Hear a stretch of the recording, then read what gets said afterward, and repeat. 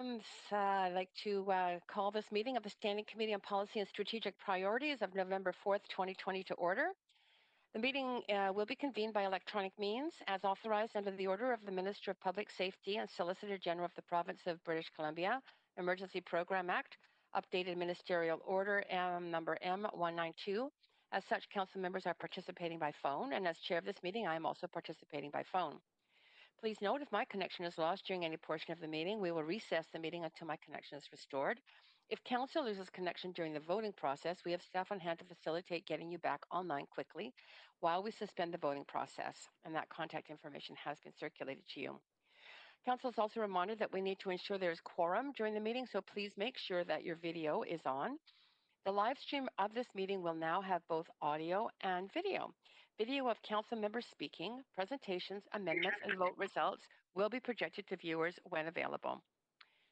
We acknowledge that we are on the unceded territories of the Musqueam, Squamish, and Tsleil-Waututh nations and thank them for having cared for this land and look forward to working with them in partnership as we continue to build this great city together.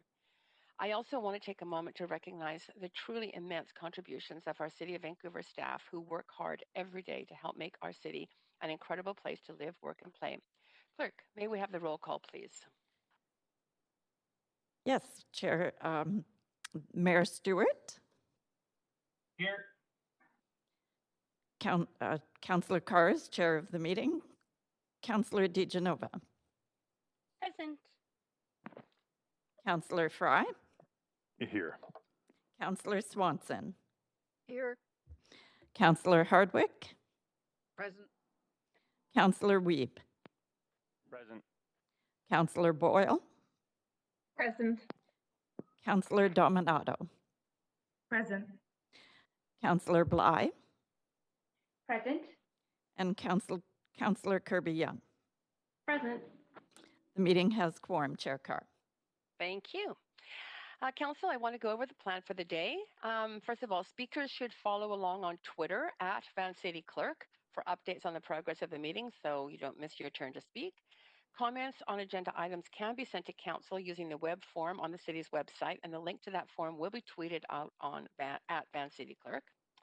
We have 6 items of business on today's agenda, 1 presentation, 4 reports, and 1 council member motion. And please note that item 6 on the original agenda has been withdrawn by staff. We will begin with consent items that have no speakers.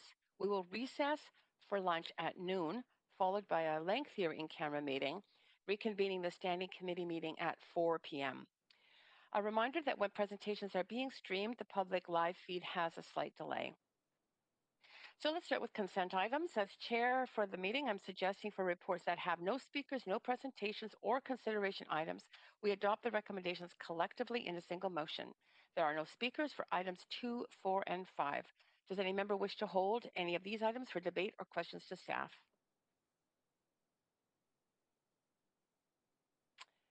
I am not seeing anyone. Putting yourself on the queue. Did I hear somebody say that? Just a point of privilege. Can you hear me? I can now hear you, Councillor DiGenova. Yes, go ahead with your point of privilege. And I am having some technical difficulties, so I'll reach out to IT. I just wanted to check that we were going through the quarterly capital budget adjustment and we were doing consent agenda, and it would be items 2, 3, and 5 that would be on that. Yes, 2, 4, and 5. Councillor DiGenova. 2, 4, and 5. Just wanted to check. I'm happy to move the consent agenda. We actually now have a speaker on the list. Okay. So I'll just do that, but thank you. Oh, no, and that speaker has completely disappeared.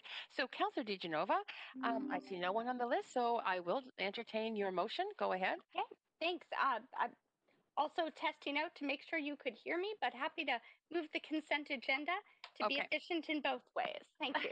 Thank you. But just before I put that to council, I want to ask if any member wishes to declare a conflict of interest on any of these consent items. That would be items 2, 4, and 5. Seeing none, I welcome your motion, Councillor DiGenova. Any debate to that motion? I see none. So I think I'll just do yays and nays. All those in favor say yay. Yay. Yay. Yay. Any opposed say nay. Great. Okay, that means the following have been referred to on consent. Item 2, the quarterly capital budget adjustment and closeout. Item 4, contract award for general contractor for 10th Avenue Hospital Zone Street Improvements Phase 2 construction. And item 6, property tax sale manifest error 3469. Oh, sorry, that was withdrawn. Item has withdrawn, so that is not part of the consent agenda. Madam Clerk, because the consent agenda said 2, 4, and 6, which my script said, but that's now withdrawn. Do I need a revised motion?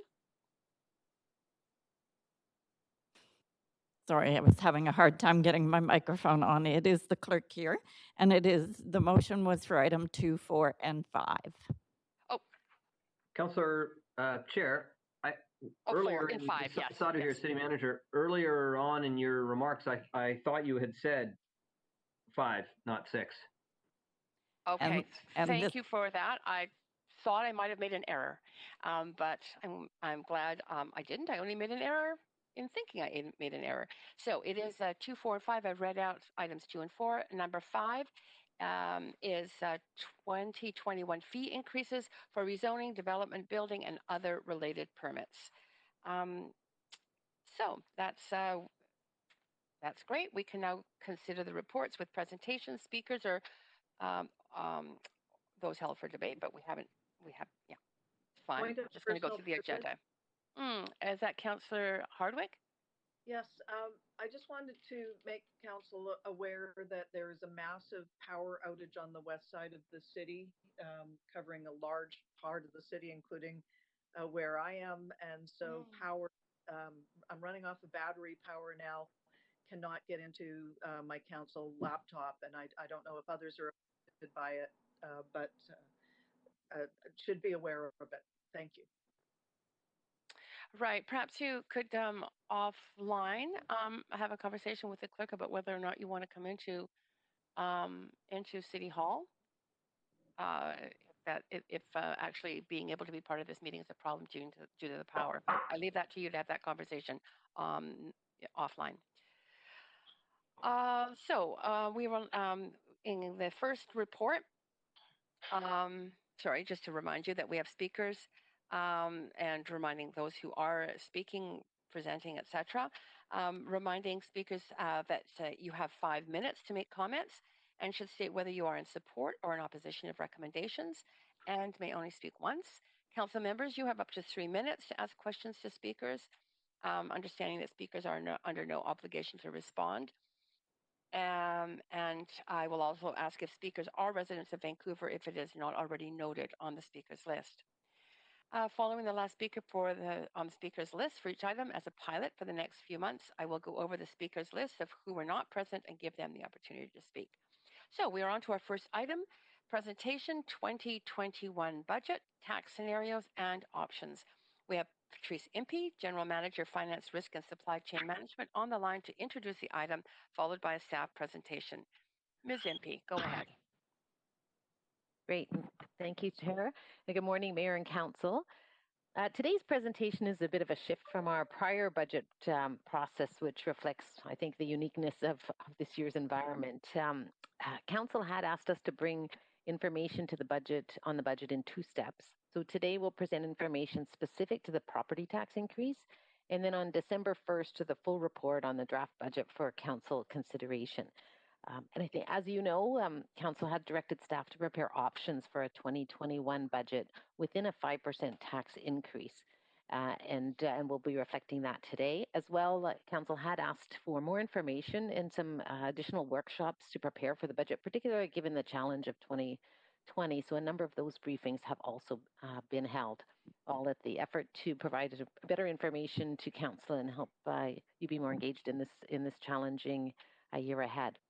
So this presentation will focus specifically on tax-supported services and the pressures and the impact of those pressures on those services that are funded specifically by property tax and what those options could be for property tax increases for 2021. So in framing the discussion regarding property tax funded service, I think there's a few points sort of to set the stage. The first is that the pandemic is not yet behind us, and as you know, we are sort of in a second wave, and the impact of that is uncertain, both on the city and also on our finances. So we have made a number of assumptions going into this exercise, but of course we can't be sure or necessarily control the impact on our revenues and expenditures, and so we need to factor that into our approach for this budget year. As we look to 2021, at this point, we are expecting revenues to continue to be below historic levels. At a property tax increase at 5%, staffing levels would be held to between 1% and 2% of the 2020 approved budget. So that means all departments, including public safety, would need to operate with less staff than was approved in the 2020 budget, and that will have associated service impacts. Even with holding staff below the levels of the 2020 budget, we are going to need to draw on reserves to be able to balance the budget given the revenue shortfalls that we're estimating. And I did want to highlight for Council that since the agenda and the presentation was public, we have since received confirmation of the city's portion of the Safe Restart funding. And that was a joint funding program from the federal and provincial governments, as you recall.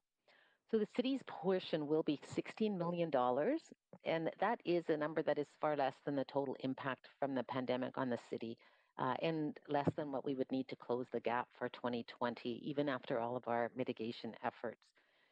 Just a little bit of background on that allocation. The allocation was done on an adjusted per capita basis, which really favored smaller municipalities over larger municipalities. So it's not an even per capita calculation.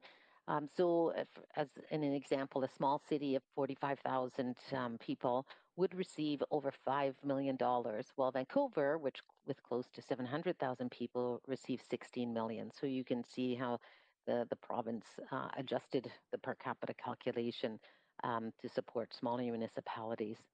I think what's important to remember is that major cities across Canada are the ones that were quite hit very hard through the pandemic, given that we have a much higher percent of our revenues from non-utility sources. So our parking revenue, program revenues are the areas that they're much more significant, both in dollar value and a percent of budget than other cities.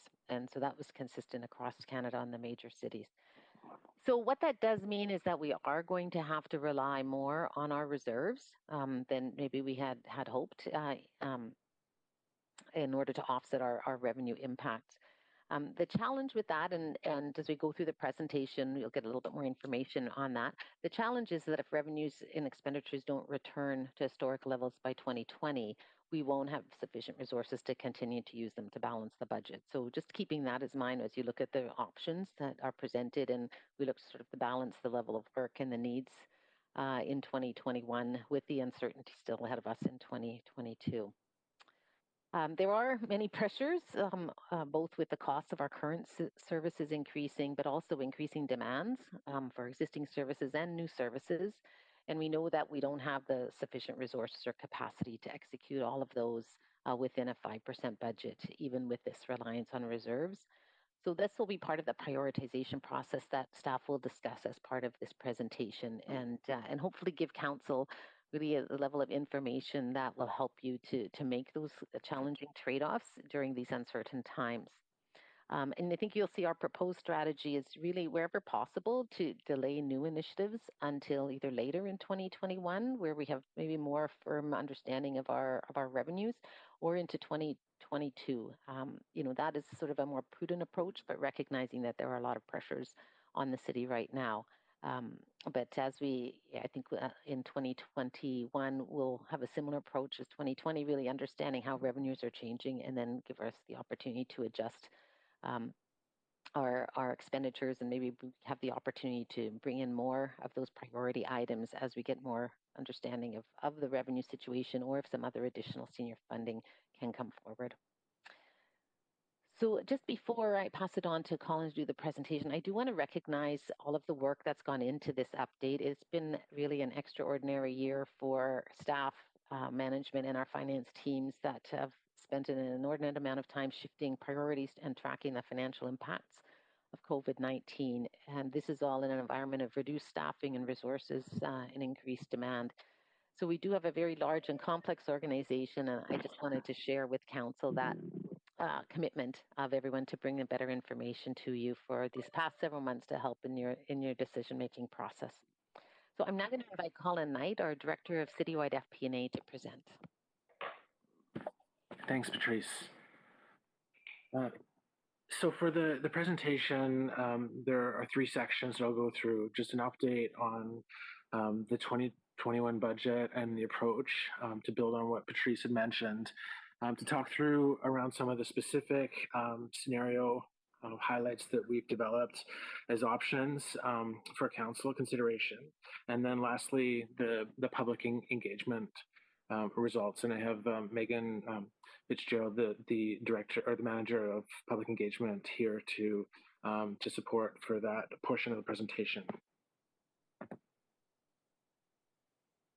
So just in context for this presentation is that for the on July 8th, when we did the budget outlook presentation this summer, council provided direction for staff to bring forward a proposed 2021 budget and 5-year plan with options for a tax increase of up to 5% that supports council's priorities. And just to add to come with the first iteration of that 2021 budget for information in late October. And so this presentation is speaking to that first iteration to provide some of the options for the tax increase of 5%, of up to 5%. So in terms of the budget approach, to build on some of the points earlier, we're taking a conservative and flexible approach to building the budget. And despite our financial challenges and all the increased effort and costs involved in responding to the pandemic, just wanted to emphasize that we're continuing to deliver on the important services that residents and businesses expect every day, and that we're continuing to take measures to reduce costs and need to balance this with the need to protect core services. So this presentation contains options for property tax increases, and each of those options requires some trade-offs. So some of the aspects of the approach that around conservative and flexible building of the 2021 budget is that revenues are below normal in 2021, and that's based on the trends that we've observed over the past few months, and it has improved from the initial stage of the pandemic when all the restrictions were in place. As businesses have opened up and services have started, that has helped the revenue picture, but it's still well below normal. And in our second quarter update, that was around $88 million below normal 2020 budget levels. And for the 2021 budget, we're looking at a 60 million approximate decline in revenues compared to the normal levels. And as part of building the budget as well, we wanted to ensure adequate contingency, taking into account the COVID-related risks, the uncertainties around the second wave, and also uncertainties around certain costs that are not yet known, such as collective bargaining related costs. And then really emphasizing, again, that uncertainty for 2021, and circumstances can change for the worse or for the better. And so having that contingency if things are worse, but having, if revenues do improve, then flexibility to reactivate work that's put on hold.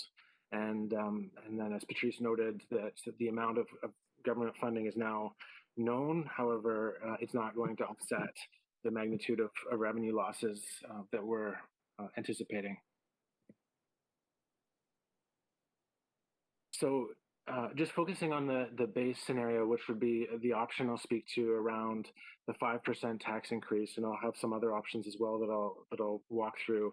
But in context, at this level, it's actually a smaller budget than the 2020 original budget, which was $1.616 billion, and then the 2021 draft budget in the base scenario would be $1,598 million, so a decrease of 1.1%.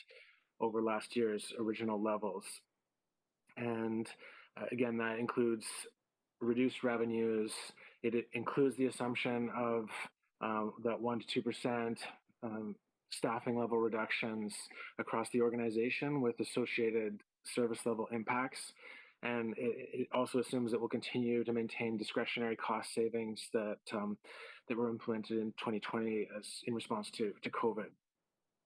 It does assume that for 2021, that as facilities reopen, for example, parks and libraries, that the cost for those to open all year is assumed as part of the budget. And of course, there are fixed cost increases such as wages and benefits and insurance rates and some impacts of previously approved capital projects that are delivered and coming into service.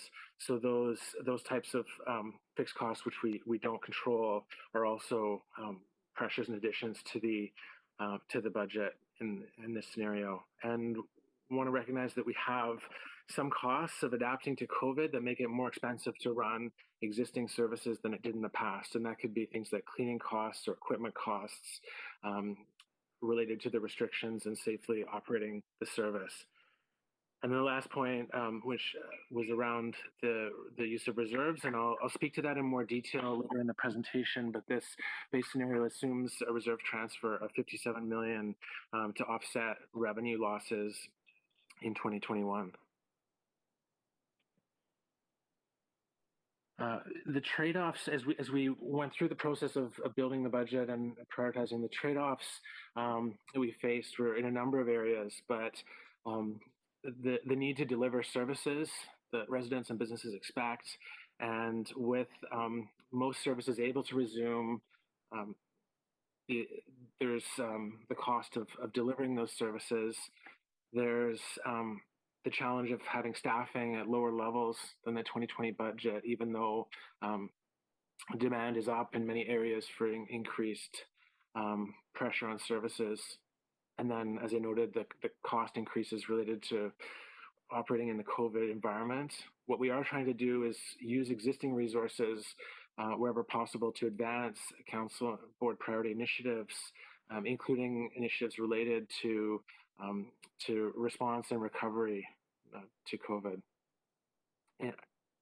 In terms of the external pressures that we're facing, seeing increases in demand in a number of areas, and some examples include street disorder, cleanliness, homelessness, and the opioid crisis. And then they need to advance council priorities in areas such as affordability, equity, climate change, and the economy. And then the trade-off around funding, given the revenue declines, the pressure that puts on funding. And so there's the need to consider tax and fee increases in this context where affordability is a challenge for residents and businesses, and to look at one-time actions that we can use to help in this year. And examples include the reserve transfer or funding from the capital plan recalibration and the deferral of projects that are tax funded, which can result in some one-time savings. But wanted to emphasize that those are one-time, and so they're not sustainable as ongoing solutions, and they're not in terms of costs that are ongoing. These will only provide funding in for 1 year. And so when we look to 2022, if revenue doesn't return to prior levels, then there would be a need to look at either tax and fee increases or service level adjustments in terms of an ongoing balancing of the budget.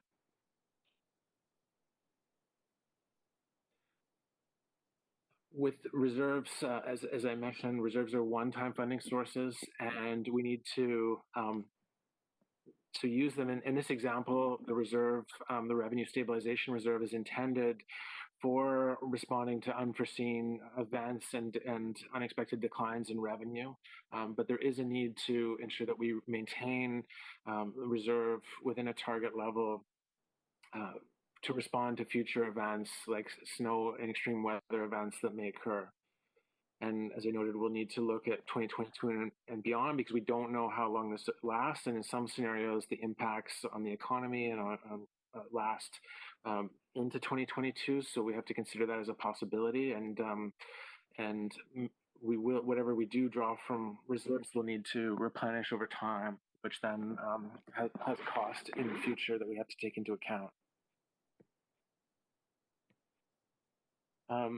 So as we go through some of the budget options for council, I just wanted to start off emphasizing one point, that in response to the council's motion to look at the tax increase options, we'll be focusing on services that are funded from tax. And so it's important when looking at that to look at what are the services that are funded from tax and how large are they relative to each other. And so this chart is showing just the tax funded portions of the budget and where those dollars go. And what you'll see from this is that in the public safety areas, it's by far the largest amount of the tax funded budget, and then followed by parks and recreation, and then capital related costs around debt and transfers to capital, engineering, public works, which includes street cleaning, street maintenance, those areas, and then libraries. There's a portion of utility that is funded from tax in the sewers area, and then IT, arts, culture, community services, and other corporate support services and grants. So it's what that means is as we consider options that will reduce the tax, that public safety, given their large magnitude relative to others, need to be considered as options in order to get to the level of savings needed in some of the options that I'll present. Just providing some historical context around the tax increases. So this just shows the historical tax increases for Vancouver, the city portion, going back a number of years. So you can see that the average over the past 10 years has been 3.7% for residential and 2.3% for non-residential, which takes into account the impact of the tax shift that was approved by council. And then placing this in context of what does this mean for the average tax bill.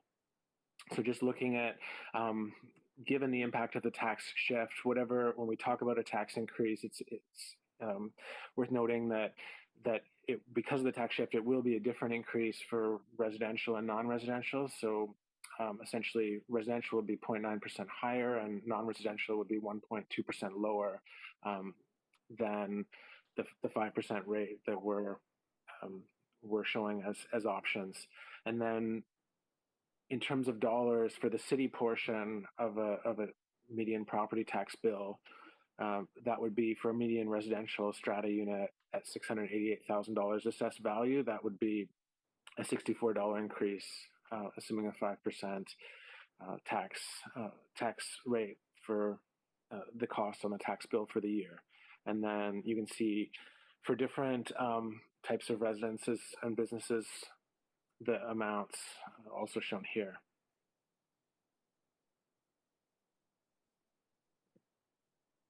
So the scenarios that I'll discuss now, there's three scenarios: a 5%, a 4.3%, and a 3% scenario. And then I'll also reference that there is a prioritized list that we've also shared, and that information is available in the supporting information that was shared with this material, with this presentation, that the priority price list includes items that are not part of either of these three scenarios. But what I will note is that with the capital plan recalibration, the council approved $8 million is available of savings that were identified from deferrals of projects. And so that $8 million savings, which is one time, can be used to in a number of ways to either fund initiatives or reduce the tax rates or reduce the reserves. And I'll speak to that on the following slide in more detail.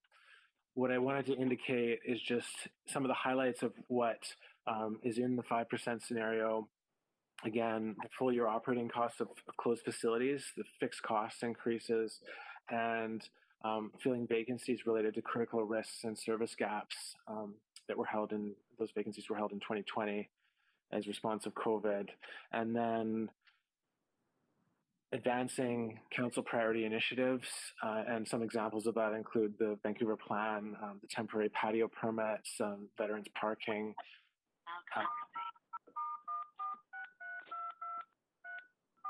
Sorry, I'm just hearing some sound in the background. Yeah, if councillors and staff, if you could make sure your phones are muted. That was somebody trying to dial. Great, thank you. So again, to emphasize that the 5% scenario option includes vacancy savings in all departments and boards at the 1 to 1.8% core business level, and the deferral of the renewal of projects is available. So that $8 million is available to advance priorities from the list of the 5+%. That also can be used to reduce the reliance on the reserves, and in view of just considering the provincial funding amount being lower, that's something for consideration around using this $8 million or portion to reduce the draw on reserves. And then the other piece is around reducing the tax increase. So that would be the 4.3% scenario, is taking a portion of that savings to reduce the tax by 0.7%. Again, to note that that's because it's one-time funding, that tax increase will be needed in future years if that's the option that's selected. There'll be a tax pressure in 2022. And then the 3% option, which staff are not recommending, would involve both the use of that $8 million funding to reduce the tax by 0.7%, but as well it would include layoffs and or attrition-related reductions in staffing levels and reductions in service levels in areas such as public safety, facility hours or closures in other areas. So just given the magnitude of the costs that would be needed to get to this scenario, and we'll have I'll speak to some of the details in the supporting material of those service impacts, but just to note that there are significant service impacts in this scenario. So just some highlights of the base scenario, which is that 5% option. So I wanted to highlight, just in the context of the revenue declines, if we did nothing else, if we just didn't find any savings, but just took the revenue declines, which equate to 7% tax, and then the fixed cost increases, which we don't control, which equate to 5% tax. In total, that would be a 12% tax if we didn't do anything else. But we are in this scenario taking steps to reduce that rate to get to the 5% scenario. So I wanted to emphasize that point. Revenues, again would be lower. I wanted to just speak to the assumption around vacancies, the higher cost to support provincial health requirements, and again, those would be 5%. And then the reserve draw of $57 million to offset revenue declines, and then the $8 million of funding from the capital plan recalibration that could fund new initiatives or recent council approvals, but would need to be primarily one-time initiatives. Otherwise, that would require a tax increase in 2022 to fund those on an ongoing basis. Reduce the tax increase by 0.7%. To delay that increase to future years, and then reduce the drawn reserves given the lower amount of provincial funding that we've received.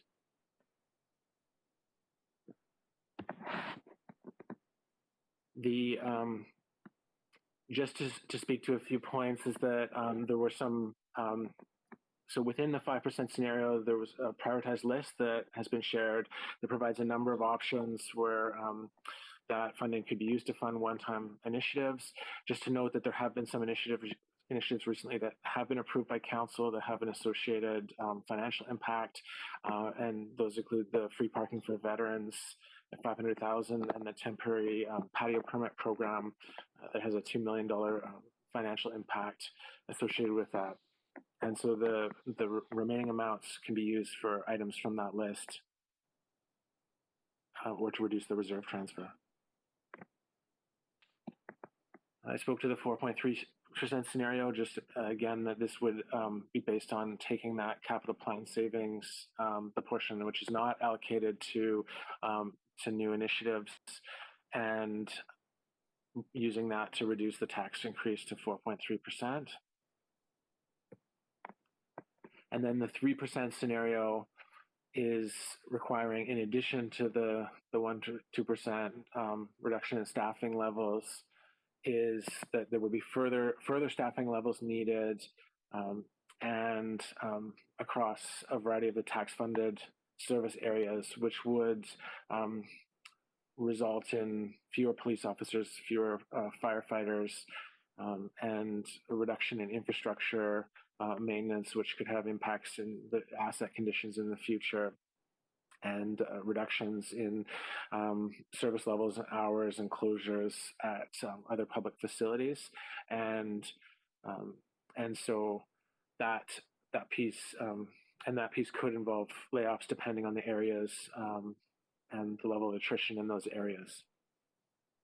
So further details is available on the accompanying Excel sheet. I will emphasize that that the savings come from all the tax-funded areas, so looking at every part of the city, from including the front line, but also including the corporate support services, to realize savings in all the tax-funded areas in proportion to their budget size.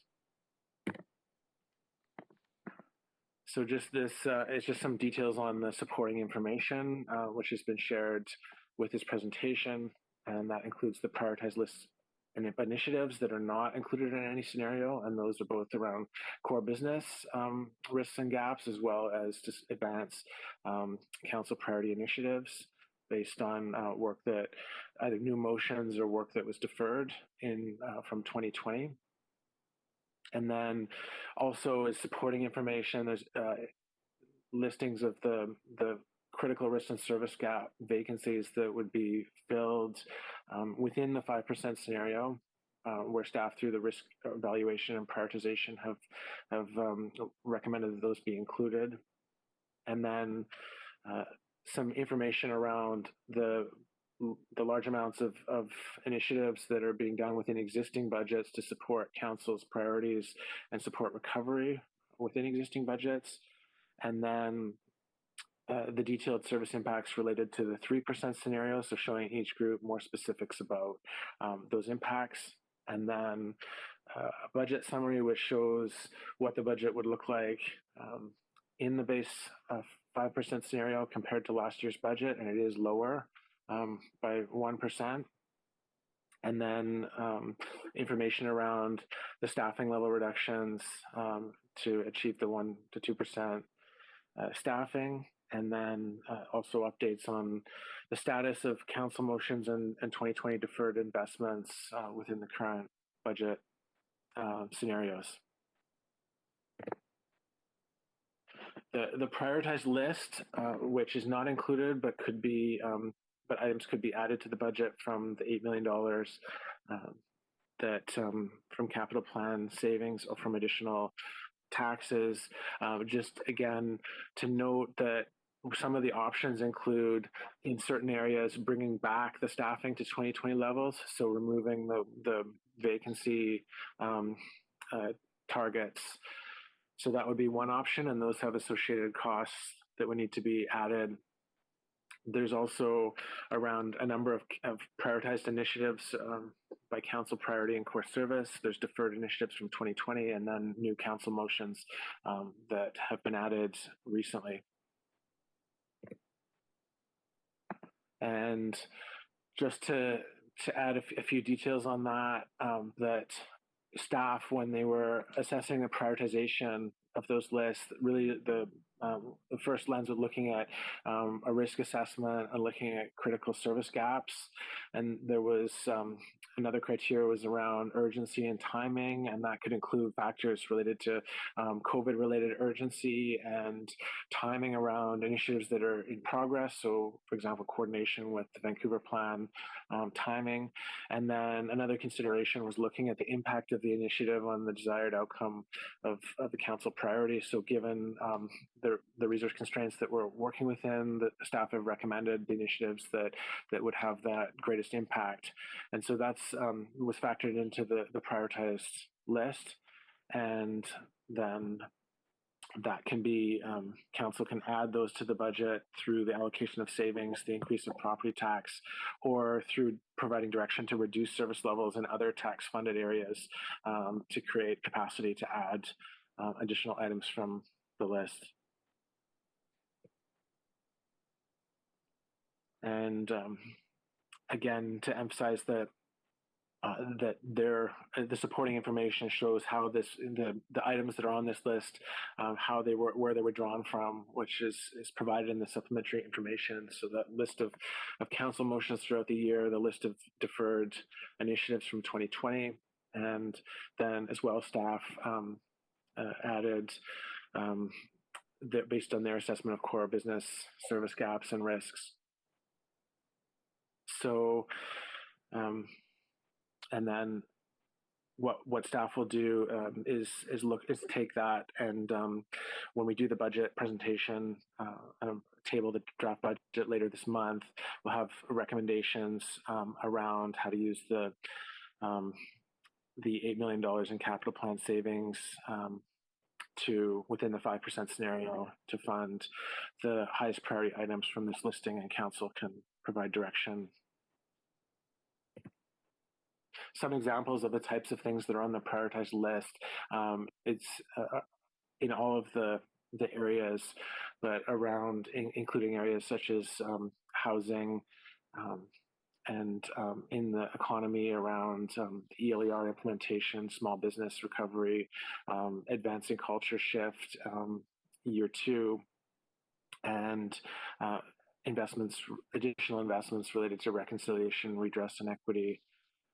There's under equity and critical social issues, additional funding to advance priorities and anti-racism, cultural redress, decriminalizing poverty, equity-based budgeting, fine-free service for libraries, reconciliation programming in parks and community centers, and South Asian apology, and other items. And then for climate change, some of the options include additional priority bus corridor, supporting active travel to schools program, walking and cycling, EV charging, and other items. And then core business, it's a variety of areas really across all the services. And part of that would be the operational reviews for police and fire, which in the 5% scenario, it's assumed that those would be deferred. So the new staffing would be deferred to future years.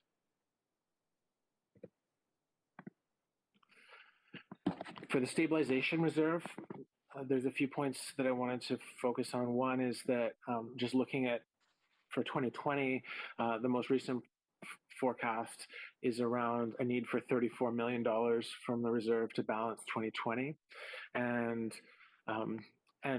that would put us at a 7% level compared to our property tax utility revenues. And so basically what that means is that we would be slightly below the target range of 8 to 16% at the end of 2020. That's an improvement from where we originally thought we would be drawing $52 million from that reserve. So that's based on the stronger revenue performance in 2020. We're needing less. And then 2021 assumes that we would balance through the use of $57 million from the reserve, which would bring that balance down to a 3% level, and then with the provincial funding, that would take us up to 4% if the funding was applied to reduce the reserve draw.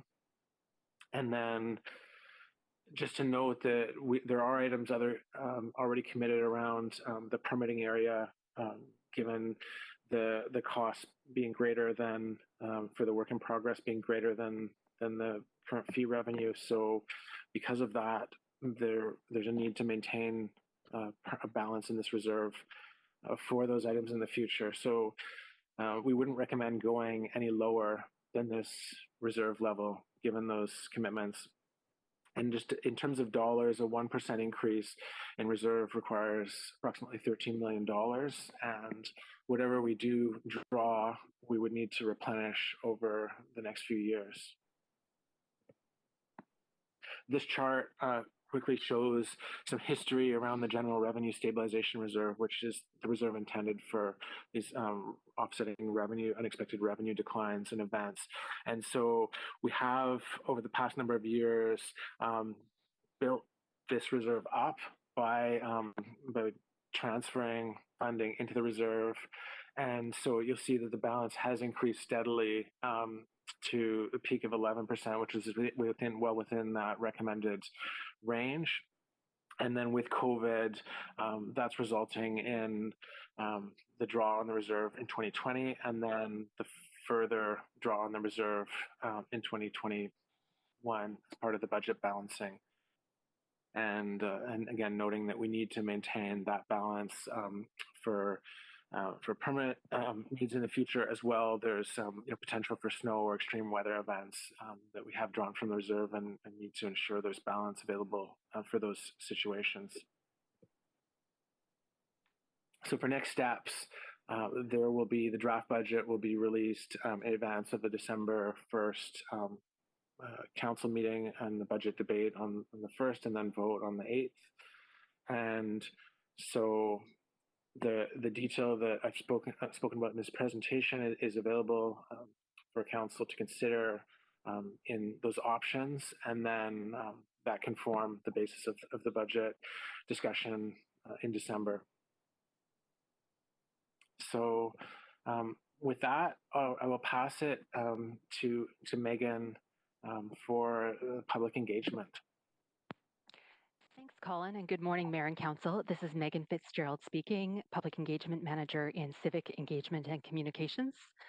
And I think it wouldn't be a City Council presentation, if we didn't talk about the impacts of COVID-19. So obligatory note here, while COVID-19 significantly changed our approach to public engagement. Actually, can we go to the next slide, please? Our engagement objectives were very similar to previous years, and we really wanted to hear about people's priorities and ideas for delivering a balanced budget. As part of our engagement process, we hope to understand the relative importance of City Council priorities and types of city services. We wanted to understand people's preferences for delivering a balanced budget and managing service delivery, and we wanted to hear people's ideas about opportunities to adjust costs and revenues. In response to ongoing restrictions for in-person gatherings, this year's engagement approach shifted quite significantly to more digital options, so using some of our new and existing digital engagement tools, including the city's new digital engagement platform, Shape Your City. We also had a Talk Vancouver survey, which I'll speak to in this presentation, a new budget educational simulation tool, and we did some limited in-person outreach, which I'll speak to on the next slide. But I just want to note that offering in-person engagement activities was really challenging this year and came with some significant risks, not only to staff, but also to participants as well. Despite the challenges of engaging during COVID, we had more than 10,000 engagement touch points, including twice as many survey completes from Vancouver residents as compared to last year. So that is a win here. Next slide, please. This slide just speaks briefly to some of the changes to our engagement process this year. In past years, as you may remember, we've done a two-phase engagement process, starting with a civic satisfaction survey as our first phase, where we ask residents to rank the importance of and their satisfaction with different types of city services, working with a third-party opinion research firm.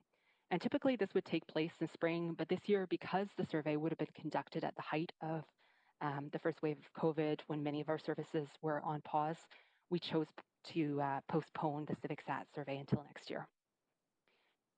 Translation and language accessibility was a major focus for us this year. We have budget engagement Shape Your City pages in English, plus our top 5 languages spoken at home based on Census 2016 data. So that includes simplified Chinese, traditional Chinese, Punjabi, Vietnamese, and Tagalog, which you can see at shapeyourcity.ca/budget. And this is really to help address language-related barriers to participation. We also tried to make our content easier to understand in general. New for this year, we piloted a new tool called Balance the Budget, a budget simulation tool to teach people about the city's budget, focusing on different types of revenue and spending. And finally, while in-person obviously was a challenge for health and safety reasons, staff were able to do a limited amount of targeted outreach working in downtown East Side community centers, some of our libraries that had been reopened at that point, and a number of community serving organizations such as Binners Project and various ethnocultural groups such as the Tuleon Filipino Diaspora Society and Bauve Collective. Next slide, please. Opportunities to get involved were promoted through a number of online and offline channels. So we did an information bulletin or news release with information on Vancouver.ca and Shape Your City. It was promoted through our various social media channels, Instagram, Facebook, Twitter, emails to the Talk Vancouver panel, which has 15,000 members, and to various stakeholder groups as well. Through print ads in both Chinese and English, and posters at community centers, as well as through our in-person outreach. Next slide, please. The next few slides cover off our Talk Vancouver 2021 budget survey findings. Between August 17th and September 2020, the city conducted a 2021 budget survey using the city's Talk Vancouver survey platform. So both to our panel members and publicly available. And we really wanted to hear from Vancouver residents and business owners and operators. And just a quick footnote, we also had hard copies of the survey available upon request and through our partnerships with community serving organizations. For this year in total, we heard from more than 8,000 people, so 378 submissions received in total, which is phenomenal, more than twice as many completes from residential respondents compared to last year, and more responses from businesses as well. To help ensure the survey was reflective of the Vancouver's overall population, we did monitor demographic representation and set targets for ourselves where needed, including age, gender, geographic areas for residents, and business size. And we used weighting to ensure that the results matched the 2016 Stats Canada census data for Vancouver for age and residential zone. We didn't end up weighting for gender, in case you're wondering, because it didn't really make much of a difference with the results. Next slide, please. So this slide here shows findings for a survey question that asked respondents to rank the City Council priorities. And same as last year, delivery of core services is ranked as the highest priority among residents and businesses on average. And I think it's also interesting to note here that there are some significant differences in terms of how people have ranked council priorities based on their age cohort. So what we saw was residential respondents under the age of 40 tended to rank affordability and housing, as well as equity and social issues as top priorities, with delivery of core services in third place, whereas folks over the age of 40 were more likely to prioritize delivery of core services and economy, and same with businesses. And just for some context, this is the second year that we've asked this question as part of our budget survey. And with last year's survey, we also saw very similar age differences, with younger respondents emphasizing housing and affordability, and older respondents emphasizing core services. Next slide, please. New for the 2021 budget survey, we asked the public to rate the importance of city services and programs. And the question was thinking about the COVID-19 pandemic and how it has affected residents and businesses. How important do you think each of the following city services/programs are to the community? And as you can see on the slide, vast majority of respondents emphasized the importance of core services, so things like fire and medical services, water and sewer, garbage and green bin collection. And I think it's interesting to note here that residents and businesses were fairly similar in terms of how they ranked the importance of services, with some differences, of course, in terms of the strength of rating. And just one other note here, with the exception of golf and marinas, at least half of all respondents on average think that these services are important. Next slide, please. Every year, we also ask about options for balancing the budget. So in terms of balancing the budget, the most preferred options this year include increasing user fees for city services, postponing infrastructure projects, and introducing new user fees for city services that currently have no fees. Similar to previous years, the least preferred option was increasing residential and business property taxes. So what we heard was 68% of residential respondents were willing to accept a 1% increase to maintain city services, and just over half were willing to accept a 2% increase. And just a footnote here about the question. We've asked this question about willingness to accept a tax increase to maintain services now for 5 years, and with results being generally consistent over the years. I do want to note one limitation with this question is that the average resident might not understand what different percentage increases would mean in terms of actual dollars and cents. So this is something that staff are exploring, looking into how we can make this question a little bit clearer in future years. Next slide, please. As mentioned earlier, this year we used a new tool called Balance the Budget to teach people about the different elements of the budget. And it's a really great tool to help people visualize where the different different buckets of funding are. One thing I want to note here is that it was not meant to be a directive exercise with people making actual changes to the budget, but really an opportunity for participants to get a sense of how challenging it is to deliver a balanced budget as we're required to do by law, and to learn a little bit more about how the city spends its funds.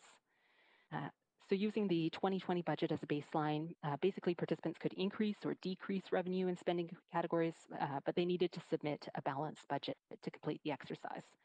And in total, we had 551 submissions, which is not a representative sample, just as a note. In terms of what we heard, among those who submitted a response, we saw interest in increased funding to address equity and critical social issues, as well as climate action.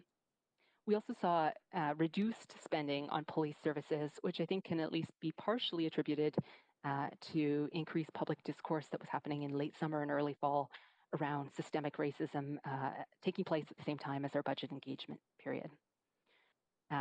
So just to cap our slide on budget engagement or budget simulation, more detailed findings will be presented as part of our engagement summary report. Next slide, please. So staff are just in the process of finalizing our engagement summary report. It will be available online at the end of November, and you can find it at shapeyourcity.ca/budget or vancouver.ca/budget. We will be presenting full survey findings for the December 1st council meeting. And I just want to take a moment to say thank you to everyone who took the time to provide their input and share their thoughts on Budget 2021. So with that, I will turn it back over to Colin and Patrice. Great, thanks, Megan. So that wraps up the presentation. Patrice, did you want to make any final comments?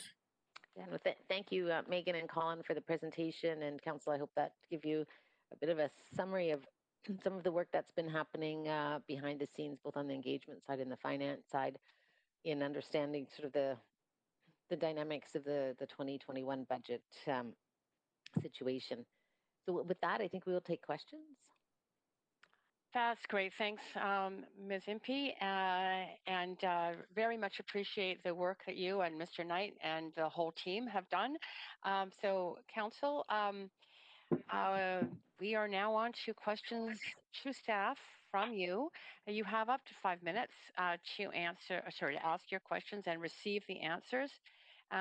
So we are starting with Councillor Kirby-Yung first. Go ahead, Councillor Kirby-Yung. Yeah, thank you. I have a number of them, so thank you for the presentation, and I'm hoping to roll through these quickly. My first one is that the scenarios that are presented between the 3%, 4.3%, and 5 all show sort of an option or a scenario around a reduction in frontline services, for example, 25 firefighters or 20 park board staff.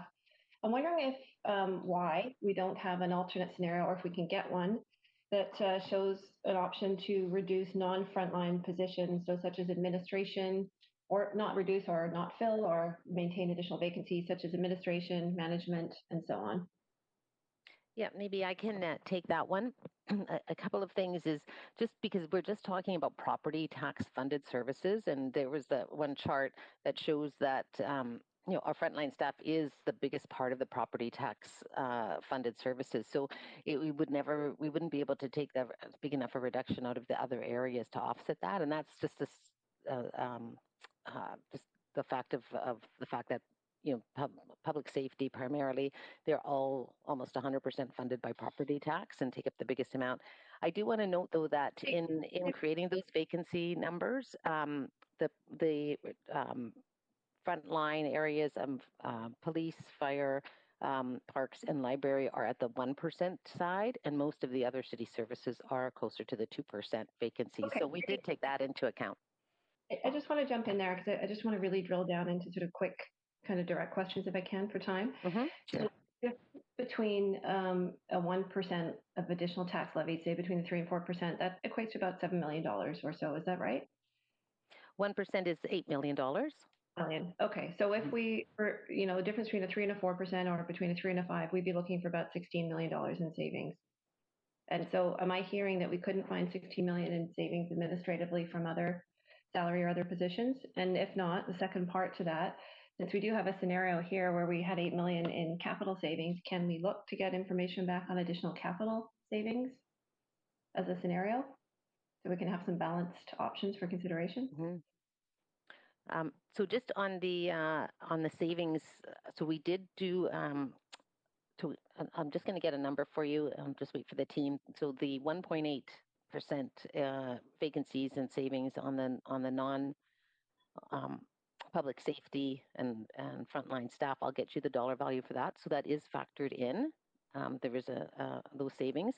And then in the capital, we did go through the recalibration and went through all of the projects that could be I know we have. reduced. I guess I'm asking if there's opportunity given, just to be clear, and again for time, I guess I'm asking if there's opportunity, knowing that we've got less provincial restart funding now, the presentation that we had yesterday on the COVID restart and looking at a longer runway in terms of recovery, 2021 not being a normal year, 2022 expected not to be. Is there an opportunity to take another run at revisiting capital for savings?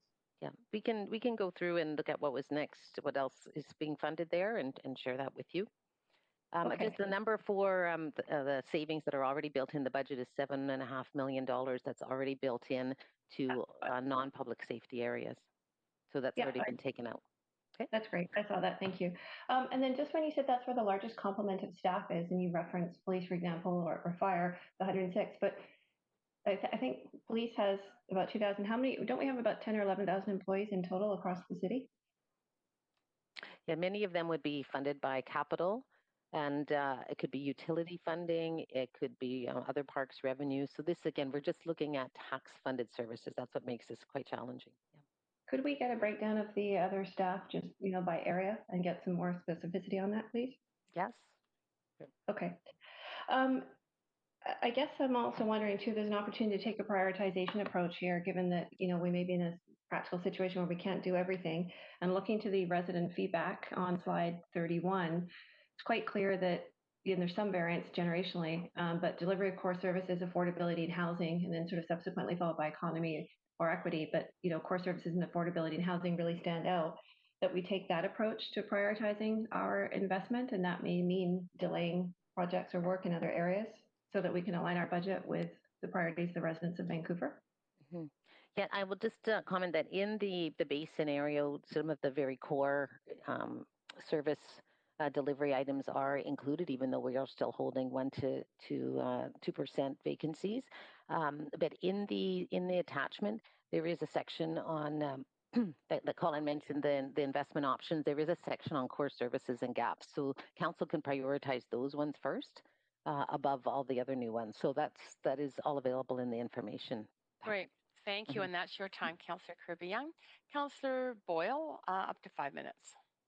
Thank you, and thanks to staff for the increased work and engagement that's gone into bringing this amount of information to council so early.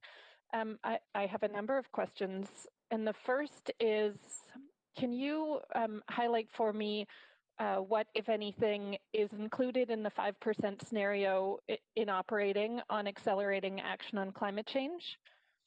I know some of those costs are suggested in the priorities that we could use that reallocated 8 million for, but I'm wondering in the 5% scenario what's already being included.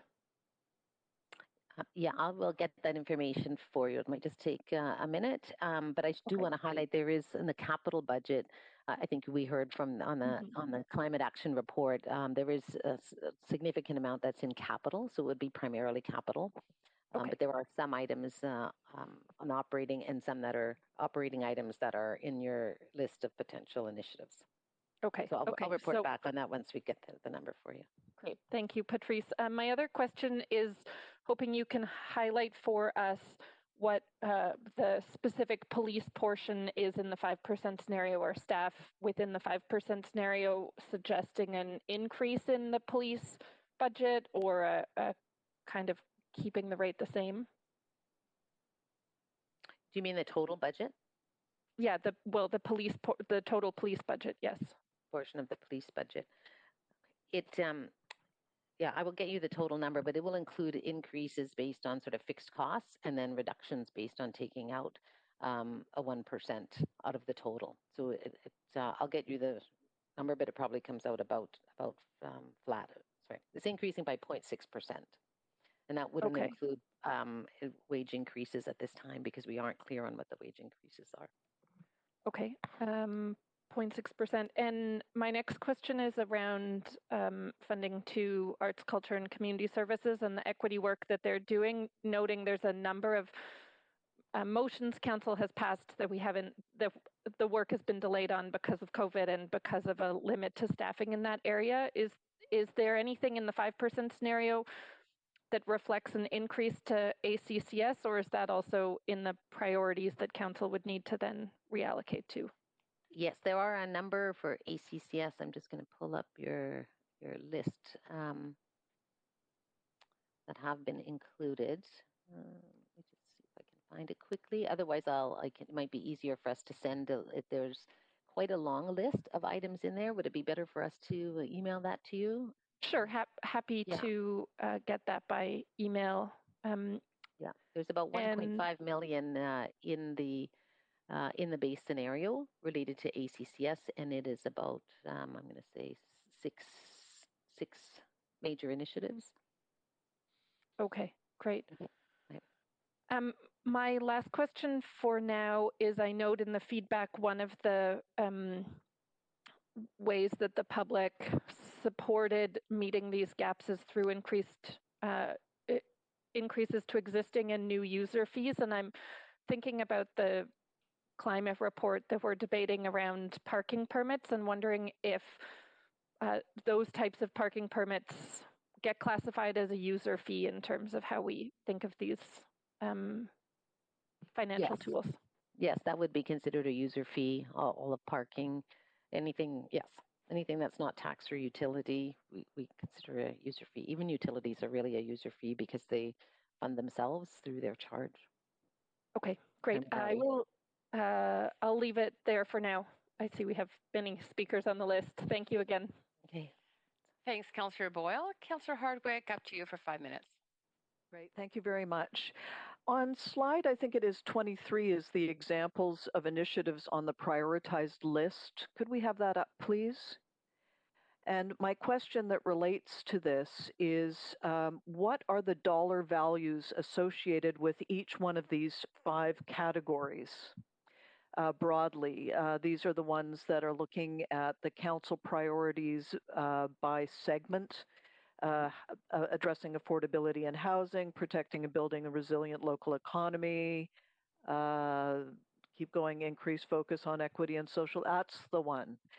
Can you tell us what the numbers are associated with each one of those categories at a high level, please? Yes, and that is in sheet 1 of the attachment, just for those who are following along. We have on climate change, it's $4 million that are items that are not included in the base budget. And our, ACCS is a total of 1.5, or housing is 1.5, although only about 200,000 of that is funded out of taxes. The rest is largely out of EHT or other reserves. Increased focus on equity and critical social issues. There are quite a number of those for consideration. I think that's where a lot of council's motions came from. The total is about 6 million. The tax related is 3.5. And on the economy, the total is about 3 million, 2 million of that out of property tax. And then in the core business, let's see, it's going to take me a minute to scroll down here. So just doing the rough math, without the core services, is that about 15 million?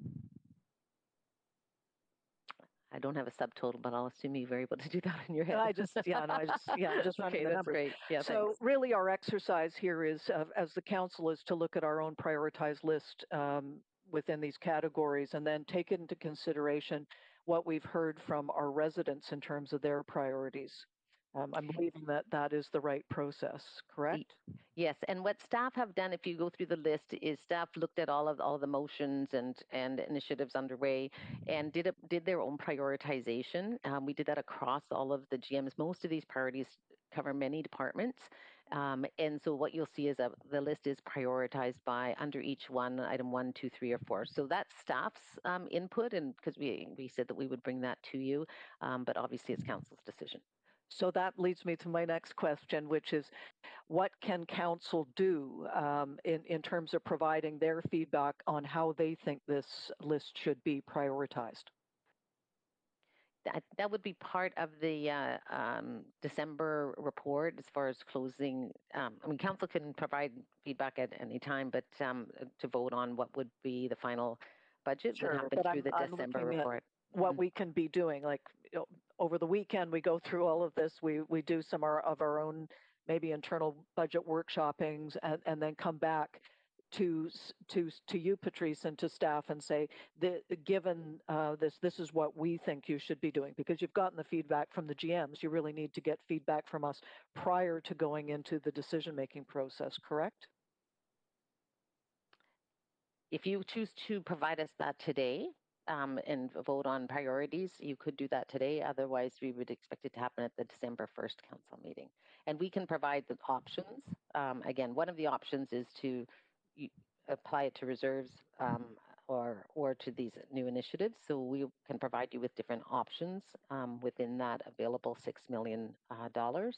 And then council could choose those or make their own. Okay, well, I think it's an invitation to us to be providing you feedback in that point.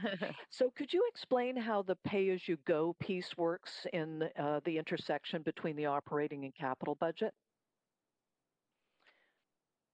So pay-as-you-go means that projects are funded, if we're talking about the capital budget, that initiatives are funded with funds that come directly in that year's operating budget.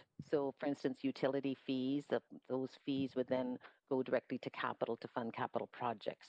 The other funding source is debt, in which case the city takes out debt, which we generally do only for renewal projects. And then the portion that is due within the year is funded out of the operating budget. I'm out of time, but I'd like to come back for another round. Thank you. Yeah. And we have that documented on the web. I can send you the link to that as well. Okay, thanks, Councillor Hardwick, for holding yourself to the 5 minutes. Great. Councillor Swanson, you're up for 5 minutes. Yeah, thanks to the staff for all the amazing work on this. I don't see how you do it. If we didn't, I think you said that there's a plan in here to increase the police budget at least a little bit. Can you say how much we would save if we didn't increase it? Yeah. So the increase in the total expenditure is really funding sort of fixed costs, and so those are costs that are going to be incurred, sort of regardless. It's not sort of there's no additions, and to them as far as staffing. It's just costs of the existing.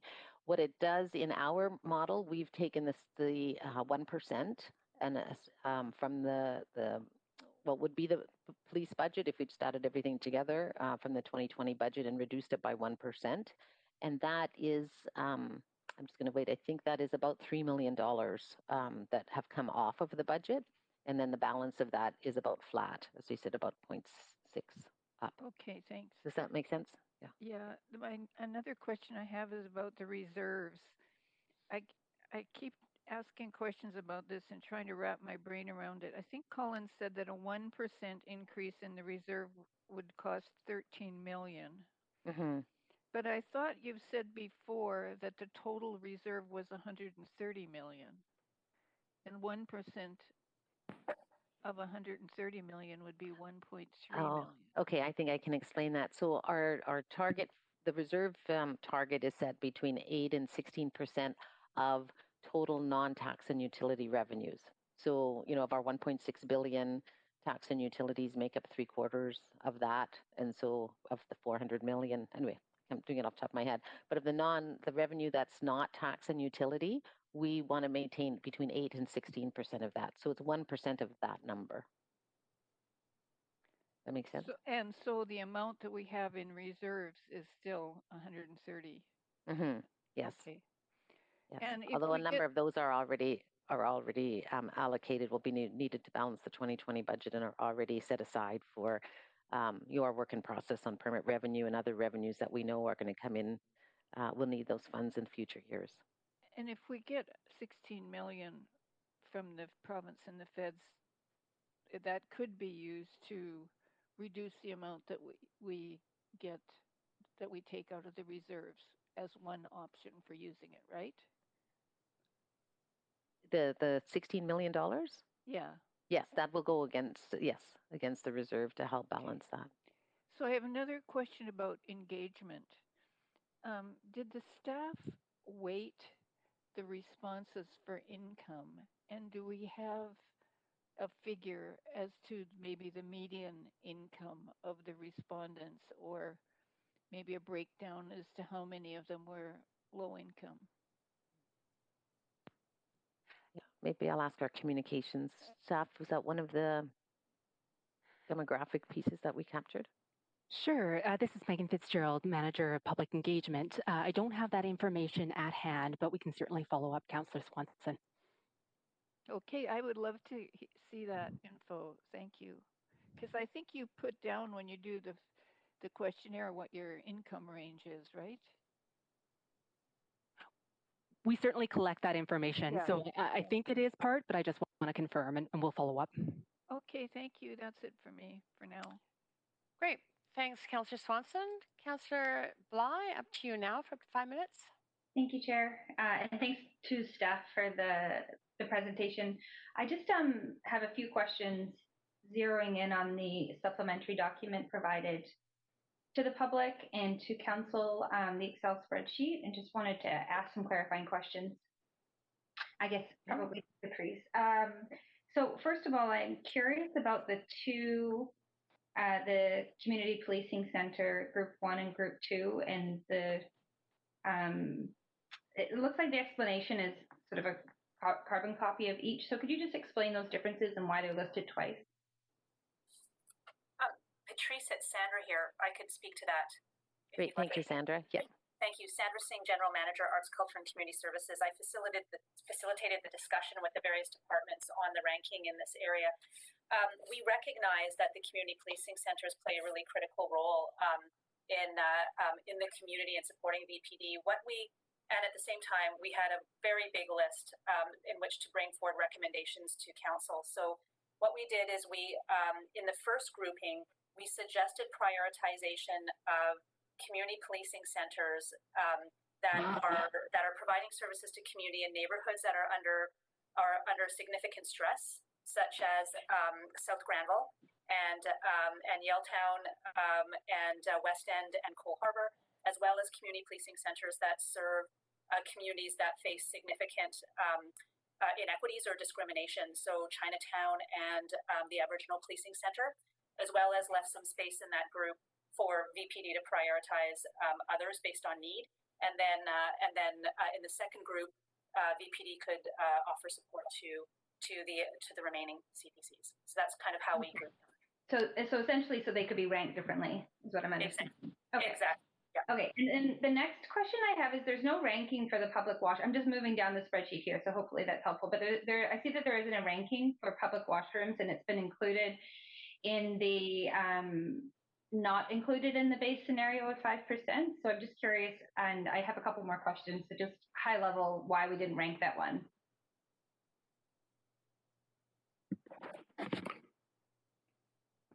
It was a recent motion. There was a recent motion by Councillor Boyle to add this in. So I'm just curious why it's sitting here. So there's a motion that is in that list that is around water as a human right, and it's the work on looking at a citywide strategy in terms of access to washrooms and water, and so that is in that ranked list, and so that's to support that work. Okay, so it's. Okay, I'll have another look for that. Just maybe some clarification after the fact as to why it's sitting in two spots would be helpful. Okay, moving down to the public works, engineering public works. Again, not included in the 5%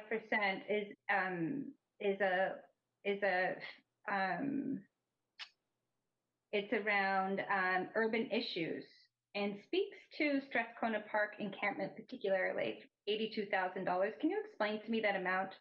Given that this is a budget for 2021, and I think the intent is that we wouldn't be specifically. So I'm just curious what this is looking at exactly. Just seems like a small number, name Strathcona Park for 2021. Doesn't seem clear to me what that's for. Right. Do we have Lon or Margaret on the line?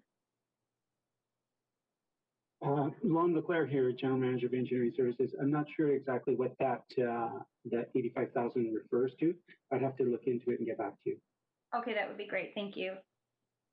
And then I'm curious about the Kingsway sex worker drop-in. It said lease and operating costs. Can we get just a report back on how much is the grant for the rent and how much is for operating? It's Sandra Singh, General Manager, ACCS here. We're estimating about $150,000 for the annual lease, and then the remainder operating grant. And do we think that would be pretty consistent over the year over year? We anticipate, so yes, and we would expect the nonprofit operator that we select to bring some funding to the operations as well. Okay, and then I'll just ask one more quick question, as I don't have much time left, and that is around the technology services. So we've got like almost 3.2 million. And it looks like subscriptions is a big chunk of that, but I just wonder, how are we expecting to see that year over year?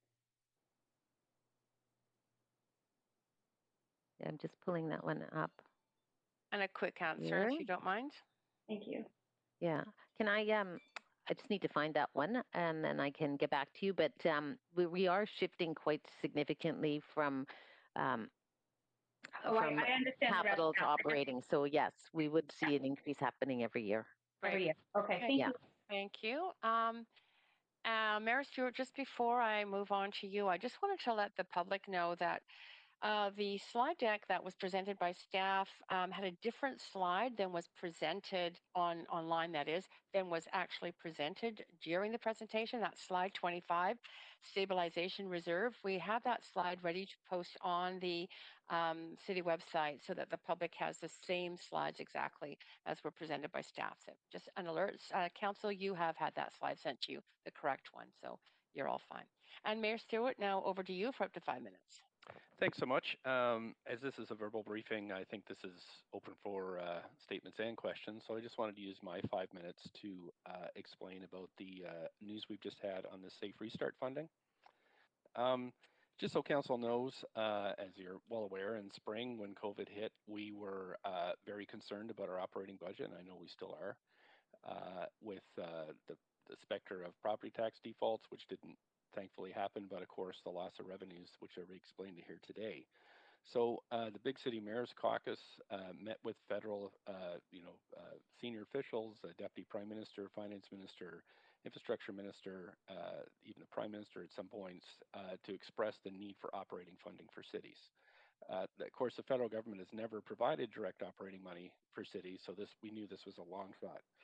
However, also in the spring, the federal government did decide to send $19 billion to the provinces to be used, that was earmarked in agreements with provinces to be used for operating for cities. And this money was supposed to be distributed on a per capita basis. It's written right in the agreement. Last night, I was informed, and you've been informed this morning, that Vancouver received well below our per capita funding. $16 million, where we're expecting up to 60. And this isn't just the case for Vancouver. This is the case for all big cities in British Columbia. So, so as we're in a caretaker government, this is a personal decision by the Premier to do this. The province decided to renege on the federal agreement and to not distribute the money as per agreed. So this is extremely, to the detriment of BC's biggest cities, including Vancouver, Surrey, and Burnaby. We're the cities having the most difficulty. We're the municipalities that are having to shoulder the burdens, as we all know, as we look at Strathcona Park, as we look at increasing homelessness, as we look at increasing overdoses, as we look at struggling businesses. And that was the intention of the federal funding, was to help out cities in the most need. So that's not what happened here today, as we're finding out. And again, this is to the detriment of the biggest cities. And just to put this in perspective, we were supposed to receive about $60 million around that point. That was hard negotiated by myself and Doug McCallum, who are on the Big City Mayors Caucus. Getting a $16 million gives us, around a 45 million shortfall, which is the equivalent of a 7% tax increase. That's how much we lost out on today. So I am communicating my great displeasure with the provincial government today. I think that, I'm really pretty gobsmacked about getting shafted over this. I really think that this money would have never come to the province if it wasn't for the Big City Mayors negotiating it, and now they've decided to spread it to take it away from the big cities where it's needed the most and spread it to small municipalities that aren't having the same struggles. So I thought I would share that with you, and again, voice my extreme displeasure at this decision. Thanks. Thanks for that, Mr. Mayor. Councillor Fry, over to you for up to 5 minutes. It's a bit of a tough act to follow. I'm wondering if it's even appropriate through you, Chair, to ask a point of information of the mayor, just as to next steps for this council and the city in light of this news that just is breaking. Yeah, I'll permit that. Go ahead. Go ahead. Oh, you can ask for me, and the mayor can choose to answer or not. Yeah, so I'm just wondering what are the next steps for this council and the city in a communication strategy and joining you in voicing our displeasure at this decision today. Well, as usual, we're trying to communicate with the province. We have been. Of course, I've had conversations all the way through the election with the finance minister about when these monies were coming and what the distribution would be. And it was acknowledged those conversations that they'd be sticking by the federal agreement. Didn't happen. Last night we found out, and this morning we got the official notice. So again, expressing our displeasure. What I'm hoping for is this is the first installment of a larger package. And you can bet your bottom dollar I'll be working on that. And I thought through the election it wasn't appropriate to interfere to really any point of view, but now that we're into a 4-year majority with the vast majority of seats of the government in Metro, the new government has 85% of the seats in Metro, and the vast majority of their majority is made up of Metro municipalities. I'll be working with other mayors, who, including in Surrey and Burnaby, who also are facing the same situation, to work on making this a first installment of a larger package. Okay, thanks for that. I guess moving back to the budget report then.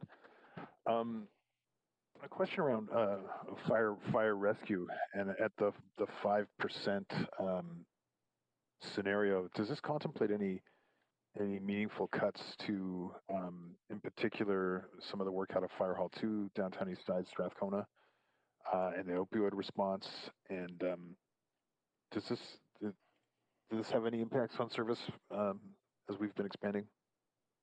Yeah, and Kieran, I'm not sure if you're on this. That fire has included in this scenario is a 1% vacancy in fire as well. So there's a small vacancy, and maybe I'll ask the acting fire chief is on, can speak to the impacts.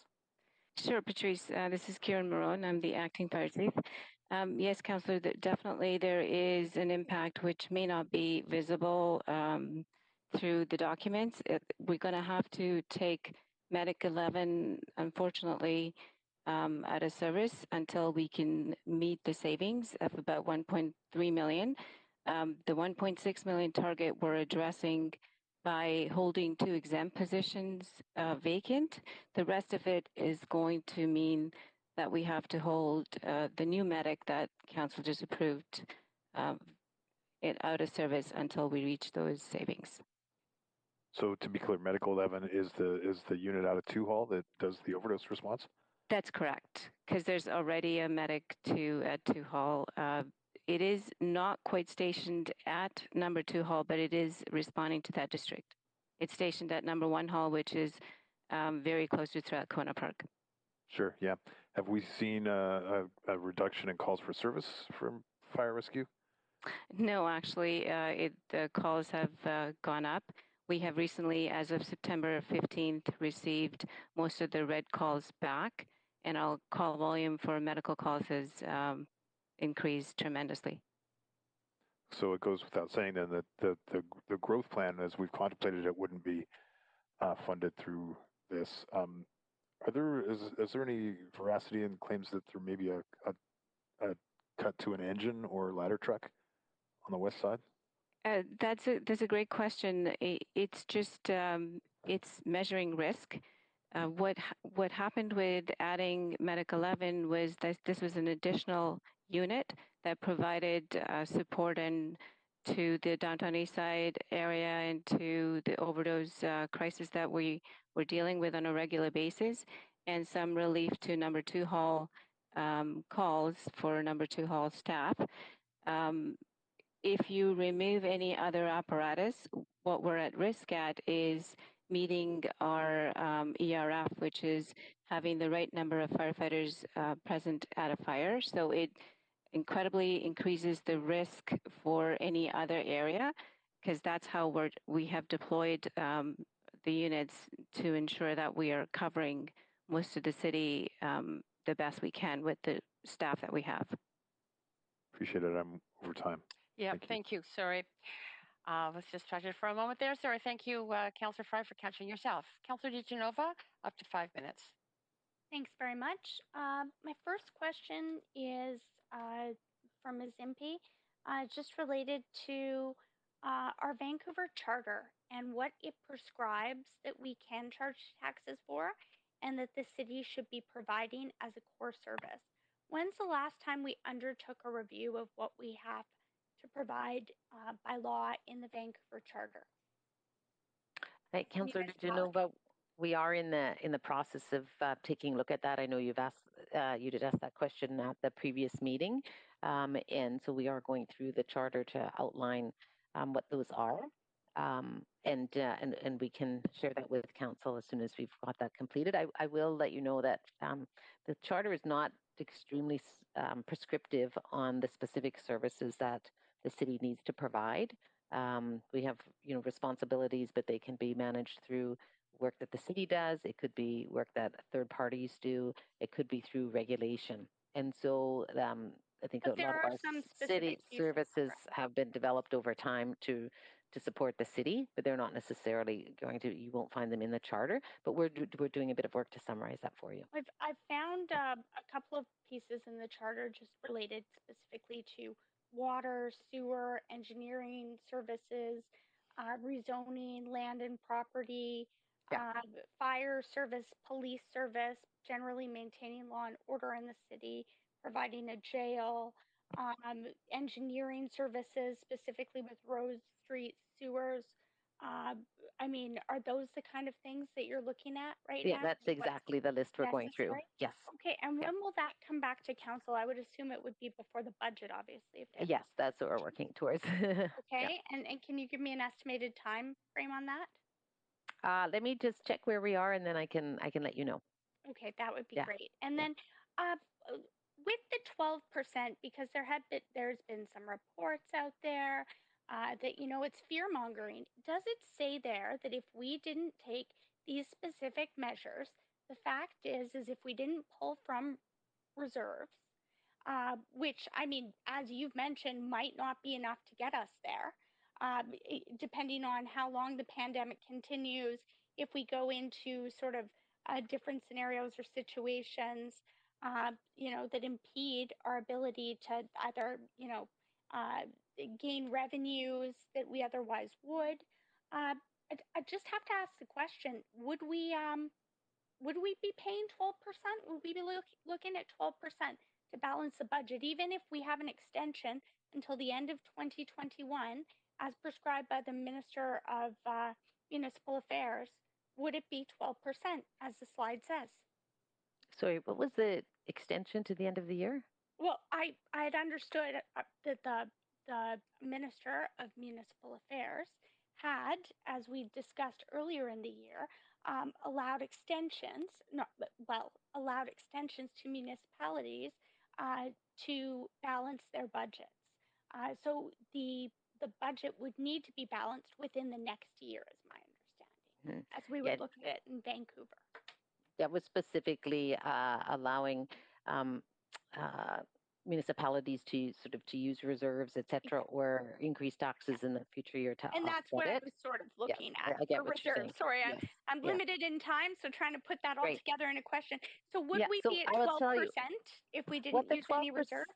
What the 12% represents is the dollar value of the gap in the budget before we look to how we would close the budget. So it takes the dollar value divided by 8 million, and that's the equivalent of 12%. And that's usually how we start sort of that budget process. But there is still 12%, in this case, is that correct? That's the value of the gap. Okay. And again, if you were to fill it in 1 year, that was, it would add up to 12%. But again, this is because our revenues are ideally a short-term drop. It's only 1 year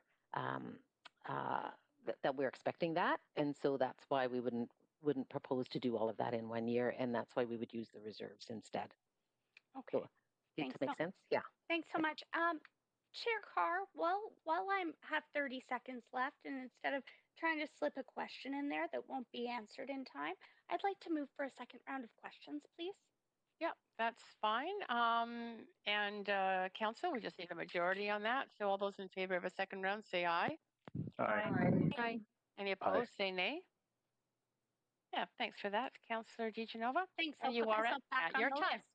Right, no problem. So, Councillor Wiebe, you are up next for up to 5 minutes. Perfect. Thank you very much.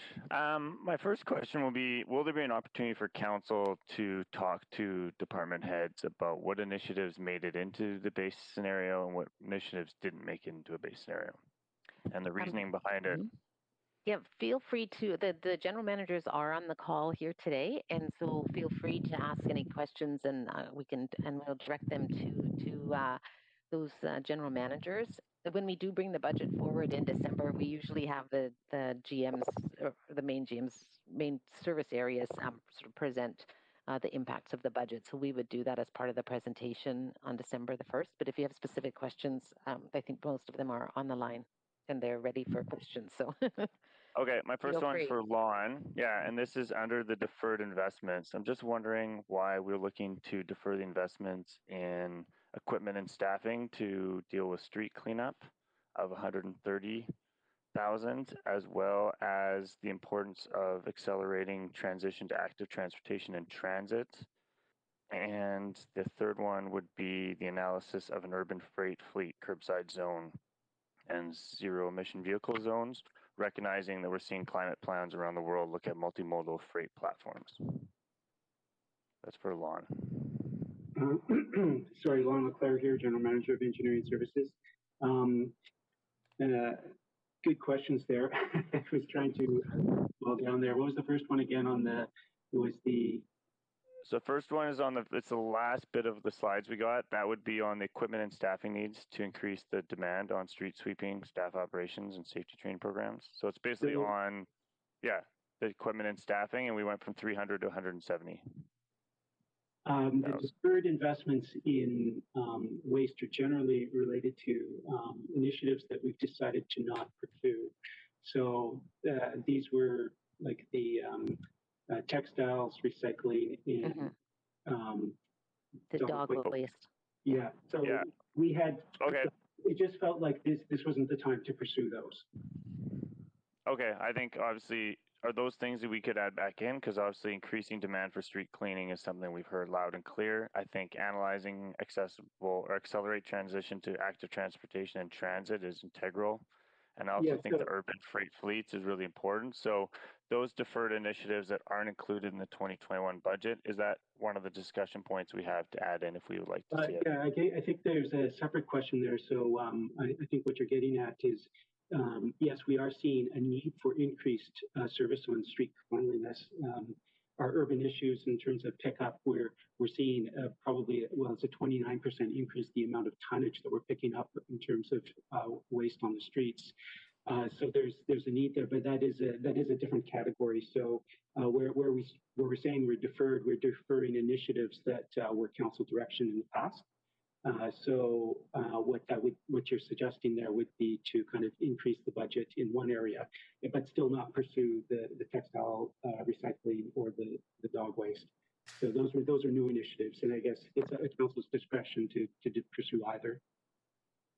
Okay, my next question would be to, I guess, Patrice.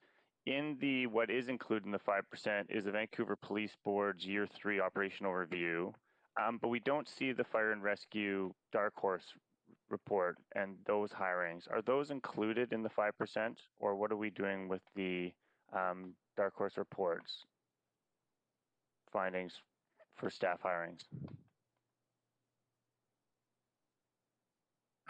Sorry, I was on mute there. I can, yes, the item that's, so there's no growth in the 5% in the base scenario for either police or fire. In fact, both have been asked to reduce by 1%. The amount that's in there is, if you remember last year when we added positions, we didn't fund, I mean, many of them we funded only for a part of the year because it would take time for hiring, and we reduced that, and we said that would have to be added into the next year, so we just pushed that over. So we annualized it.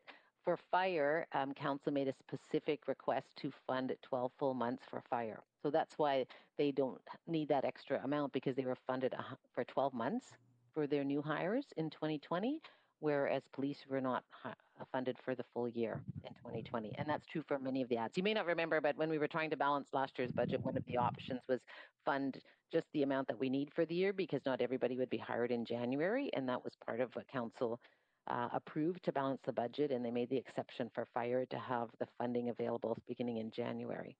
So for all of the part of our fixed cost is having to make sure there's funds there for staff for the full year that have already been hired.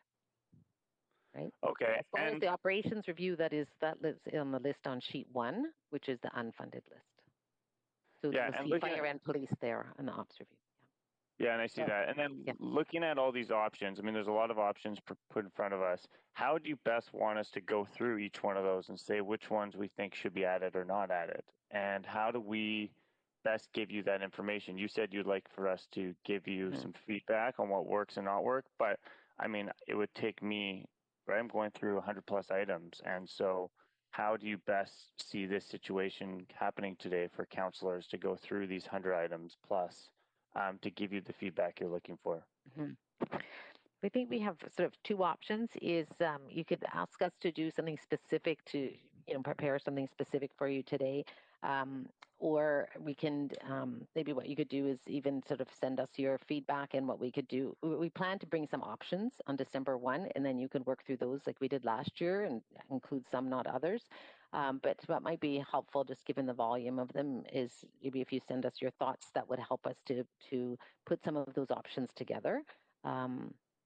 For December 1. Let me think about that. I think that might be the best way for you to at least help us. So we bring options that are ones that work for you, and then you can still your job will be to move them around. But we'll bring some. So if you want to send us email with that. Your thoughts, we can do that. Okay. Let me give it some thought. Maybe I'll look for a better way to solicit your input. I think is what you're saying is a more a better way. Yeah. Okay.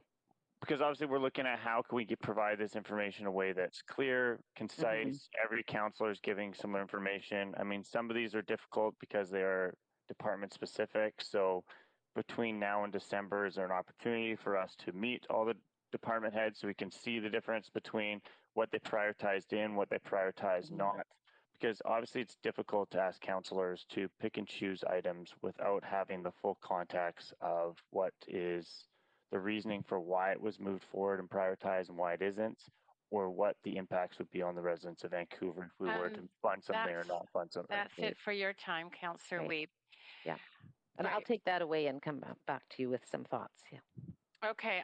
Just before I advance Councillor Dominato, Council, we will be recessing at 11:50 in order to deal with bylaws, some of which are time sensitive before our break at noon, with a noon lunch to 1, and then 1 to 4 in camera, 4 to 5 back in committee, dinner break, and then we can go on into the evening. With the number of councillors who are on the list right now to ask questions, if all of you take 5 minutes, there's not enough time before 11:50, just so that you are aware of that. So if you can be, especially if it's your second round, considerate of the other councillors, that'd be appreciated.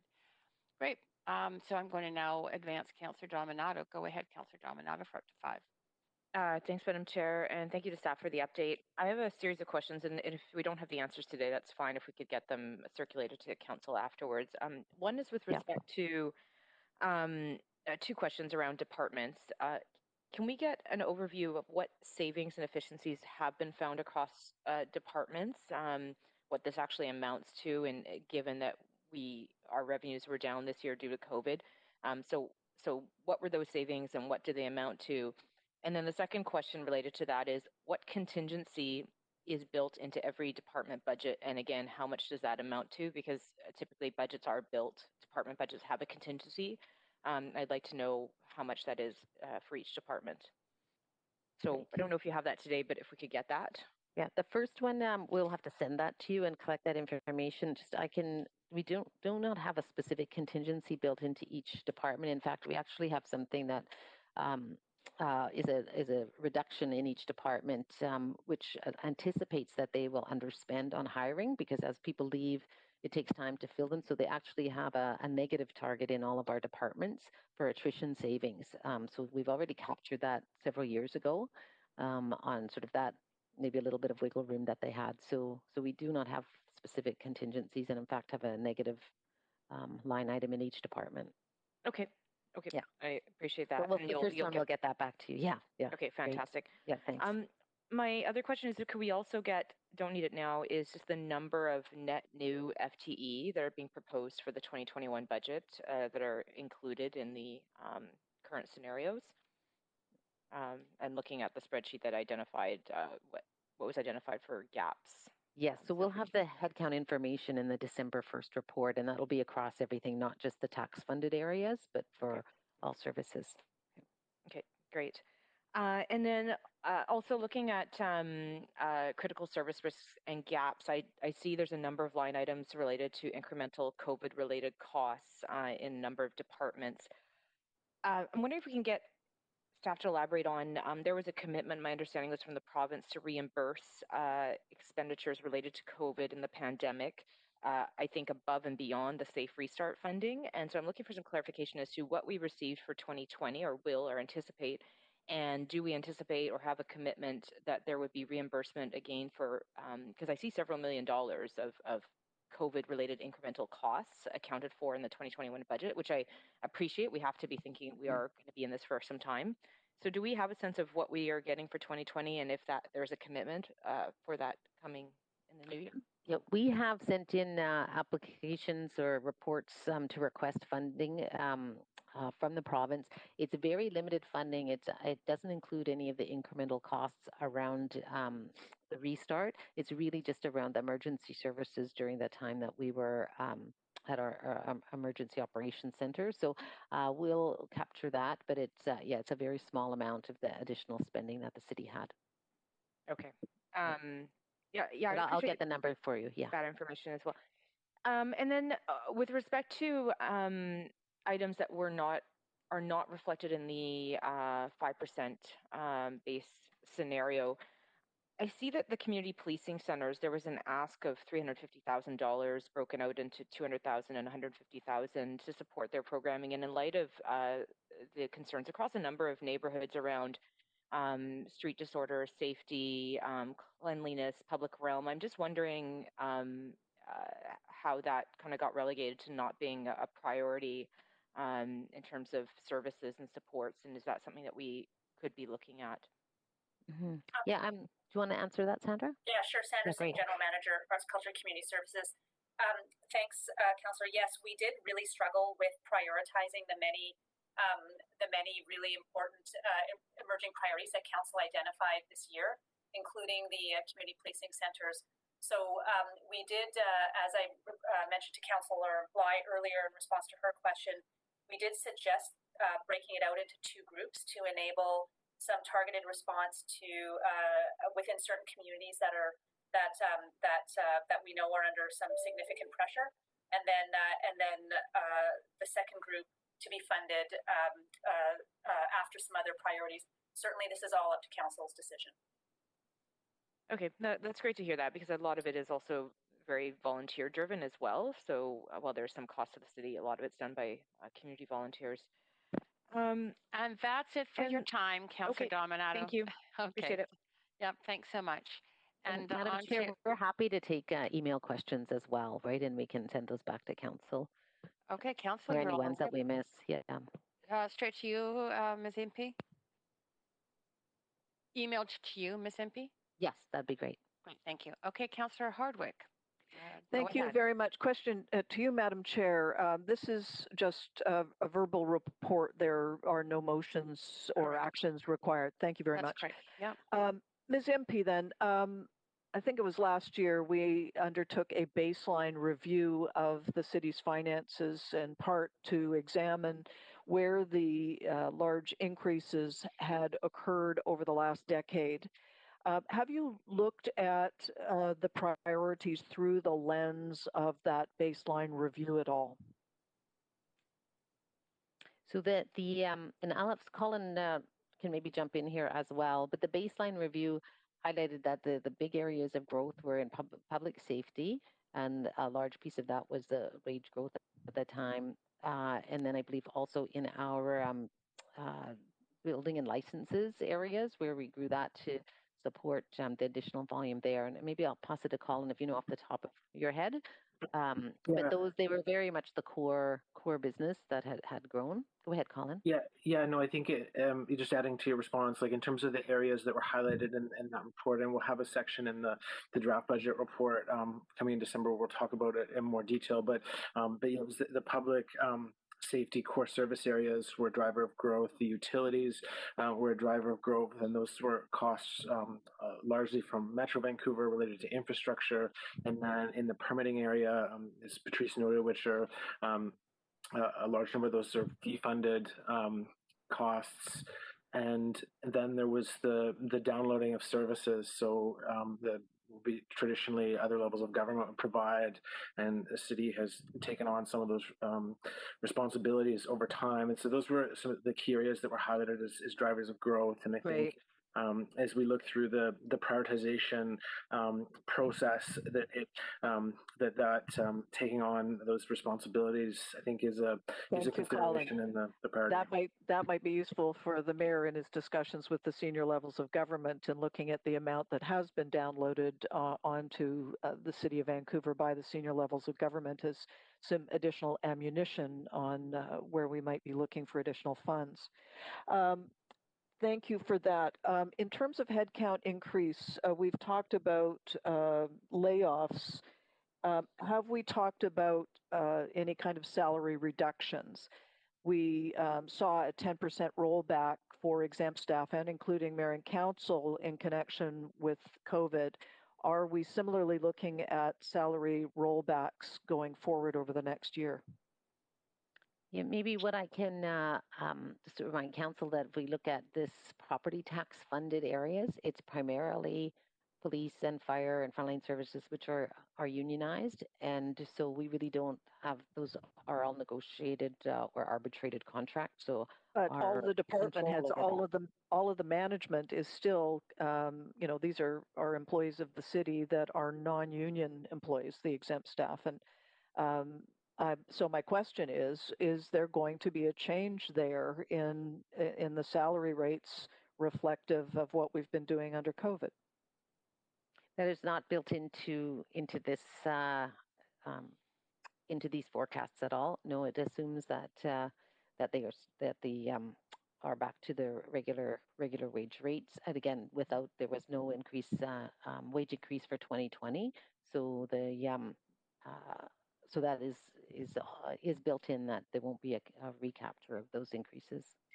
Are you considering any kind of wage increases for exempt staff in 2021? I think that will come to council in camera for a discussion. Okay, well, it seems to me that in addition to looking, we've talked before about hiring freezes. Now we're talking about layoffs. We ought to also be talking about holding the line in terms of pay increases, if not rollbacks. Councillor Hardwick, I just have to, I'm sorry, just caution you that discussions around salaries, wages, etc., are actually in camera items. They're not for public discussion.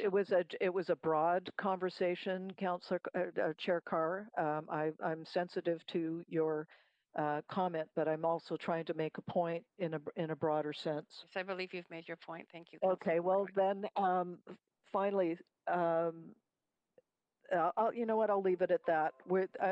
Councillor Wiebe also talked about how we can be communicating back to finance and to staff generally about where we would like to see further examination. That has to happen before the December date. Thank you very much. Yeah, thanks, Councillor Hardwick. On to you, Councillor Fry.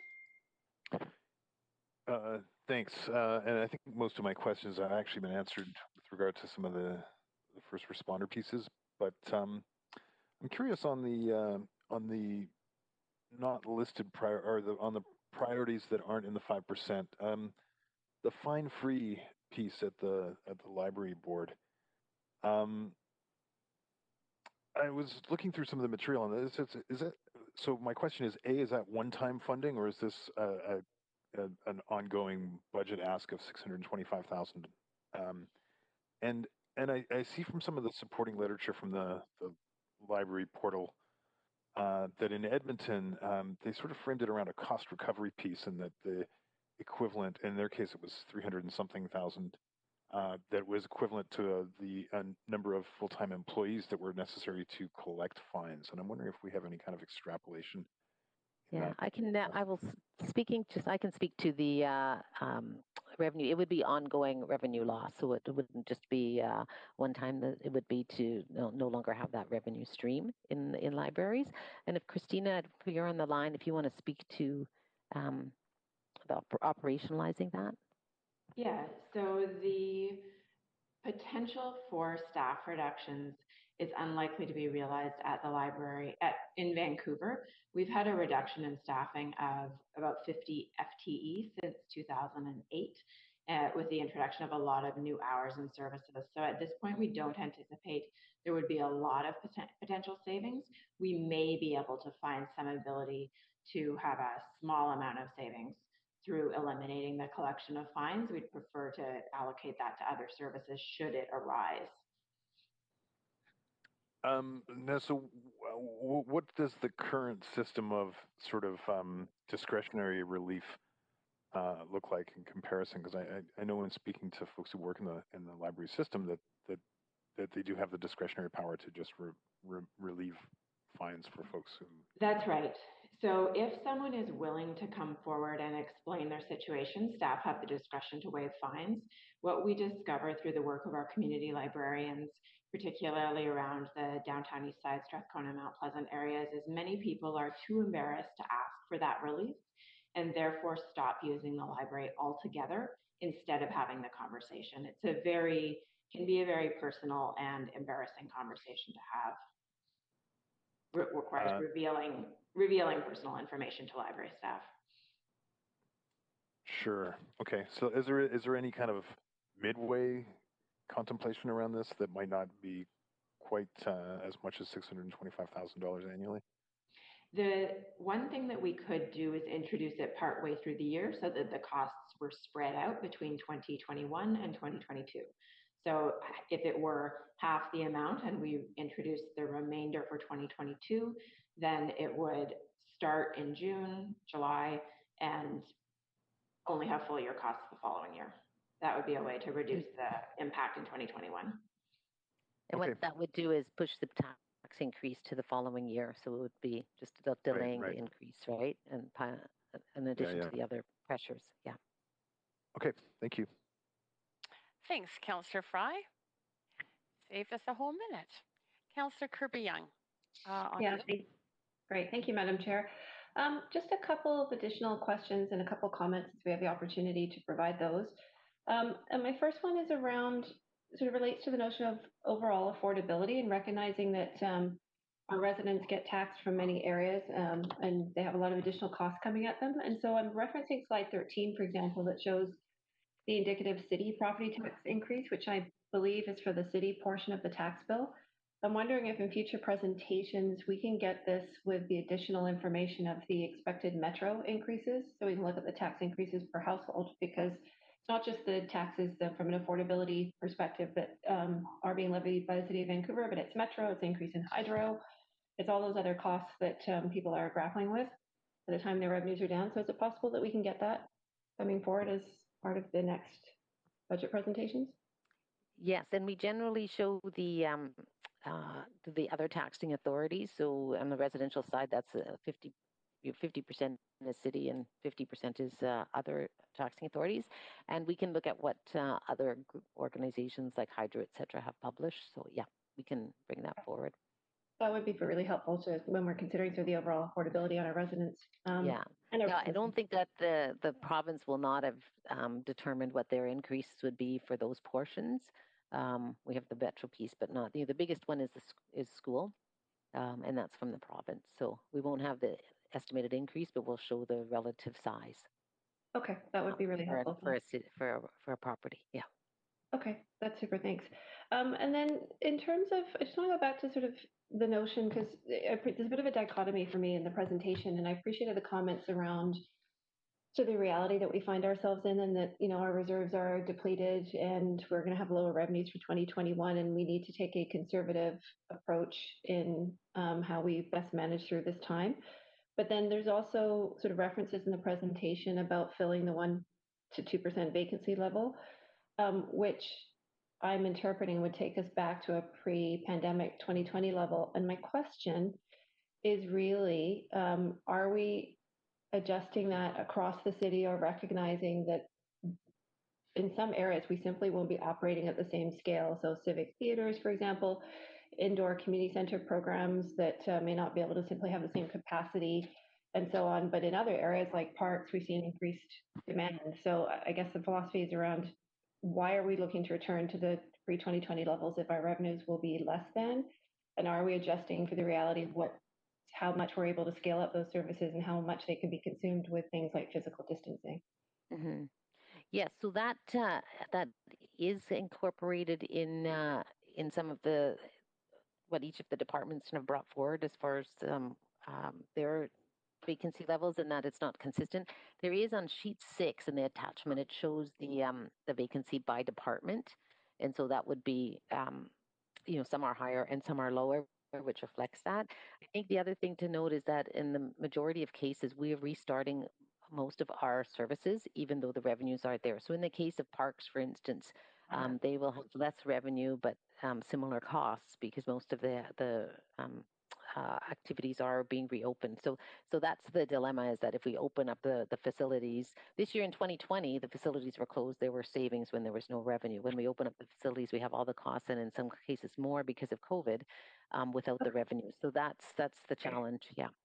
Okay, thank you. And then I'm just going to take the last little bit of time to provide some comments since we have the chance to do that. And from my perspective, we are at a difficult moment in time. A pandemic is unprecedented. We do have lower revenues, as stated. We're seeing economic forecasts. We had our council COVID response update yesterday with the external consultants, and all indicators look like we have a not a quick runway back to recovery. And so, given that, what I'm looking for in the budget is that level of prudence, and I'm looking for a couple of things. I want to see specifically, personally, investment in where we see increasing requests and impact, and that's in streets, sanitation, cleaning, the impacts of social disorder on the communities. We're hearing that loud and clear, and I think the survey results bore that out.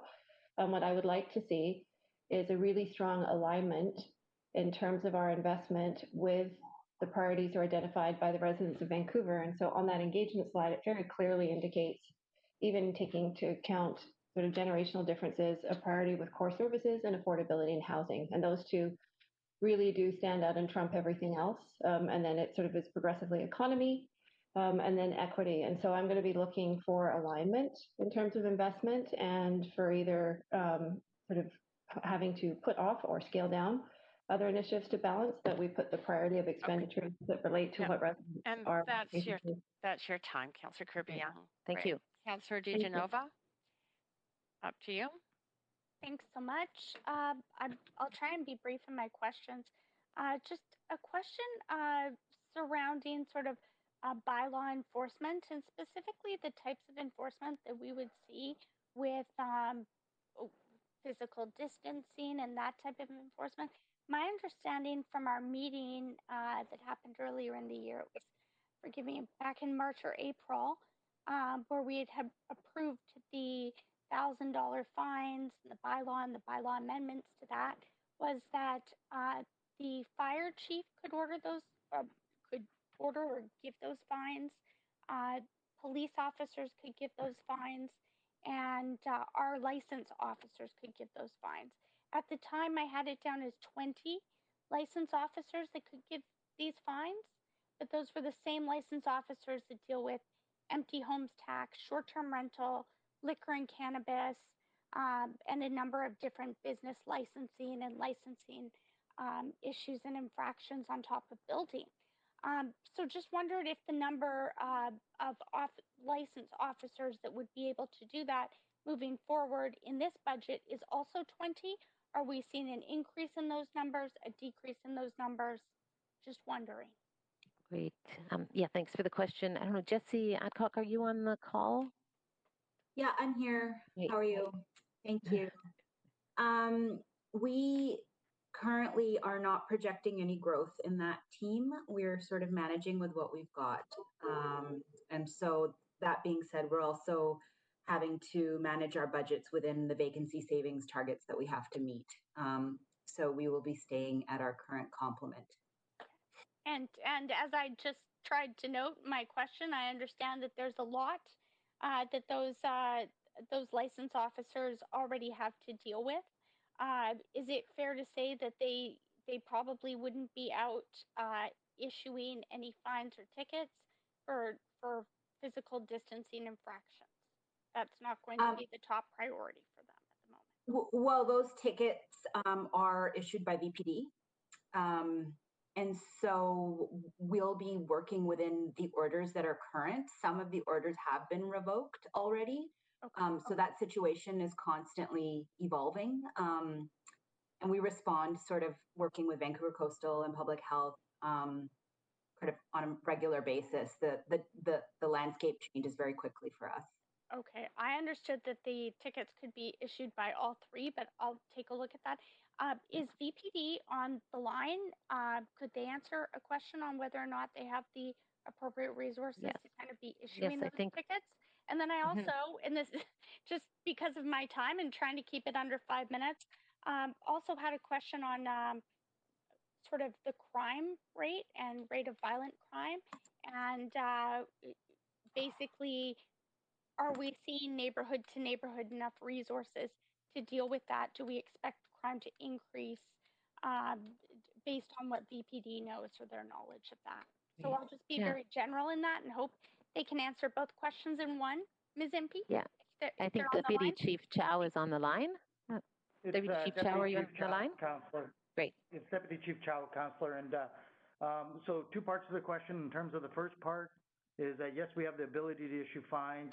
It's a resourcing issue, in particular if we relate back to this Saturday where we have 800 calls, multiple stabbings, huge volumes of people. I mean, that would not be our priority. I think yourselves and the public would expect that we'd be dealing with the more serious calls, which we did. We did try to move in a couple situations, was met with a real hostile crowd. So when you go back to your second part of the question, when we're talking neighborhoods, this is a huge concern for us. We released stats in our Q3 stats, and we're still seeing those pressures, those crime increases of the most concerning ones in terms of assaults, offensive weapons in your Strathconas, your Chinatown, Yaletown, Granville Strip. So there are the pressures on that. When we look at number decreases, where it's going to impact is our ability to deal with those lower level crimes, not to take away the importance of them, but we're going to be dealing with the stabbings, the robberies, the assaults, and some of the street disorder, some of the issues around our neighborhoods of concerns like Strathcona, Chinatown, downtown East Side. It's going to be pulling those resources from that. A couple things that you talked about, you know, for when we pull bodies off, even at the 1% scenario where it's going to be 34 less police officers out there, means 34 less police officers dealing with the opioid crisis, dealing with the street disorder complaints.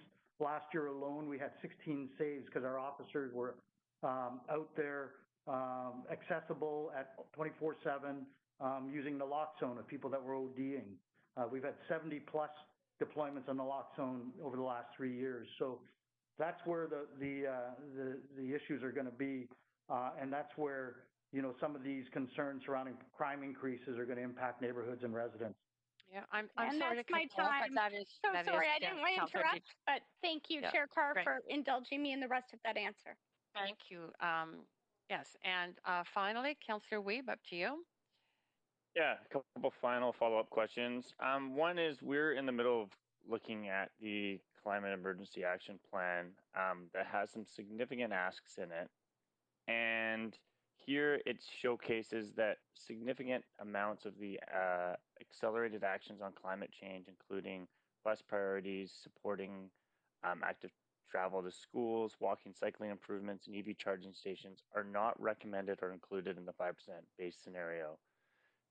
If the vote for the Climate Emergency Action Plan moves forward, how do we see this budget changing? Yeah, maybe I can start with that. We do a good part of what was discussed at the climate emergency report. Those major big moves are funded out of the capital plan and the capital budget, and they were incorporated when we did the recalibration of the capital plan. There were shifts to make sure that we had funding for the climate emergency. So that's where you'll see most of them. And then these are the items specific to the operating budget.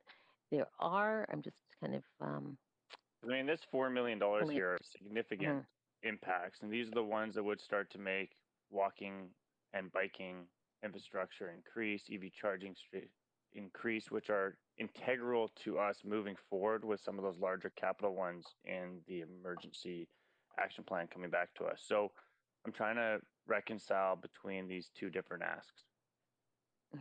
Yeah, and I think it's a matter of the priority setting for each of those groups. But Lon, I don't know if you want to jump in because a lot of those are on the engineering side. Yeah, I can jump in again.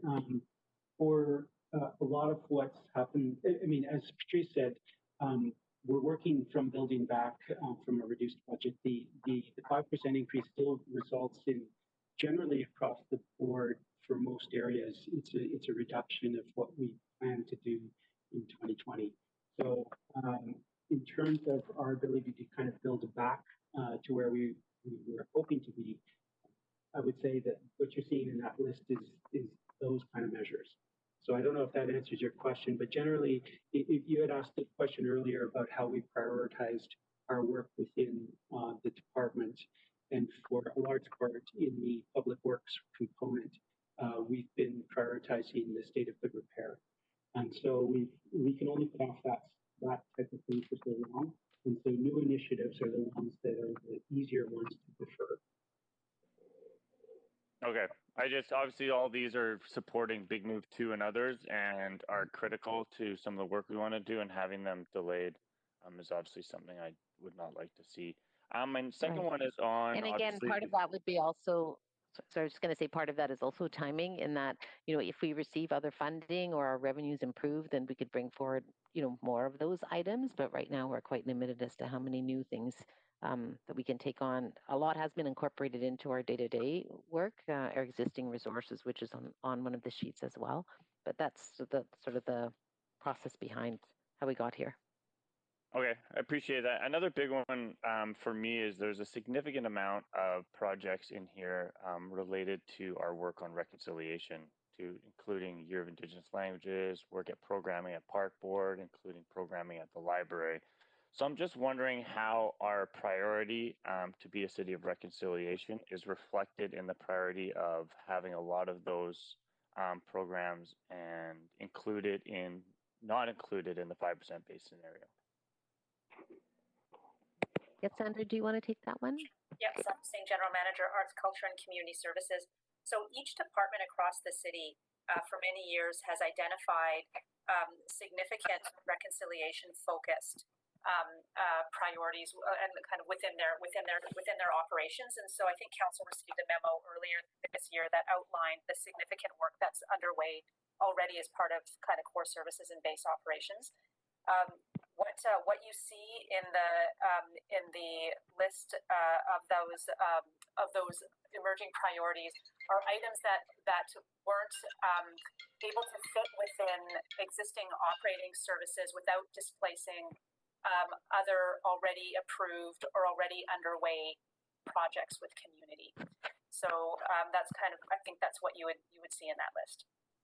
I mean, maybe I can just add, if you go to on the sheet number 3 is all the activities that are currently being within the base budget, and you can see under ACCS there's about 26 million, and that's aligned to public art, theater, reconciliation, decolonization, accessibility strategy, equity, anti-racism, and healthy city strategy. So there's a lot of work that's already taking place in those areas and resources that are allocated to those groups. And so again, it was a matter of prioritizing among that versus additional new work, but there is work that is taking place, and that's sort of outlined on sheet number 3. Right, thank you so much. Councillor Weep, you are out of time. So at this point, Council, as I mentioned earlier, I'm looking a motion to recess and reconvene and reconvene at 4 p.m. following a brief council meeting, 12 to 1 lunch and 1 to 4 in camera. Thank you, Councillor DeGenova. Sorry, I'm getting an echo here, Chair Carr. So if I break, I'm in favor. Thank you. Thank you. All those in favor say aye. Aye. Aye. Any opposed say nay. Okay, I'll turn the chair over to you, Mr. Mayor, to reconvene us in council. Thanks very much, Chair Carr. And again, the usual stuff I read at the beginning, order M192 means we're operating by remotely. So I'll just move into calling for the roll call. Clerks. Yes, Mayor Stewart in the chair. Councillor Carr. Here. Councillor DeGenova. Present. Councillor Fry. Present. Councillor Swanson, Here. Councillor Hardwick, Present. Councillor Wiebe, Present. Councillor Boyle, Present. Councillor Dominato, Present. Councillor Bly, Present. and Councillor Kirby-Yung. Present. The meeting has quorum. Mayor Stewart. Thanks very much. Council, first we need to vary the order of the council meeting agenda to deal with bylaws first. Can I have a motion So for that? moved. Councillor DeGenova. Thank you. Seconder? Councillor Carr. Great. All those in favor say yay. Yay. Yay. Opposed say nay. Great. Thanks so much. That's passed unanimously. We have 5 bylaws on the agenda for consideration. Please note bylaw 2 will not be adopted now as it relates to item 3 on the standing committee agenda, which we haven't dealt with yet. Council members who were not present for the meetings related to public hearing enactment bylaws must confirm that they have reviewed the proceedings and meetings if they wish to vote on the enactment. Bylaws 3 and 4 from the public hearing of September 19th and 21st and will require most of council to review in order to be eligible to vote, except councillors Carr and DeGenova. So when I call your name, please let me know if you've reviewed and if you'll be voting. Councillor Bly. And I will. Okay. Councillor Boyle. I have and I will. Councillor Dominato. No, I have not. Okay. Councillor Fry. I have, and I will. Councillor Hardwick. No and no. Councillor Kirby-Yung. No, I have not. I will not. Councillor Swanson. No and no. Okay. Councillor Wiebe. Yes and yes. I have and I will. Okay. So does any member wish to hold any of these bylaws for debate, separate vote, or conflict of interest? Thanks. Someone like to move a motion to adopt bylaws 1, 3, 4, and 5? So moved. Thanks. Seconder? Second. Councillor Wiebe, thank you. Any discussion? I'll have to take this verbally. Anybody want to speak on any of these? Okay, thanks. So we'll call the vote on this. All in favor of passing these say yay. Yay. Yay. Yay. Yay. Opposed say nay. Great, thanks very much. That passes unanimously. The list of approved bylaws can be found on the city's website. So we need a motion to recess. So move. Councillor Carr. Thank you. Seconder? Second. Wiebe. Thanks very much.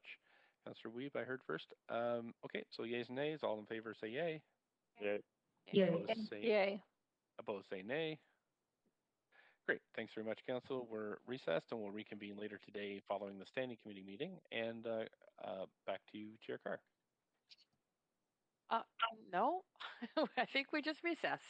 Okay, just making sure there wasn't anything No, from the clerks nope. to clean up. Okay. I've handled it. It's good. Okay, great. Thanks. So we'll see you in camera, I think. Next. No, well, yeah, not over lunch, in camera. Yeah, after lunch. Enjoy your lunch. Right, thank you. Bye-bye.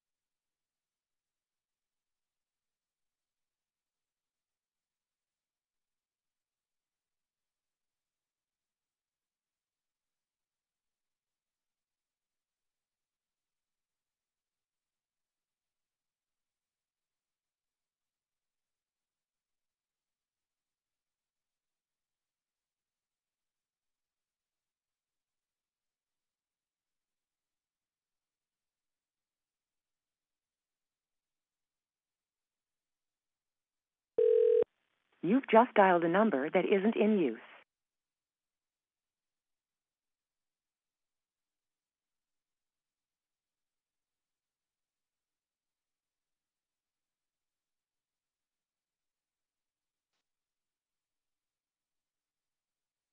Welcome to TELUS Conferencing.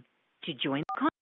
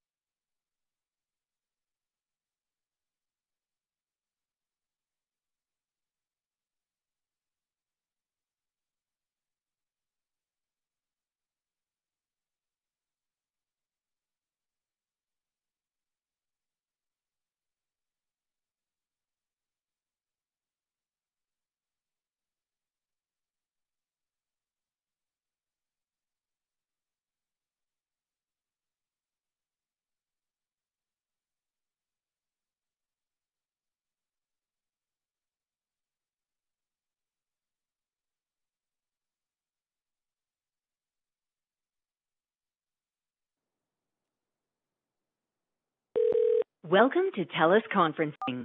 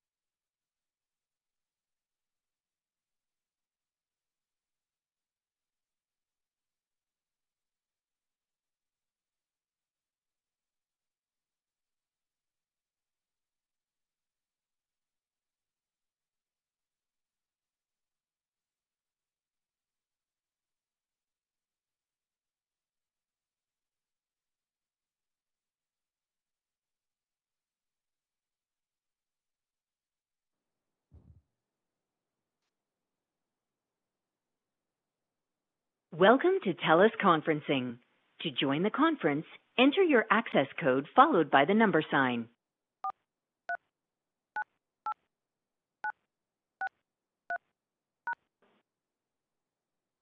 Hi, Seth.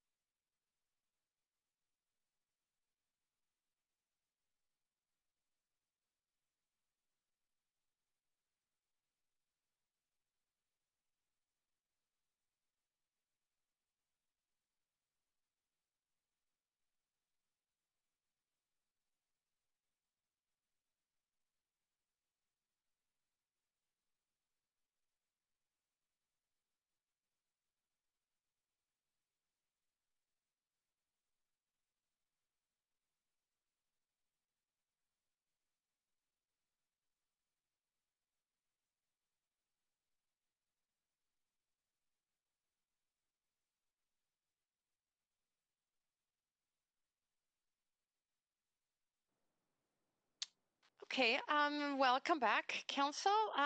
We're reconvening for an hour until dinner. And just to confirm, we did finish our first item on the agenda, which we finished questions to. There's no decision of Council on that, so no action is required. But I do want to note for all of you that staff did say if you have follow-up questions or input to them, please do email them, and I think Patrice MP is the go-to person on that one. So we are moving on to our next item. Our next item we have a consent item, but the next item we are dealing with is item 3, establishing the Office of the Auditor General for the City of Vancouver. We will start with Councillor Hardwick, who has a brief presentation on this item, followed by guest speaker Carolyn Bell-Ringer, President and CEO of Canadian Audit and Accountability Foundation, who is on the line to provide a short presentation on the item. And I'll note for all of you that staff from our legal services is also on the line to answer questions. So over to you, Councillor Hardwick. You may be muted. Thank you very much, Chair Carr. I'm very pleased as a member of the informal working group of Council to present to you our report based on the last several months' worth of work. Just identifying again and saying thanks to Councillors Bly, Carr, Dominato, Fry, and Kirby-Yung for our bi-weekly meetings, and sometimes more frequent than that, in working this process through. Our objective at the end of the day has been to create an Auditor General Office, which is a new institution within our framework as the city, but also ultimately strengthening our relationship with our citizens through the representation directly between the audit function and City Council. The background on this, originally it was over a year ago that this standing committee unanimously voted in favor of the motion calling for the establishment of an independent Auditor General Office for the city. In December, we allocated $500,000 from the operating budget toward the establishment of this office. We've spent less than 10% of that in this year. In February, we created the informal working group and empowered them to engage the Canadian Audit and Accountability Foundation to research and report back with recommendations to Council. And in July, the informal working group and the former CEO of the CAF presented those recommendations to Council. Now, those recommendations to Council specifically laid out the fact that we needed the city's solicitor to bring back a bylaw for Council's approval and enactment. And it is that bylaw that we have worked with Kelly Olschwager in the city solicitor's office really starting in August through today. So that bylaw is what we'll be reviewing together with terms of reference around the creation of an Auditor General Committee of Council and a recruitment committee. The report, this presentation I'm running through right now really refers back to the report, which can be linked to through the city's website. The report is really an overview which attaches the Appendix A, which is the actual bylaw, together with Appendix B, which is the terms of reference, and then Appendix C, which is in reference to the recruitment committee. This is a slide that came from the Canadian Audit and Accountability Foundation report. We are right now at the building foundation part, establishing the legal basis through the bylaw, and through that we're also talking about resources and the recruitment process going forward. The bylaw itself is detailed as Appendix A in the report. It incorporates recognized principles designed to safeguard the independence of the Auditor General to the extent under the Vancouver Charter. We did, in the first motion, have 2 outside legal opinions undertaken to establish that we did have the ability under the Vancouver Charter to establish this office. And it's laid out, the bylaw also lays out the mandate, which is namely to conduct performance and compliance audits that address the use of all public money by the city, efficiency, economy, and effectiveness of the programs and operations, and public financial management. When we get to questions, I'm sure any questions regarding the construction of the bylaw would be answered by Kelly. It should be noted in each case, though, that it's essential that this undertaking be free from influence from city management. This is an entity that is independent of city management and responds directly to council as the elected officials.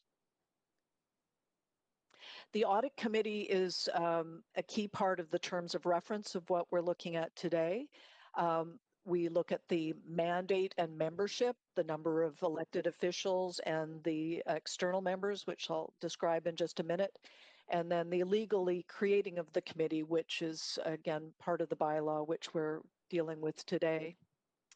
So in identifying the composition of the Auditor General Committee, which should be distinguished from the Audit Committee, it was determined there would be 7 members, 5 members of council and 2 external advisory liaison members who would be equipped with key skill sets, an appropriate level of expertise to assist councillors.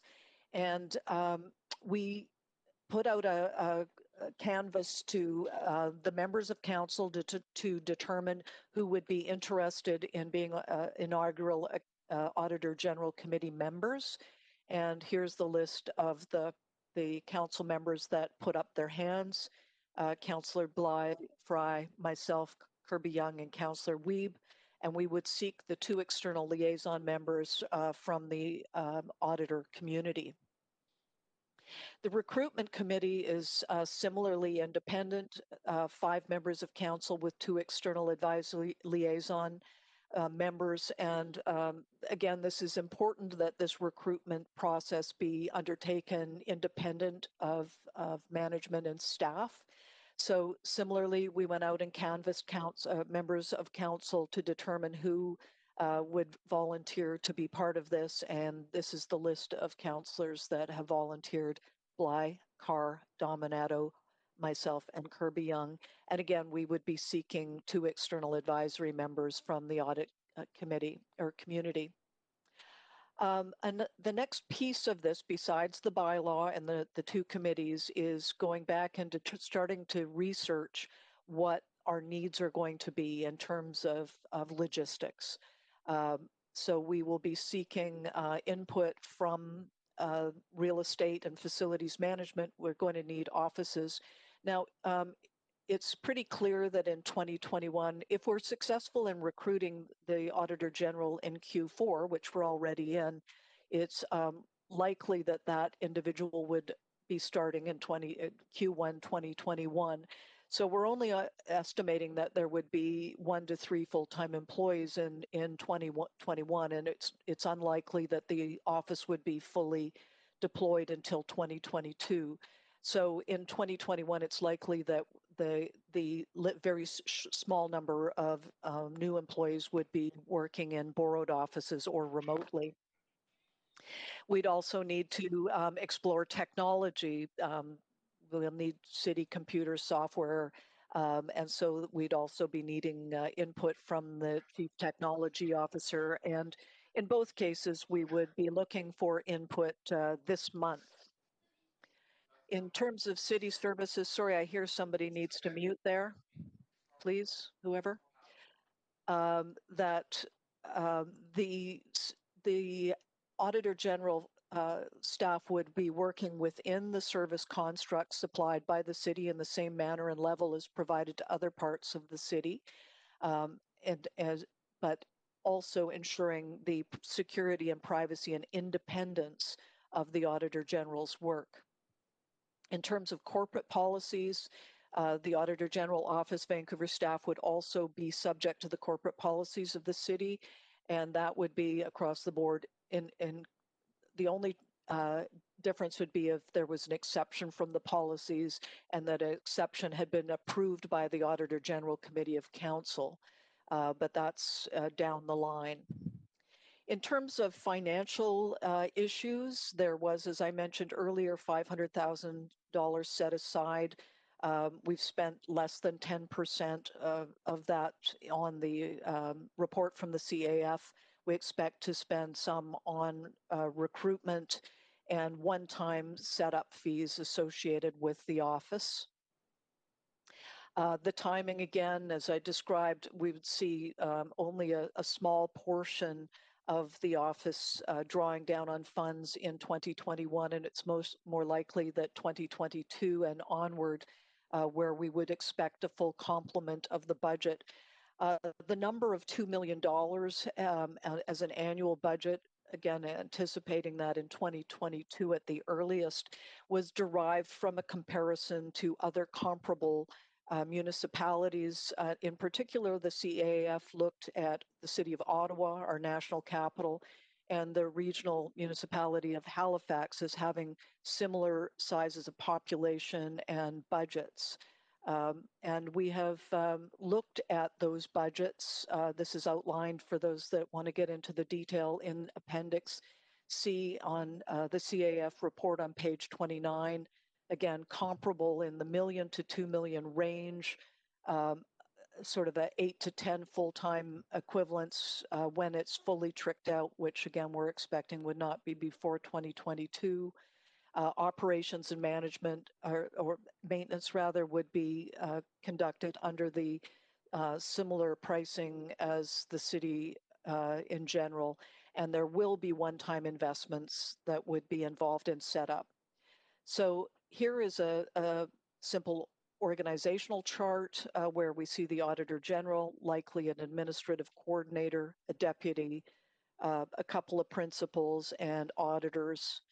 We roughed in a budget looking at these positions, which was, we looked to some of our domain experts in the audit space for their thoughts and got some general notes back on the ballpark numbers that we were looking at, which were more in the area of $1.5 million with one-time expenditures in setup and contingency. Just to give you a sense of order of magnitude, although again, I should emphasize that in 2021, this would be limited to maybe 30 or 40% of the total budget. In terms of the bylaw itself, again, I point you to Appendix A in the report. And with Council's enactment of this bylaw, the legal foundation for the Auditor General Office will be established. And with this, this new system of accountability, which is, I should point out again, consistent with what we see in the other major cities across Canada, including Toronto, of course, and Montreal. I've mentioned Ottawa, Halifax. And I should also mention that every city in the province of Ontario with a population over 100,000 has an Auditor General office. And so the relationships then are separate between Council and the Audit Committee of Council, together with the Auditor General, and then that being independent of city management. So in conclusion, this informal working group has worked hard over the last number of months to bring this report forward to you, and we recommend approval. And again, approval of the bylaw, of the appointments to the Auditor General, the creation and the appointments to the Auditor General Committee, as well as the Recruitment Committee. And again, just going through them, A is the bylaw itself to create. B is pursuant to Section 161 of the Charter to create the terms of reference for the Auditor General Committee. And presuming B being approved, we have, again, the initial or inaugural committee will be appointed. And then, oops, that didn't lay out quite right. Then the recruitment committee similarly would be formed under Section 161, and then presuming that is approved, then the appointment of the committee itself. And then finally, F is that we direct staff, as set out in the report, to report back on the office space, technology, administrative, and corporate services needed to support the operation of the Auditor General Office, with the expectation, of course, that once the Auditor General is hired and in place, that they will refine this process, because it will be, without a doubt, an incremental process. And with that, I'll conclude our presentation of the informal working group. And I'm not sure, Madam Chair, exactly if we move to questions at this point, or whether we would be having a presentation from Carol Bellringer.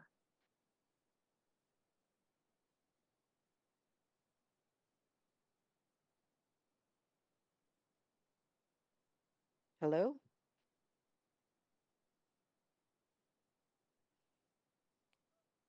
Hi, it is the clerk here for the meeting. Chair Carr, can you hear the meeting?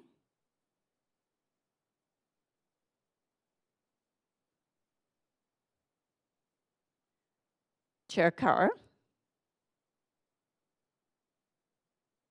We're just checking with Chair Carr. Just a moment.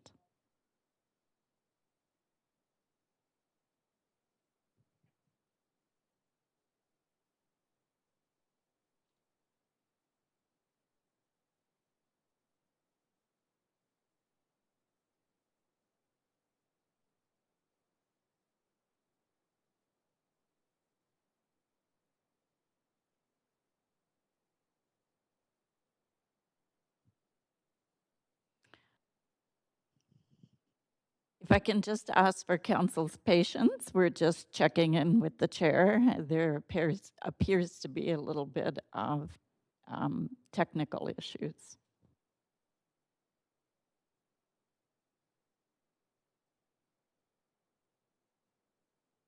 Thank you. I'm sorry, there was a bit of technical difficulty. Can you hear me now, Tina? Yes, we can, loud and clear. Okay, my apologies regarding that, and thanks to IT staff. No, not questions now, is what I was saying. Questions will come after we do hear from the second speaker on this item to introduce it to council. So if we have Carol Bellringer, President and CEO of the Canadian Audit and Accountability Foundation on the line, Madam Clerk, she should start speaking.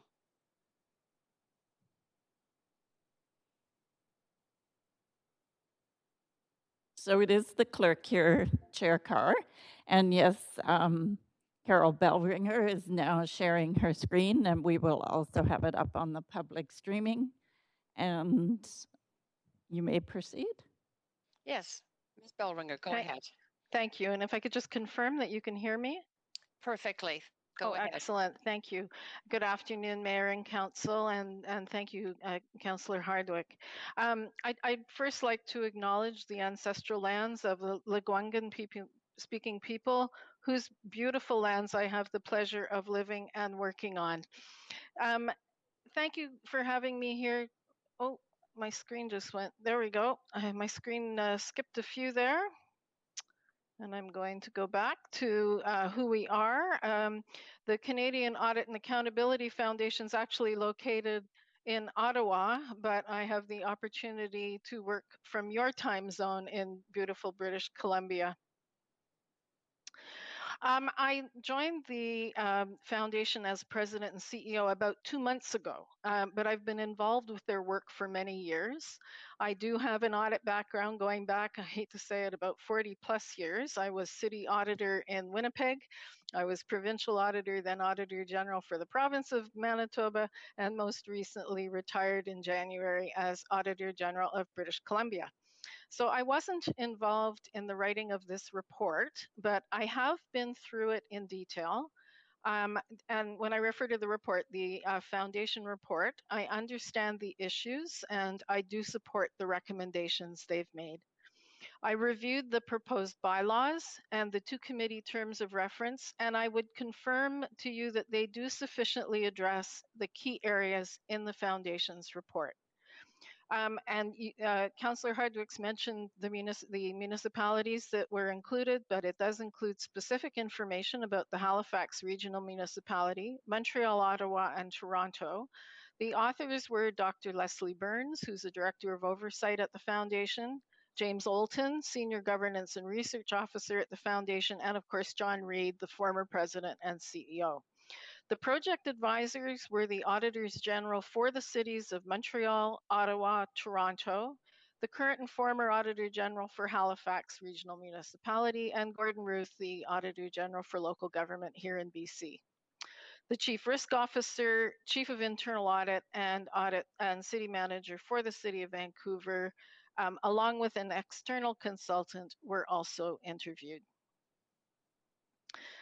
Public sector auditing involves several different audit types and models that exist in Canada. In terms of types, it can be thought of as a financial statement audit, performance audit, and other types of compliance work. The model can be thought of as who the auditor is and where they are positioned in the jurisdiction's governance regime. Auditors General at the federal and provincial level in Canada audit the financial statements or the public accounts, as well as doing performance audit work. Municipal auditors generally focus on performance audits. In my view, they should also help council understand what the financial statements are telling them. The report that we issued emphasizes there is no blueprint for implementation. So it is important to focus on the key factors, which you've done. That is independence from those you audit, reporting to council, an arrangement that appoints someone qualified to do the job, and an oversight arrangement to use the office's good work and make sure the suggested improvements are implemented. I'll just turn your attention quickly to the Foundation's report on page 41, and there is a section on special consideration, the Internal Audit Division. The report states that, driven in part by concerns over potential duplication of effort and the cost of having both organizations, questions have arisen as to whether the Internal Audit Division should be merged with the Auditor General Office in Vancouver, retained as is, or eliminated altogether. And the report emphasizes these are difficult decisions that require detailed research and investigation. So the report does not go into that detailed research and investigation. It does conclude that combining the 2 roles and functions into a single organization is unsound and shouldn't be pursued. But the main considerations are there is a big difference between the 2 roles. Who you report to and are independent from, it does drive the lens you use to identify items of risk and significance, therefore what you're going to audit. Management still needs to determine how it will use internal audit for its work, and the Office of the Auditor General needs to determine the extent to which they will rely on the internal audit work and reduce theirs accordingly and serving the needs of council. I'll add that the relationship between internal audit and the Auditor General's office is a very important one. At the province, my staff and I would meet regularly with internal audit staff. I attended Deputy Minister Audit Committee meetings on occasion when invited. We shared our overall plans, and I sent them some of our detailed risk assessments to avoid duplication, so that sort of thing. The downside was when they posted for vacant positions and hired my staff away from me. The upside was that we hired good staff from them as well. The Auditors General are a feature of the Westminster democratic parliamentary system. They exist in virtually all Commonwealth countries at the national, provincial, state, and increasingly at the local levels. It recognizes that spending doesn't stop at the federal or state provincial governance border, and increasingly program delivery is not only at the municipal level, but also when grants are given out at any level to a not-for-profit or a for-profit organization. The Auditors General should be able to follow the dollar.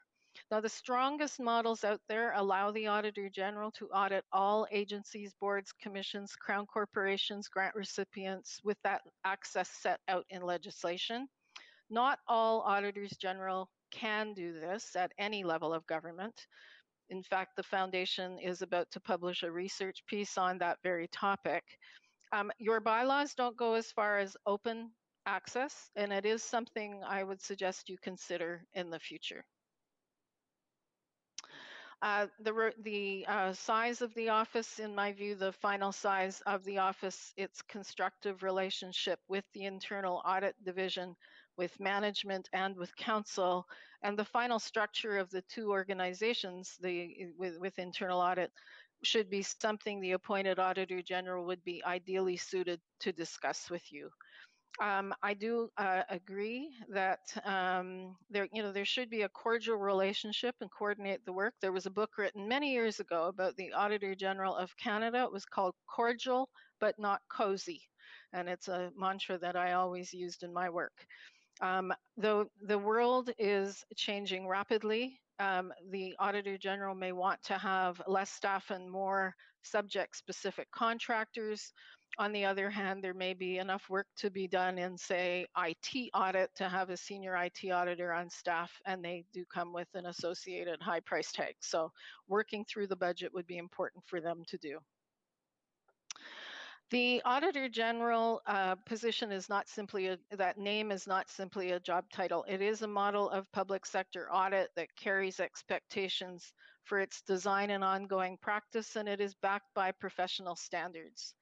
The specific standards evolve. There are Canadian, I think I actually skipped a slide here on you. There are Canadian audit and accountability standards. The Institute of Internal Auditors issues standards, and internationally, INTOSAI does so as well. So the reference in the bylaw recognizes the need for structured audits using standards, but it does leave enough room for that evolution, and it doesn't limit the Auditor General to one specific thing. The Auditor General model for public sector audit is well defined and time honored, and the most fundamental characteristic and principle of the model is the independence. In calling for the creation of an independent Auditor General for the City of Vancouver, you have already accepted the importance it places on independence. So Council's choice of the Auditor General model also has implications, as you've seen, for its oversight role. The Foundation report gives specifics, but around various matters like the size and so on. But the final staff number, it does make sense to leave it up to the Auditor General, of course, with council approval ultimately. The fixed term of 7 years non-renewable does allow the auditor to speak truth to power without fear of reprisals. There is some practical guidance in the report, which you've already gone through, around using city support services where it's practical to do so at the Auditor General's discretion. So I won't go through the pathway, just acknowledging that the hiring of the right person is very important, and the final details can certainly still be worked out. The report summarizes, as pointed out by Councillor Hardwick, the comparative office sizes. It does, in terms of the salary level, it emphasizes in the report, and I would concur with that it should be at a senior executive level that would reflect the breadth of the work. You do need to be able to audit any municipal department or delivery organization. It would be based on the existing market for somebody with that background. The credibility of the office is very important, and important to link it as closely as possible to some other position, because if it is subject to negotiation with management or on an annual basis, that does form a risk to the independence. In British Columbia, the Auditor General at the provincial level was at, or still is, at the level of a chief judge, which is higher than the deputy minister. So I'm not actually suggesting you do that. More common for the municipal auditors than other layers, than auditors in the provincial and federal level, but to track cost savings from audits, it's actually a pretty controversial topic. Not all municipal auditors general agree that it should be a requirement. It's my personal position that yes, they should look for those savings. The public sector work in municipalities would generally result in audits that could identify savings, things around construction projects, for example.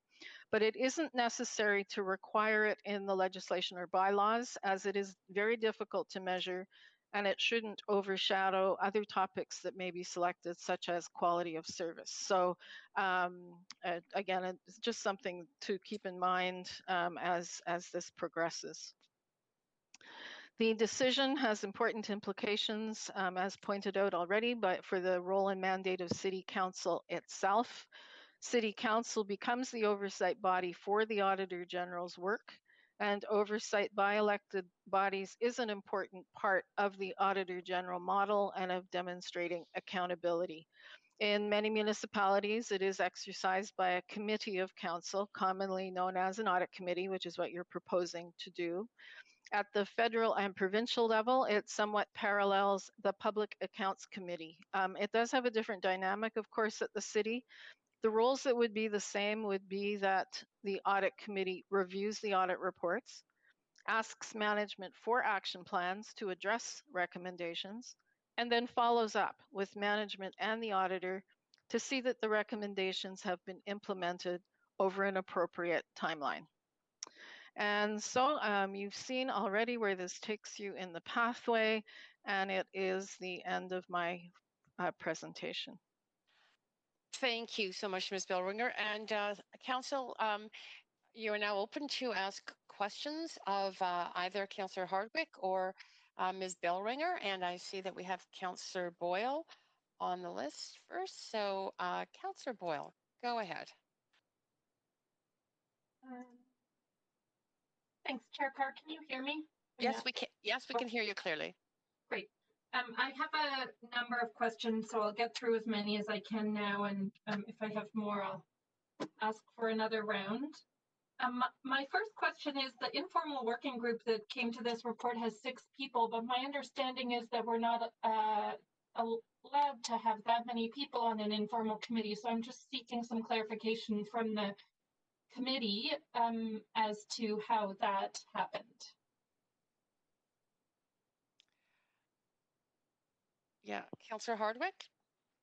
It was appointed as the motion back in February. It was itemized in the motion that created the informal working group.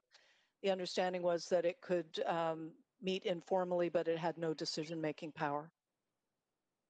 Okay, my memory of that conversation was that there was some sort of the first 5 who showed up would be there. So I guess I'm hoping, I would find it helpful to clarify if the working group was meeting as 6 people, and after you answer, maybe I can see if there's any response from staff or law on the proper process around that.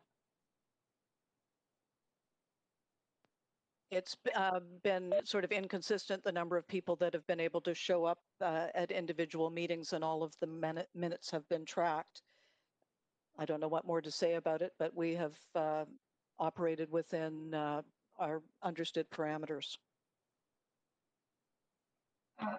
Okay, I wonder, I don't know if I'm able to ask questions of other city staff on this report, but I would just find it helpful to get clarification around the number of councillors that can meet at one time in bodies like this. Chair, I can jump in. Sadhu, City Manager here. Yeah, typically it's 5, is my understanding from law, and I don't see law on, so I will ask them to jump on the call here to be able to address questions. Okay, thanks. Hi, it's Kelly from Legal Services. Oh, great. And yeah, that's correct, Sadhu. The number's 5, and that's why the informal working group was simply constructed as an informal working group and not a formal committee. Okay, and there's no concern about that number of councillors meeting informally if it's, I guess, not for a decision? Law would prefer to answer that question in camera, and just noting that how this report came to council today it isn't bearing on the consideration and vote on the recommendations in this report. The matter of the informal working group and its prior dealings is something that doesn't affect this report, in my view. But law is happy to go in camera to discuss the dynamics and the legalities of that informal working group in a different setting. Okay, I would appreciate that. I think it's helpful, even in council having a clear understanding of that to go forward on any number of issues. So I would appreciate that update when it's possible in camera. My next question for the committee is around the budget ask for both 2021 and 2022. And I know there's a slide on this, but I didn't see it in the report. So I'm wondering if the slide deck could be circulated for the presentation. And then just want to clarify from the committee if the budget ask, if I'm correct in my understanding that the budget ask for 2021 is just using unused funds that have already been allocated, but the council would expect in the fall of 2021 a budget ask for the following year of approximately $2 million. The presentation is on the city's website, has been since this afternoon, including the slide that you're referencing. And the expectation was that the one-time setup costs that were covered under the budget allocation approved in 2020 would be sufficient to conduct the recruitment, et cetera, and the initial office setup, and that as mentioned, that there would be, 1 to a maximum of 3 FTEs. So it would not be until 2022 that there would be, potentially the full requirement of the budget allocation. And the 2 million was the high number based on, the fully tricked out budget of the city of Ottawa, which is our national capital, which has a population of 1 million as compared to our 650,000. Thanks. So we felt that was sufficient. I'd just like to move for a second round of questions. And Chair, we can't hear you.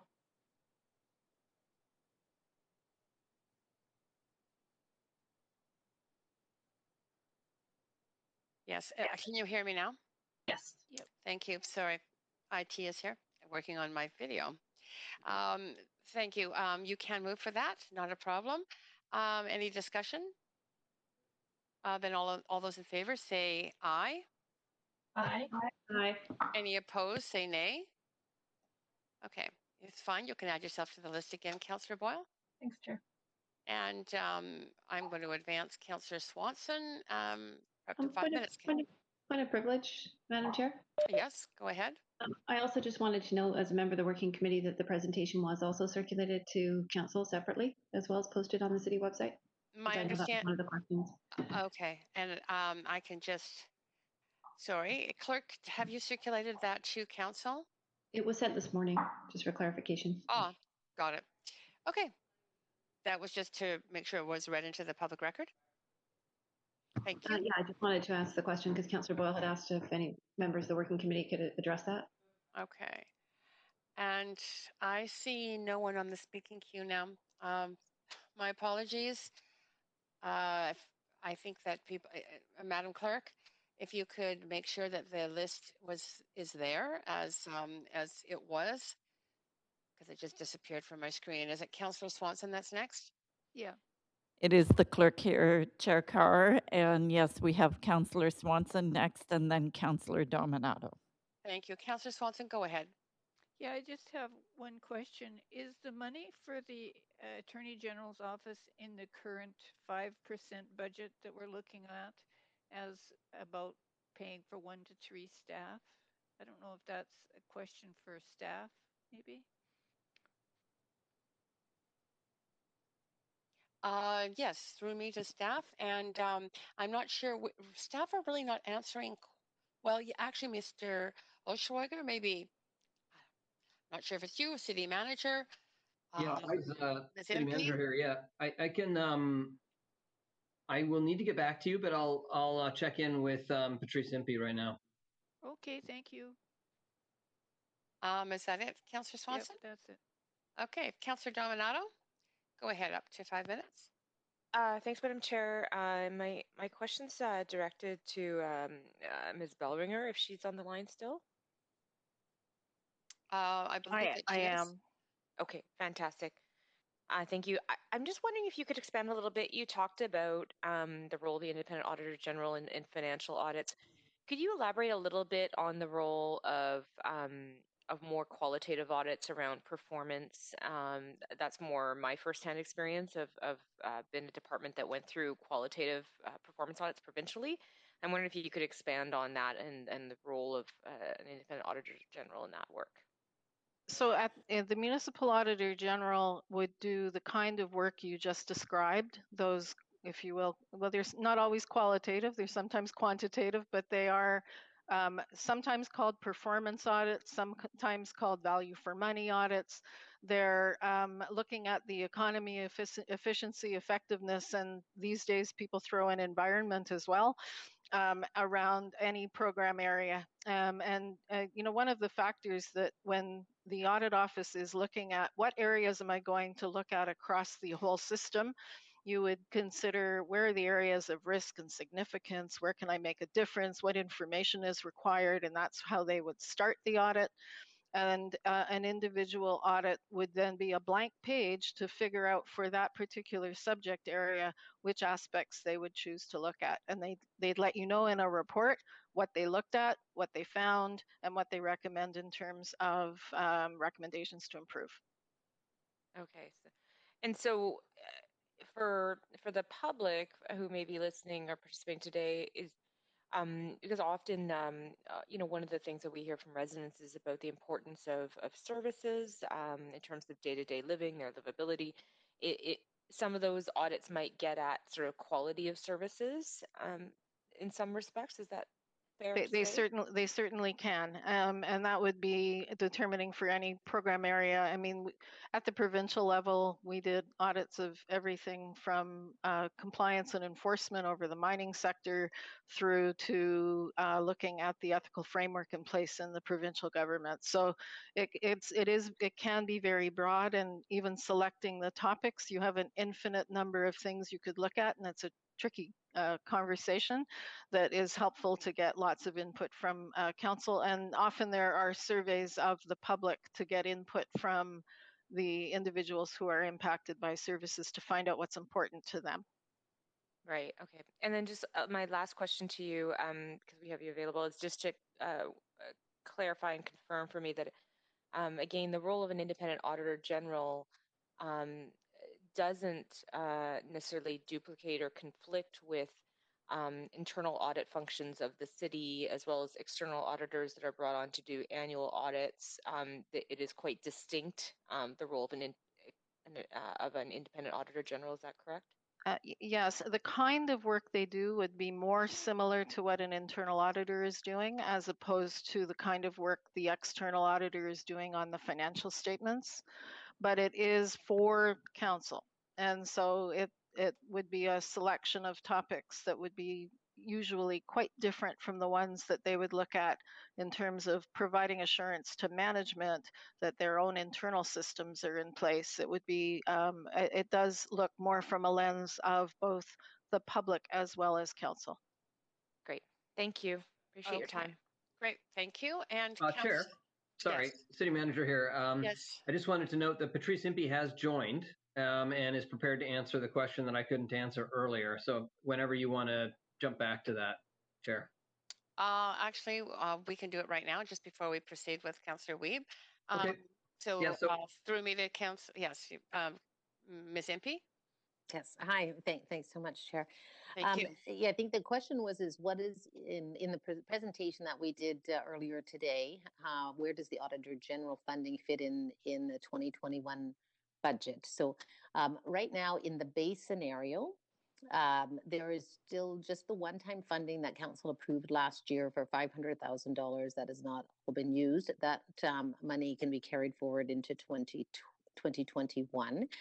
Funding to staff the full AG's office or any portion of that. And I think that initial was really startup money, to do some recruiting and some office space TIs and things like that. But actually ongoing, to have the ongoing office, that is not in the base, that is in the initiatives that council can prioritize. And the reason for that is because it's not in flight now. There are no existing expenses. So it could be something that was pushed out to late in the year, to 2022. So council would need to decide on their timing that and how that, so what funds are needed in 2021 and how that priority was with all the other initiatives that they have and which ones they want to move forward in 2021, which ones can move forward in 2022. So that is where it sits in what was presented today.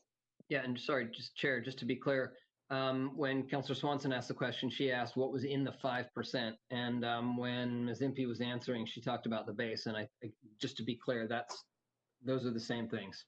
Yes, thanks. Okay, that's great. Thank you. Council, just before I move on, sorry, Councillor Wiebe, are you up next? I'm sorry.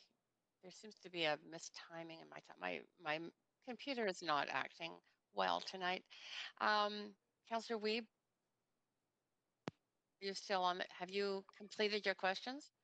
No, I haven't started. So the timing is somehow wrong for you. Councillor, just before we proceed with Councillor Wiebe, there are two councillors, Councillor Wiebe and Councillor Genova on the speaking queue, but we have, you're off now. I'm off. Thank you. Thank you. I would look to a motion at this point if we anticipate going beyond 5 o'clock. I want to inform you that we have three of the speakers on the line, but we are scheduled to stop at 5 for dinner and return at 6 after dinner, and then continue on in the evening with our agenda. So it is pardon the interruption, Chair Carr, but yes. I was just informed it's actually 5 speakers on the line. We have 5 now. Okay, so we, at this point, without any motion, we will end at 5 for an hour break. We have 7 minutes. Councillor Wiebe, you are ready to go for up to 5. Yeah, just a quick follow-up question to Carol, and that is, what is the public interface with this office? In the sense, could the public call directly to the office, and what is the information provided to the public? So again, there's no one way to do that. A lot of the municipal auditors do have, if you will, a hotline of some sort. They don't have to. They don't all have one. When I was at the province, we had a lot of people would contact the office, and we developed our own internal procedure to make sure that we responded to everybody. Often they were looking for information that somebody else could give them, and we would send it on to them. Or if it was an answer we could provide ourselves, we would. Or if it was something that should be looked into, we would communicate with ministries in the provincial setting to find out what the answer is and have them communicate directly, or sometimes we would start an audit. So I would expect that you'd have a similar kind of pushing it out and having things received. And then just a last follow-up. When there is discrepancies between a audit from the Auditor General and findings from maybe an internal audit, how are those dealt with? So I've never done an audit that was also being done by the internal audit. Like so part of the coordination would be there are occasions where I've received an internal audit, and I'm thinking of an example in Manitoba where they asked us to keep going with it because we had legal access to something that they did not. So that coordination can be really quite powerful. Okay, thank you very much. I'd like to hear from speakers. Oh, okay. Well, unless there's an emotion, we'll have to wait till 6 o'clock. Councillor Boyle, you are up next. Point of privilege, Madam Chair. I thought I just heard Councillor Weave say move to hear from speakers. Did I not hear that correctly? He said I'd like to hear from speakers, which is not a motion. I thought he said move to hear from speakers. Can we clarify? Councillor Weave? I said I'd like to hear from the speakers. Sorry. But you're not. Okay, thank you. Councillor Boyle, you have up to 5 minutes. And then we will break at, it is 4:55, so then we will break at 5 o'clock. Thanks. I'm interested to hear both from our guest and also perhaps from law. My understanding is that the hiring of positions, independent offices like this and many other places is made by a cross-partisan or in some places requires a unanimous decision in order to safeguard the independence of the office. And I'm wondering if there are examples from other places and advice on how we can make sure that that key hiring decision for a 7-year position is similarly kind of protected in its independence from partisanship. That would be if Ms. Bellringer is on the phone to answer that question. Are you still there? I'm still here, but I don't have enough good information for you. I know the provincial process, and it's an all-party appointment, so it requires anonymous and all of them have to agree, and which is very important because you don't have any one party who's making the appointment.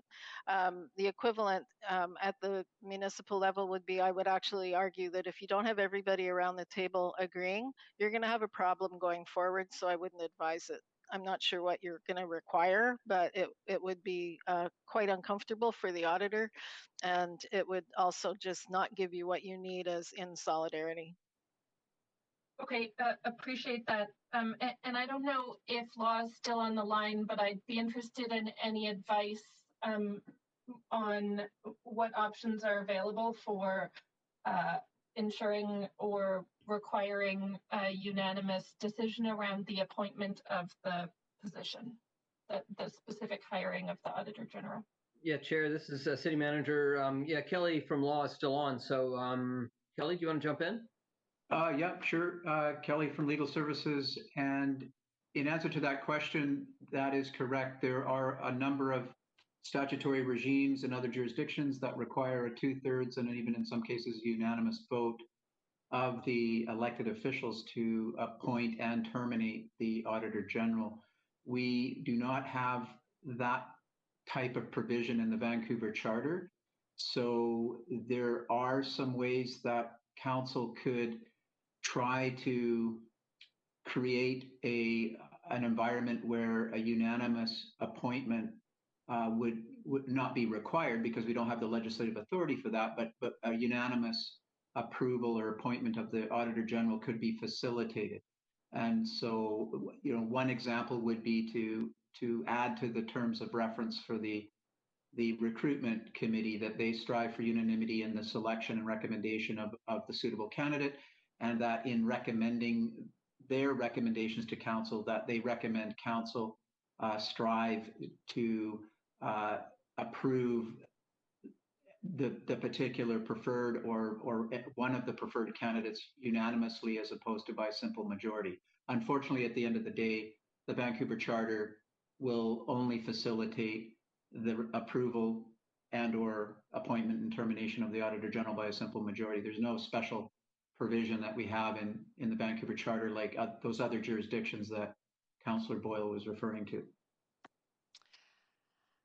Okay, thank you for that. I will do some thinking on that over dinner. My other question is the salary outline in the report already there? What does it look like to include the GM of HR in determining the salary range of the positions to make sure there's some fairness and equity across other city staff departments?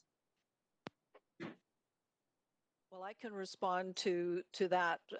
When we were working on the budget, we went out to other subject matter experts, and the number that we landed on was supported from those folks. So that's why we landed on that number. Okay, but okay, and that is it for time. Not only your 5 minutes, but it is 5 o'clock. So council, we are now breaking for a dinner break. We will return at 6, and at that point, we can listen to speakers. We actually did get all speakers joining us.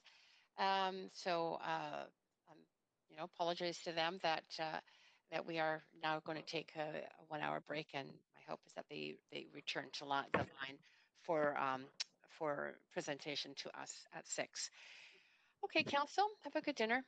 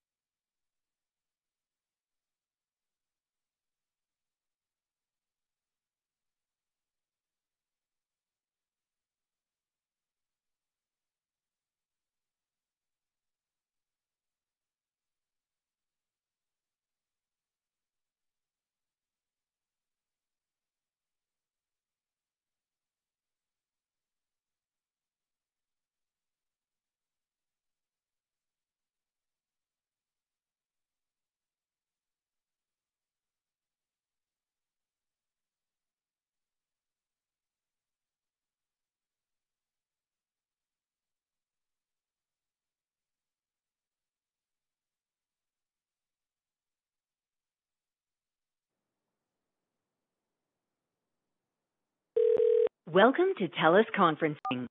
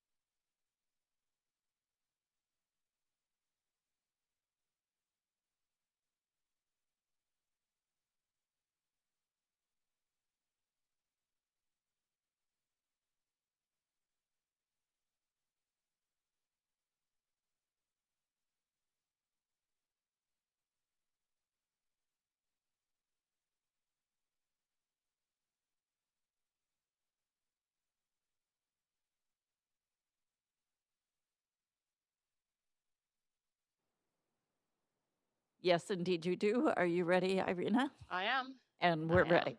Okay. Great. Over to you. Great. Okay, welcome back, Council, from our dinner break. So we are on item 3, which is establishing the Office of the Auditor General for the City of Vancouver. Presentations have been had and and a round of questions. We are now on to speakers. And I believe that our first speaker, which is a public body representative, Leslie Burns, Director Oversight Program, Canadian Audit and Accountability Organization, is on the line.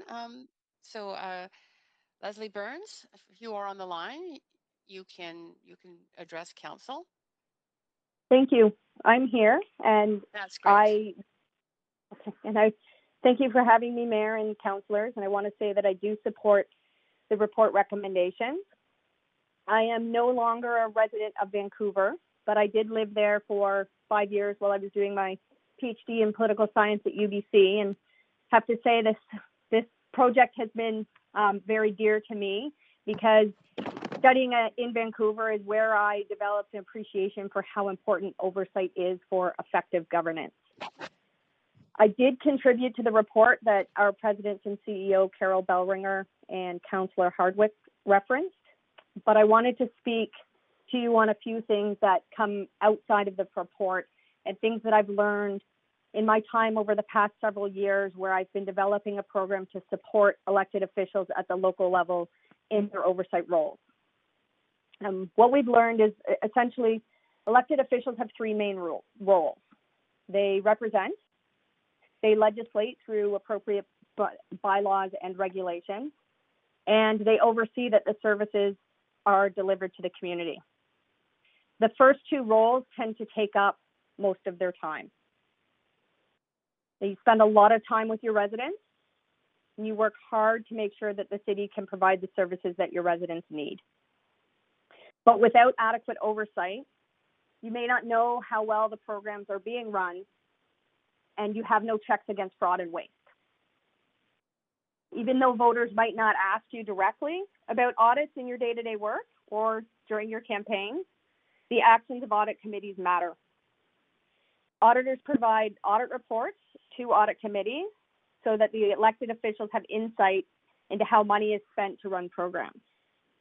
And residents care about how tax dollars are spent. I don't think I need to tell any of you that. Senior management in the city have a very important role in managing how the city money is spent, and councillors need to rely on their expertise and program administration for delivery. But it is you as elected officials that ultimately are accountable to your residents. You're the ones answering to voters. When residents aren't happy with how services are delivered, you hear about it, no doubt. You're the ones whose jobs are on the line every 4 years of elections. And this is why it's important for councillors to have a source of good, insightful, and independent information on how well programs are being run. And this is what you get from reports from the Auditor General. I know that we're all concerned now, probably more than ever, about budgets, but audits can help you find waste and fix it. It's already been stated that it can be methodologically quite difficult to determine exactly how much money audits can save a city, but overall they are considered to be an investment that will yield returns. I've heard countless stories from councillors over the last couple of years about how audit gave them great insight into a city practice. And this is information that without an audit, they may not have, even without the most capable senior management. One example that comes to my mind is a report by the Auditor General of the City of Ottawa, who found that the city hadn't been overseeing municipal leases. The audit discovered that there actually wasn't a city policy in place for leasing municipal properties. And in this case, leases generated about $8.2 million in revenue. Among the most extreme examples given were lapses that had lasted 15 years. So can you imagine how nice it would be if you were paying the same rent you paid 15 years ago, especially in Vancouver? Once corrected, the city could use this hundreds of thousands of dollars in lost revenue to offset other costs and support other programs for residents. Auditors should not be looking for that gotcha moment but collaborating with senior management with a shared interest in delivering effective services. Audits can also find efficiencies in government that can be used to set best practices and for other city departments and programs. There are even audits that find solutions. It's not always bad news. Solutions to problems. One issue I can think of is an example in the city of Calgary where they ended up putting a fire truck in the lobby of a library to deter unwanted people from being there, and the result was actually increasing the number of patrons that went to the library. Auditors in conducting audits will no doubt take some time for senior managers, but this is an investment. It's an investment in time, and working with management towards the shared interest of improving services can improve the delivered goods to the public. And because councillors are accountable to residents for how public money is spent, and independent information from an audit provides them with insight needed to provide oversight, auditors general are a key part of ensuring a city is effectively run. Thank you for your time. Great, and thank you. And you do have questions if you just want to stay on the line for those questions. And actually, clerk, if I could get some IT help in here and you could advance. Oh, there, got it. Councillor Hardwick, go ahead with your questions. Great. Thank you very much, and thank you for your comments. Do you have any suggestions on rollout and timeline from your experience? We're trying to get a sense of, we gather this is an incremental process, but how long it'll be taking us to ramp this up. Do you have a sense from your other experiences? My experience tends to be in the governance and institution support rather than in hiring in the auditors general. But I do agree with you that it's incremental. You would want to focus first on getting the right person in place and then trusting that person's decisions and direction on where they wanted to take and what they wanted to follow in terms of running their office. So from a governance standpoint, then, do you have a sense of how the Auditor General Committee would interface with council and the public? Yeah, absolutely. Having an audit committee or Auditor General Committee, an accountability committee is also another name, because essentially that's really what they do. That should be established sometime in line with when the Auditor General is hired, so that they can receive any audit reports that are coming out of the office. Typically, Auditors General will take requests from councillors, but as they are independent, the setting their audit plans is ultimately up to them. Although because they are there to serve councillors, they do want to make sure that the work plans they have in place is going to be something that's going to provide information to you that is useful. And then about the public and the interface with the public. We heard earlier some comments about, a tip line or call-in line. How would the public be able to interface with this office and also the committee? With the Auditor General's office, typically, yeah, as you mentioned, there are often fraud and waste hotlines that are housed within the Auditor General's office. Often for the purpose of having some protection there and being separate from city management.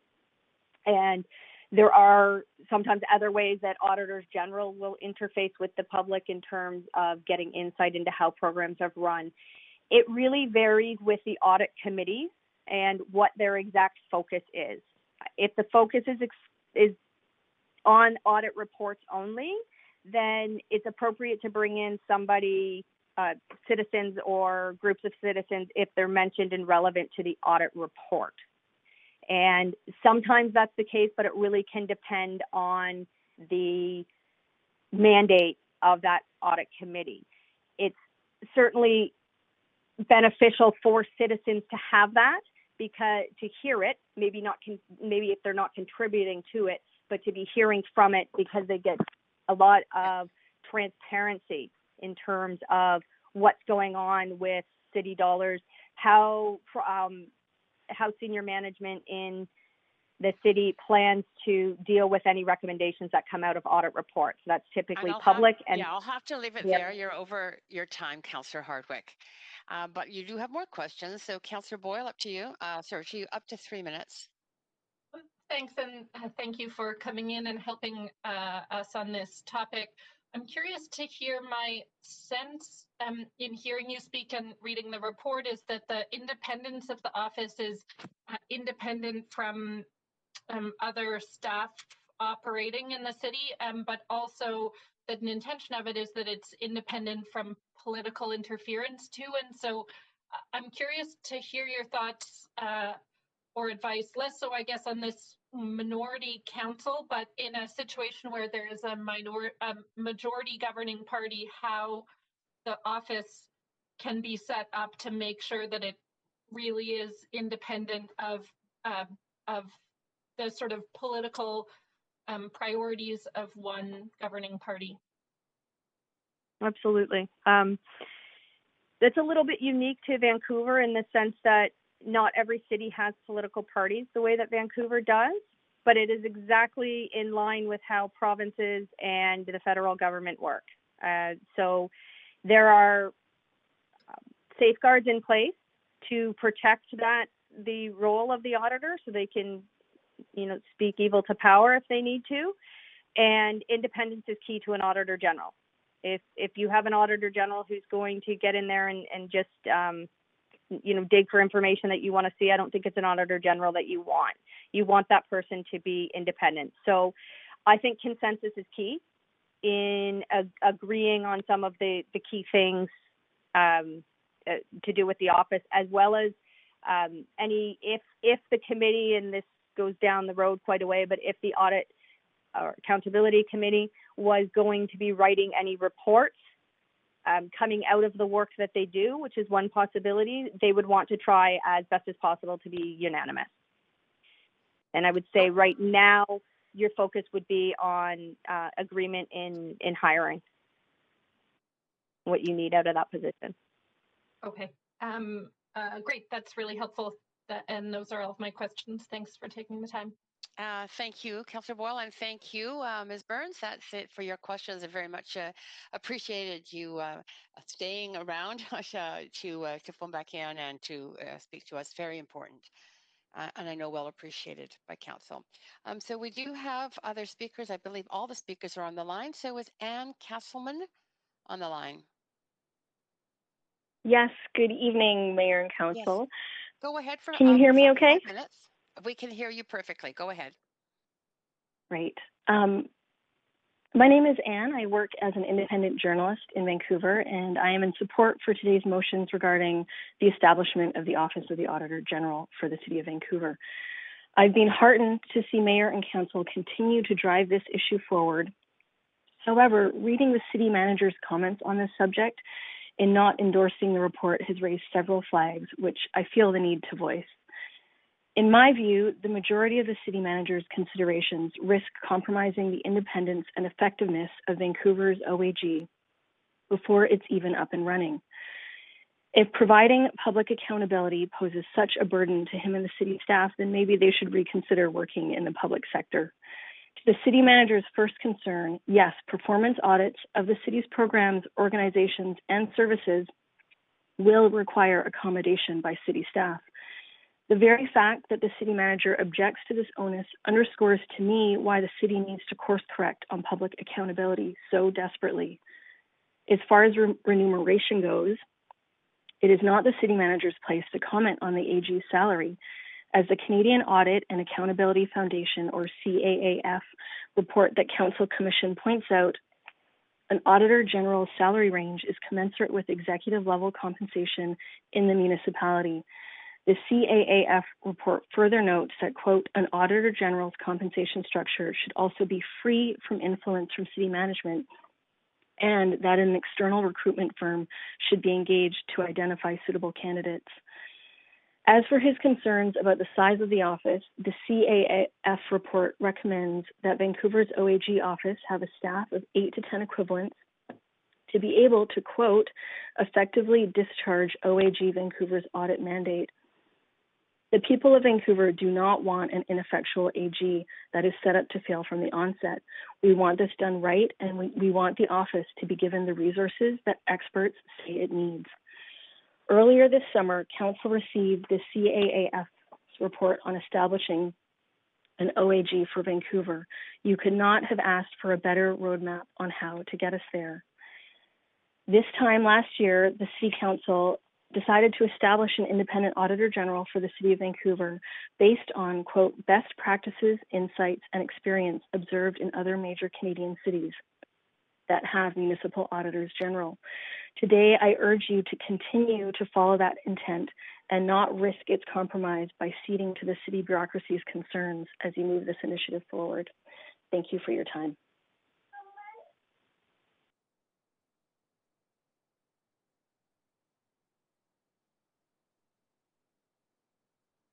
Oh, hello? Councillor Carr, this is the clerk here. Sorry, Chair Carr.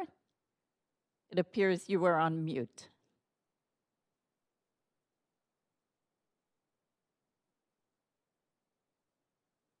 Do we need IT help? I'm going to send IT to the chair.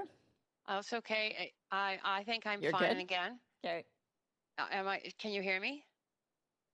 Yes, we can hear you. Thank you. Yeah. It's unfortunate that it keeps switching off without my intention. But we'll see if we can't get that glitch worked out. My apologies, and to Ms. Castleman, there were no questions for you, but thank you again for taking the time to speak to Council. And is Barbara May on the line? Barbara May, can you hear me? Yes, we can hear you just fine. So free to speak to Council for up to 5 minutes. Okay, thank you very much. Good evening, everyone. My name is Barbara May. I'm a resident of Vancouver.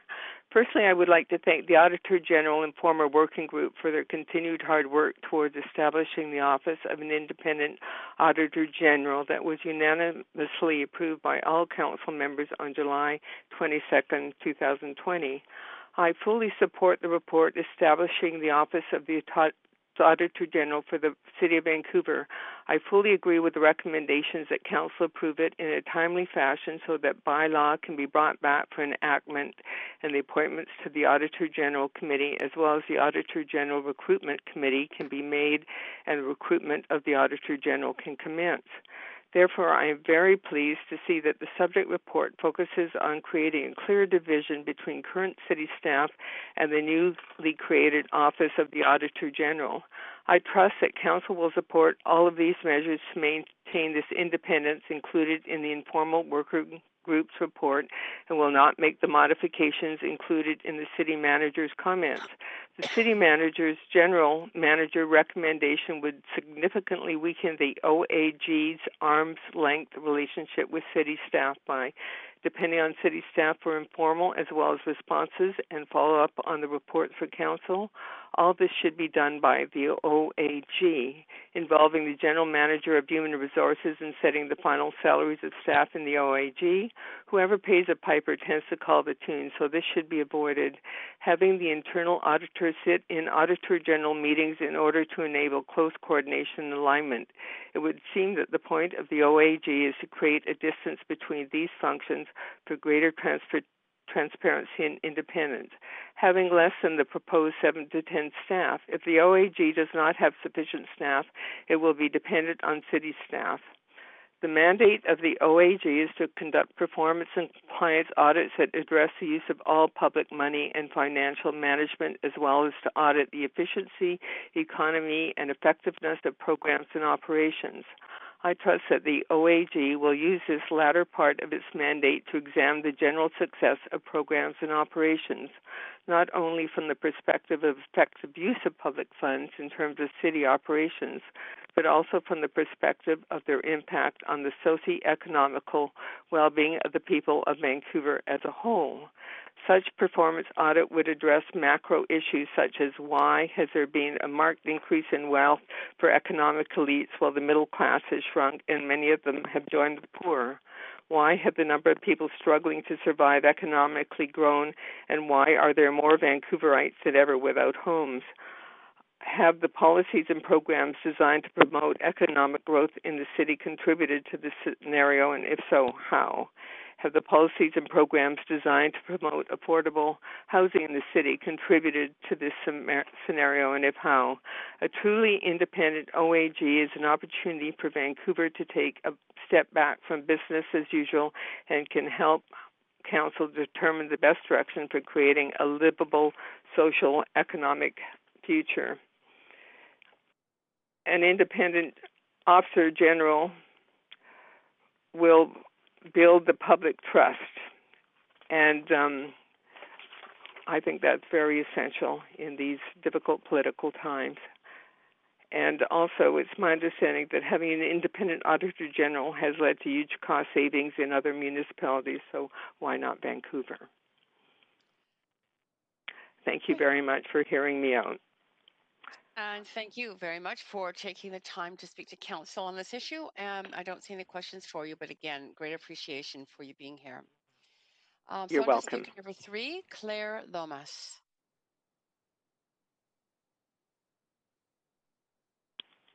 Is Claire Lomas on the line? I'm here. Can you hear me? Yes, we can. Go ahead for up to 5 minutes. Great. So I'm going to keep my comments brief. I am in support of the report to establish an independent auditor general, the key being independent. As the other speakers have mentioned before me, as a member of the public, independence leads to trust and transparency of how taxpayer dollars are being funded and whether the programs being put forth are actually serving our needs. I'm going to take a moment to just discuss the city manager's comments, as I feel, as the other speakers have mentioned, that they threaten the independence of this office. So with his first comment, with there being 7 to 10 staff and being dependent on city staff for information, I think that's actually an argument for the independent auditor general to have open access to information. I understand that's not a portion of the bylaw as it is right now, but as the representative from the CAAF suggested, I think that's something that would be worthwhile exploring in the future. I also like the idea of a hotline, which I'll get into for some personal matters after I address the city manager's comments. As other speakers have said, with point 2, that the salary of the Auditor General, that should not be under the realm of the Manager of Human Resources. The standard has been set by the CAAF, which is an authority in that specific field, and they would be the ones that would best know what to say. Chair, I'm sorry to interrupt. I have a point of order. I wonder if I can make on 6.2 in the rule 6.1B, which is I just want to be cautious of alleging allegations that reflect negatively on our staff and the work we've asked them to do in commenting, making questions and comments on reports. That obviously I'm reading the comments from. Sorry, and actually, you cannot speak over a councillor. I'm sorry for that. Sorry. Councillor Boyle, go ahead. I'm just hoping that you could caution speakers that to comment on the report, but not in ways that impugn the work that our staff are doing on the issues. Yes, thank you very much for raising that, Councillor Boyle, and I do want to just caution you, Ms. Lomas, to under our rules of conduct 6.1, not to express an opinion or make allegations that directly or indirectly reflect negatively upon the character of individuals. So just keep the subject of the report. Can you highlight what comments I said that were dodging that line? I think talking about the city manager's comments and impugning motive regarding that, or concern regarding that. Oh, I am unaware that I use that language. I try to be incredibly mindful. So at what point was I then? I was talking about the salary, and just because I'm reading the city manager's comments directly in front of me. So I'm not trying to impugn motives because it's what's being said in front of me, but I'm also trying to be mindful that I only have 5 minutes. So the city manager recommends that the city manager of human resources involved in the setting of final salaries of the staff and the Auditor General's office to align with the city salaries. That's what he said. So I think that would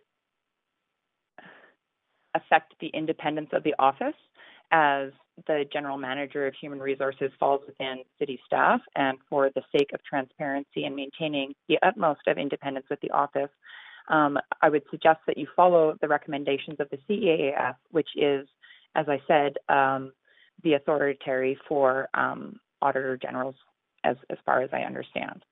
So now going on to point 3, where there is, quote, the potential for duplication for work is high. Therefore, the work of the Auditor General's functions and that of the internal audit function would benefit from close coordination and alignment, and it may be worth considering having an internal auditor sit in the Auditor General meetings and vice versa. As the professionals mentioned earlier, while I believe that there is value in having coordination, I do not think it is appropriate to have an internal auditor sit in on an independent Auditor General's meetings.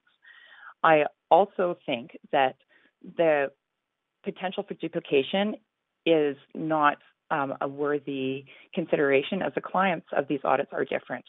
The client of the internal audit is the city, whereas the client of the internal or the independent Auditor General is the public and council.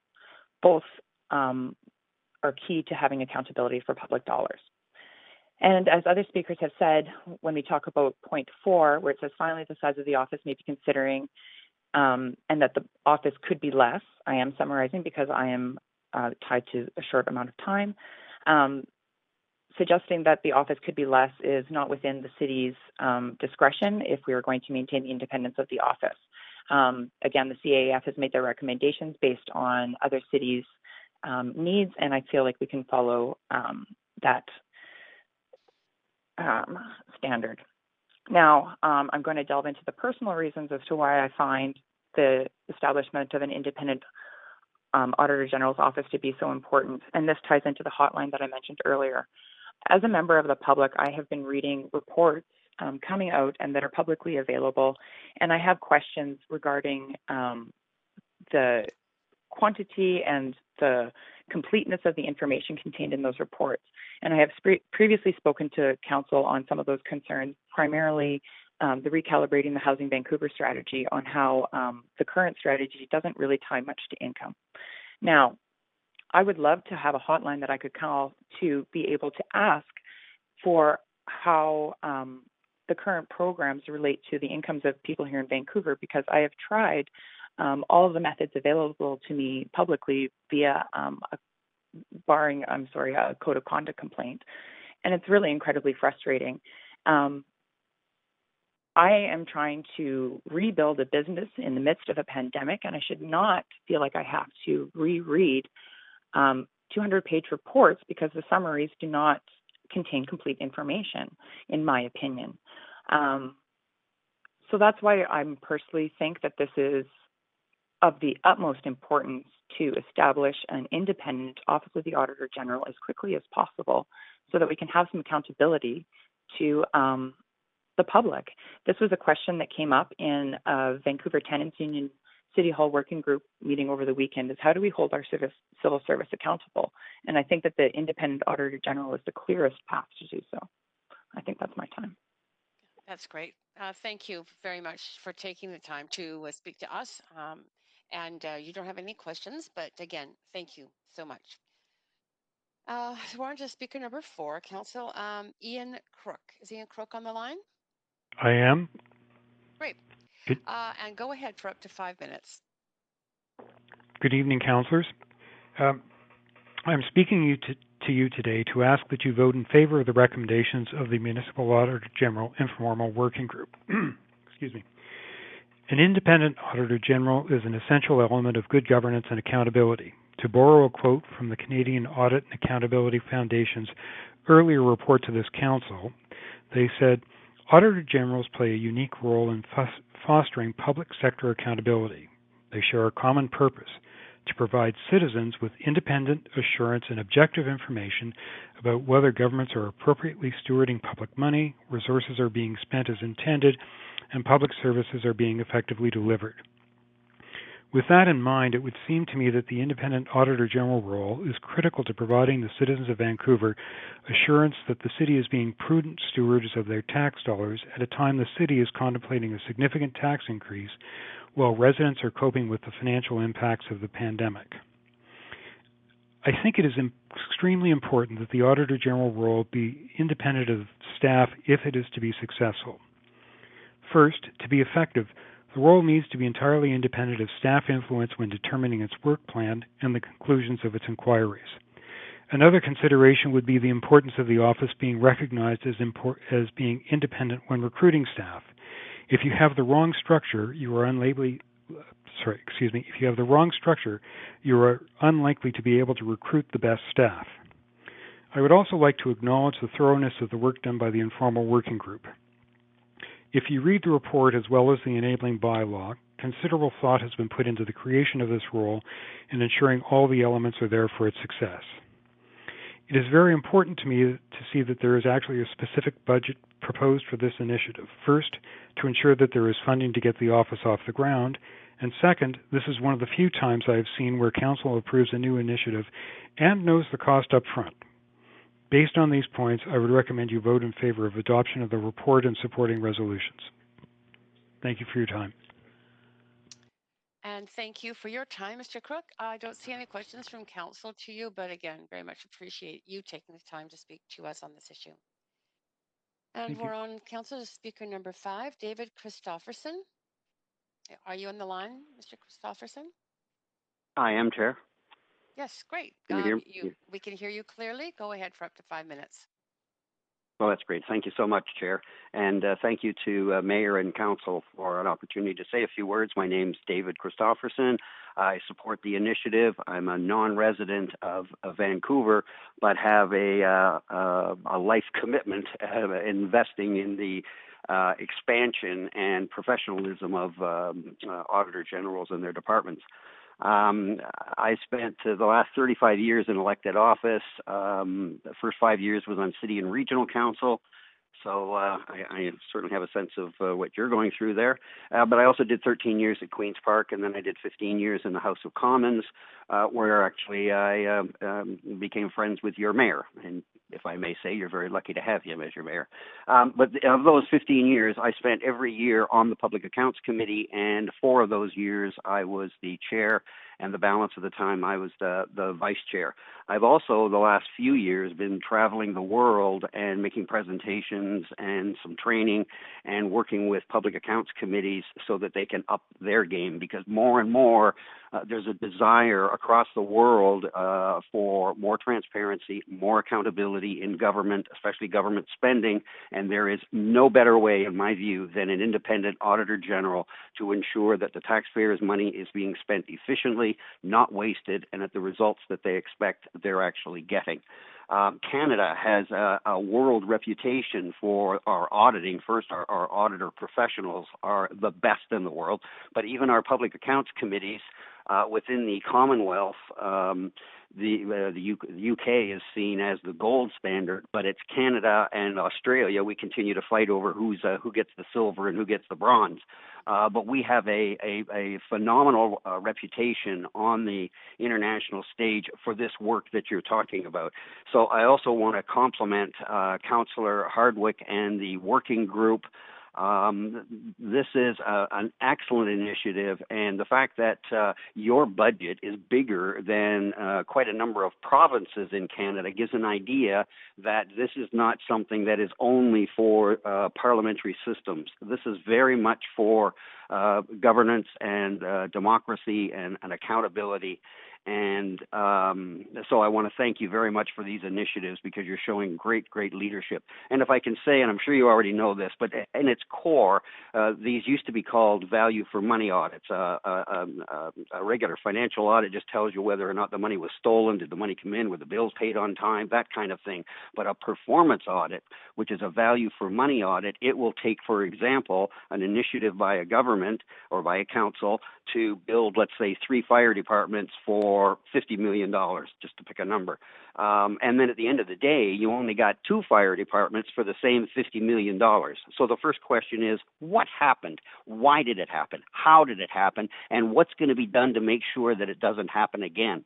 And that's where building in your systems within your committee, should you go down this road, where you've got action plans and deadlines, and most importantly, follow-up, that is how you're going to bring about change. Because at the end of the day, this is all about changing behavior so that the staff and the bureaucrats that are administrating the money have good incentive to do the right thing, and they know what it is. And that way, over time, hopefully, we collectively get less and less nightmare Auditor General reports, because people are learning how to do their job, how to do it better, and they know at the end of the day, there's a public accountability component. This is not just going to get swept under the rug. That brings about change in behavior, and that then gives us what we're actually looking for. Nothing used to make me happier than when we get an Auditor General report, and for the most part, because nothing is ever perfect when you're under the microscope of an audit, but for the most part, if they're good audits, it would make my heart sing, because it means that things are being done right,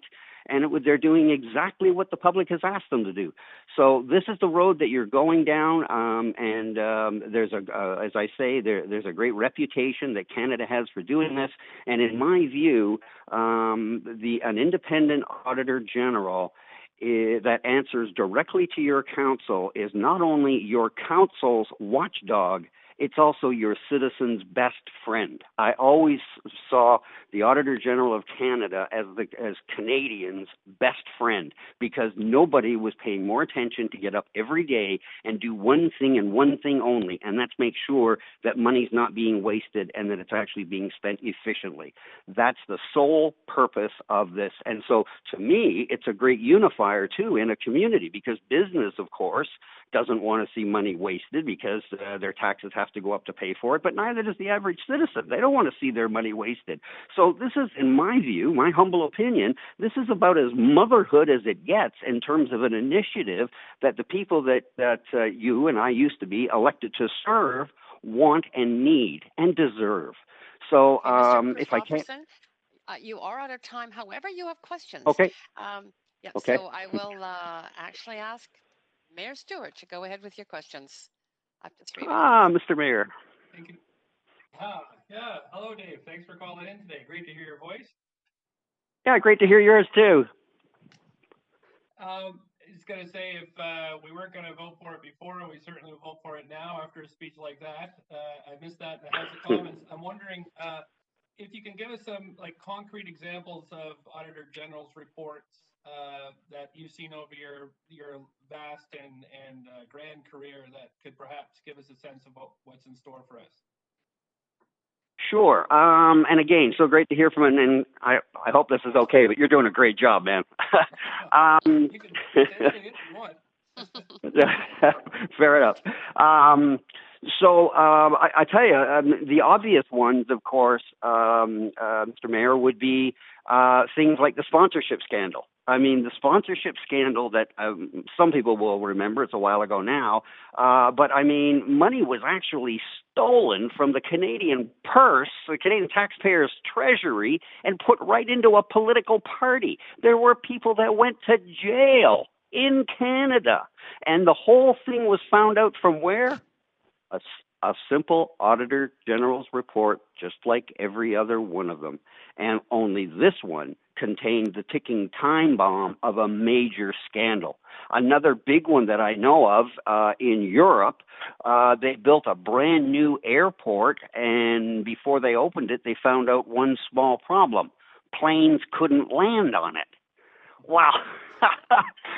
So those are the big examples, but it's just as important to recognize the smaller things that don't get the political attention, but make a big difference. So many of the meetings are going to be quite boring because the stuff is, there aren't big problems, for instance. And it's changing procedures, changing how you do planning, how to make sure that you're constantly reviewing your policies within the department. So, and that's why, and if I may say, Chair, I was so thrilled to hear the media person call in, because the media is key to this. At the end of the day, in a democracy, the real power comes from public pressure. But the public doesn't know what to put pressure on unless they know what the facts are. And that's why the transparency and accountability of an Auditor General report with a media who understands the importance of this, and you certainly seem to have that, that's the key thing. Because quite frankly, even if the politicians let the public down and don't do a good job on this committee, the Auditor General report will still stand and the media will still be putting it out there to the public.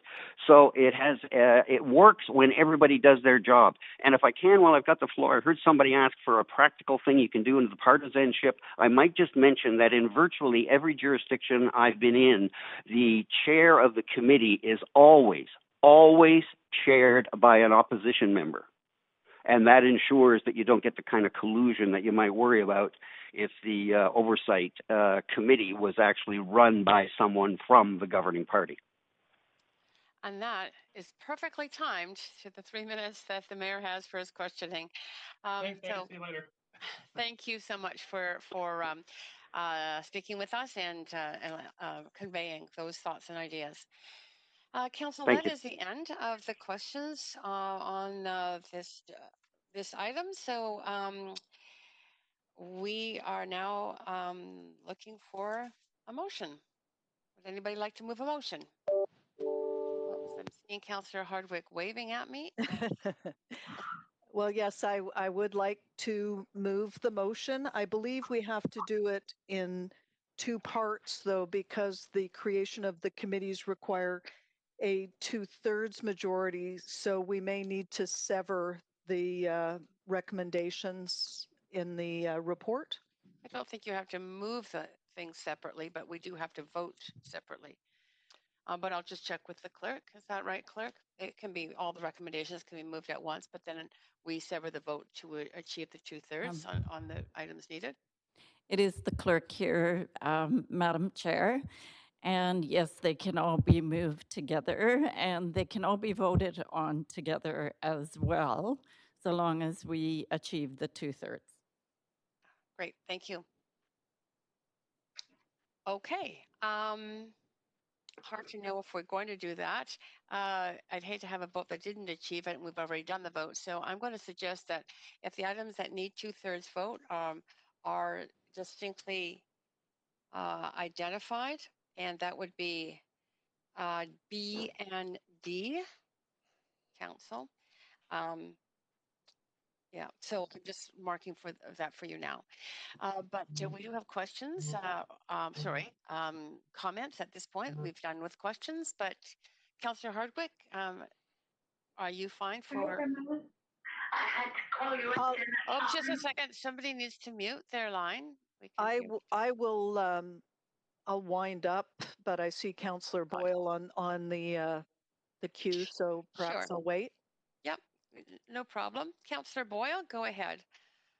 Thanks, Chair. I have circulated an amendment to add an additional letter to the report that we add to the draft bylaw the expectation that the appointment of the position be unanimous. And I'll just speak to, we heard from a couple speakers why that is best practice in a number of places. So that's why I think it should be the practice here as well. Appreciate that the recruitment committee won't represent every party in our party system, and that only 5 people, that 5 people is the maximum size of that committee. And so this is an addition in the spirit of the independence of this office, and as we heard from speakers, in the spirit of ensuring that all of council has confidence and that this office and the leader of this office knows that all of council has confidence in them. Okay, yeah.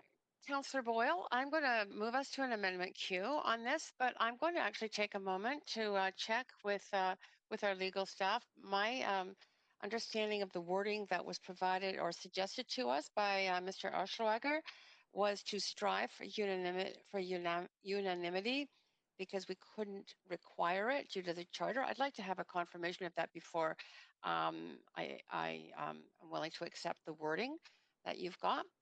So just 1 second. It'll take me a moment to probably get him on the line.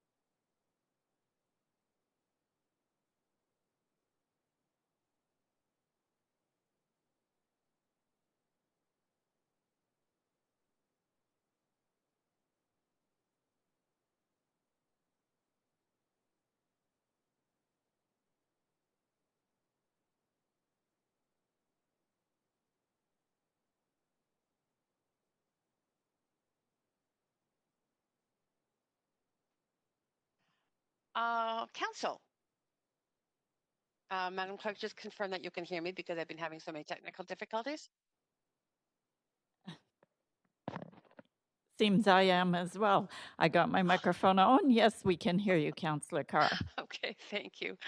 Yes, I have conferred with Mr. Oschweiger of our law department, and to be clear, if this had been a requirement or that council achieve unanimity, it would have been out of order. But as he explained to me, it's because council has delegated a task to a committee that is to find to choose or to recommend a preferred candidate for Auditor General. That committee can indeed be given terms of reference by council that it should achieve unanimity. So it can go off and do its work, find a candidate, but only if it achieves a unanimous decision to recommend that candidate to council. Is it to come back? And that is council's prerogative to be able to do that. But council itself does not have to and cannot be circumscribed by having to achieve its unanimity. So it is in order, and that's we're now in an amendment queue. And Councillor Kirby-Yung, go ahead to this amendment. Yeah, thank you. I have a question first. I have a legal point, but I first of all have a point of information or a question of the mover of the amendment. If I could ask that through you, Madam Chair. You can ask a question of me through me to the mover. Go ahead. Thank you. So I appreciate this striving for a high standard and a high level. And I'm just wondering, Councillor Boyle, because I know that you chair the nominations committee, and you had referenced we have some, this is a committee that may not have representation from all parties. And that's another example that where there's a party, and I think 40% of council that's not represented on that one. So would you support the principle that we strive for consensus on something like the nominations committee and all, which has the responsibility of providing appointments to all of the city resident advisory bodies, for example, or in something such as the current search that council is undertaking for new city manager, that we also strive for unanimity on key decisions like that? I'm just wondering about the consistency of the principle. Yes, the nominations committee absolutely strives for unanimity, and in the 100+ of appointments that we've made, I think I could count on one hand, less than one hand, the number of times when those haven't been unanimous at the committee level, and similarly, when they've come to all of council. I will just say in response, I think there's a pretty significant difference between appointing an 18-month term for a volunteer resident committee and appointing a 7-year term for a significant and independent office such as this. So differences in scale, but I think the principle holds in as an idea, absolutely. Perhaps I can clarify the question a bit, if I might just do a quick follow-up. And that was around, you had expressed part of the rationale being that not all parties were represented on a committee. So I'm wondering how you feel that this addresses that. And again, I would use the parallel of the nominations committee not having representation from one party, for example. Sure. How does this support that when ultimately the decision? Yeah, and that would be through me to Councillor Boyle. Go ahead. Yeah, I think it's clear based on the number of parties that we have on this council, which, to be clear, I think brings a lot of richness to the council, that we can't all be represented on every committee, and I'm comfortable with that, and I'm comfortable with the names recommended for this committee. I don't know if that answers your question. I'm just going to be repeating myself. I mean, there's some difference in appointing resident committees versus this significant office, but again, I think the goal isn't that every party is at every committee. The goal is that for key decisions, we reach unanimity to ensure their political independence. And I think it's even more important in not this council, but a future council where there might be a political majority, that this key decision still be independent of political influence. Thank you very much. Madam Chair, I have an amendment to the amendment that I've sent in to the clerk.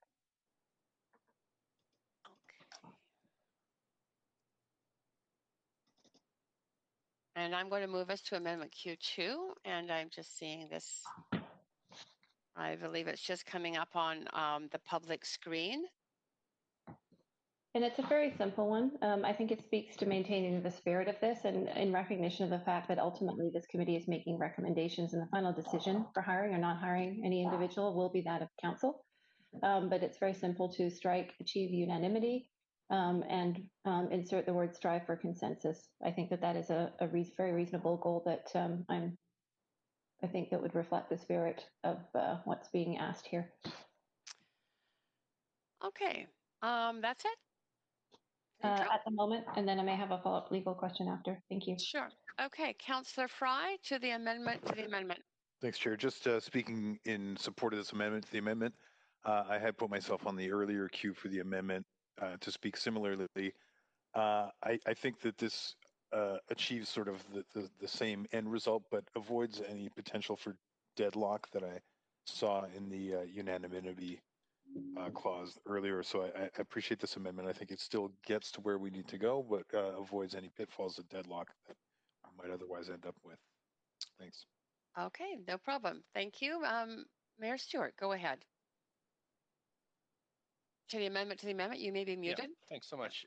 If you read the Auditor General Act for the province of British Columbia, this is exactly what it says, is that you get consensus on the smaller committee. And then, of course, it's just a majority vote for the appointment. And why this is so critical is because this is such a long-term appointment. This spans, independent officers of the legislature span the lives of many parliaments or sittings or councils, and that's why unanimity is required, not just in British Columbia, but many jurisdictions. And again, it is only at the committee level that this is required. So it's not at the council level. So, with a small committee of 5 people, that should be fairly easy if you're going through the CVs, but it definitely gives confidence to the larger body that the right person is being appointed. And that's worked very well in the provincial legislature. I'm sure Councillor Dominato can speak to that, having worked there for a long time. And so I'd support this. I think it gives us the confidence. And I mean, what's the difference between a 5-5 vote and a 5-4 vote, essentially? So I would support the original wording and not vote for this amendment. Okay, thank you, Mayor Stewart. Councillor Boyle. Thanks. And while I appreciate that this amendment to the amendment is aiming at the same thing, I will also just say I think this is a significant appointment, a 7-year appointment at a very high salary to do a task that councillors have repeatedly emphasized the importance of, and so I don't think that it's too high a bar that the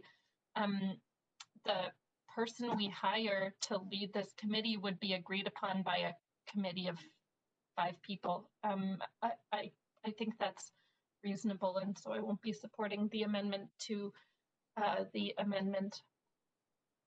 And maybe I'll just add, I guess, if the committee, as we heard from law, we can't require that the appointment be unanimous when it comes back to all of council. But I do think if it's not unanimous just from at the committee level itself, then that should be a flag for how it might be received at all of council. And of course, it's council's decision who gets appointed to that committee. So that's one way that theoretically council could ensure there's not sort of bad faith participation in that committee that's seeking to stall it. But again, I think having 5 people on council agree with who we hire for a 7-year independent position is not too high an expectation in considering the importance of this role. Okay, thank you. And moving on. Chair Carr, point of privilege, yes, Councillor DeGenova. I'm just trying to reset my panel. I was hoping you might indulge me and put me on the list, as I haven't been able to yet. No problem. I will do that. Great. Thank you. Thank you, Councillor Boyle. Councillor Hardwick, go ahead. I just wanted to point out that in Vancouver, as it's been established, it is unusual to have political parties. Moreover, there are new political parties that have been created recently, such as the one that Councillor Boyle represents, and there are ones that have come and gone over time. I think back to TEAM, which my father was founder of back in the 70s. So my point is that we're not in a strict parliamentary system where we're dealing with, liberals or conservatives or NDP. It's a much more fluid thing at the local level. That said, I would say that when the informal working group was looking at creating these committees, we did reach out to all members of council and asked for volunteers to see who was interested in serving on either the Auditor General Committee or the Recruitment Committee. And, all of the people that are on those committees, or hopefully will be on those committees as aligned, responded. I also heard from Councillor Swanson, who declined, and I heard from the Mayor's Chief of Staff, did not hear from Councillor Boyle. So I point this out as I'm concerned about a false equivalency around the political party argument, because I just don't think that it's the same thing as we would see in the senior levels of government as it is in our local government here in Vancouver. I'll leave it at that. Thank you. Okay, thank you, Councillor Hardwick. Councillor DiGenova, go ahead. Thanks. Just a point of information through you to staff, if I may, Chair Carr. Yes, go ahead. Just when we consider votes of council, what votes of council require unanimous consent? I can only think of maybe one, and it's not any longer even to extend the meeting past 10 p.m. It's whether or not we debate and decide, but I just didn't know if there were any others. I think it's freedom of the city. I just was trying to understand what holds that threshold that we vote on. Thank you. Over, Mr. City Manager, are you able to respond? Oh, Yep, I go ahead. City Manager here. I was just trying to think through the list. You named a couple. I wonder if That's Kelly's all I on could from think. law. No, that might know. Actually, we do have a response. There is one. Our city clerk, Ms. Hagawara, has indicated to me that the Freedom of the City Award is a unanimous decision. What Councillor DiGenova just mentioned, but I'm wondering if there are any other requirements. Yes, thank you. That the legal staff might know about.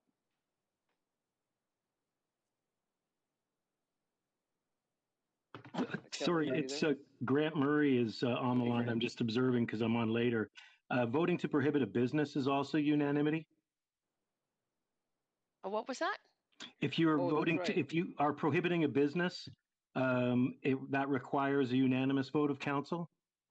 I think we just did that with bear bangers, didn't we? I'm not entirely certain about that, but I do know that we have prohibited a variety of businesses, and it requires a unanimous vote of council. Yes. So there's one. Okay, there may be others as well, Council. Yes, but we don't have them off the top of our heads here. Tina, our clerk, has just also indicated to me withdrawal of a motion, which is council business, does require unanimity. Okay. And would any other decisions around hiring or awarding something to someone other than freedom of the city kind of meet that threshold? Councillor, I think we've mentioned the ones that we know. Okay, all right, thank you. I was trying to think of the one that I know as I rush through my charter and procedure bylaw here. Thank you for the information. Okay, and council, I don't see anyone else on the list, so I think, Madam Clerk, if you could move us to a vote, and this would be on the amendment to the amendment. So that is striking achieve unanimity. Okay.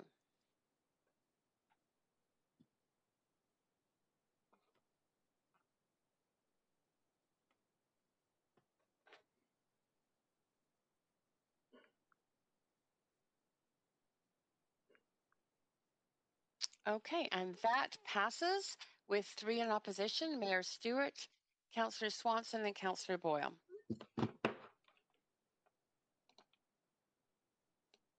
Great.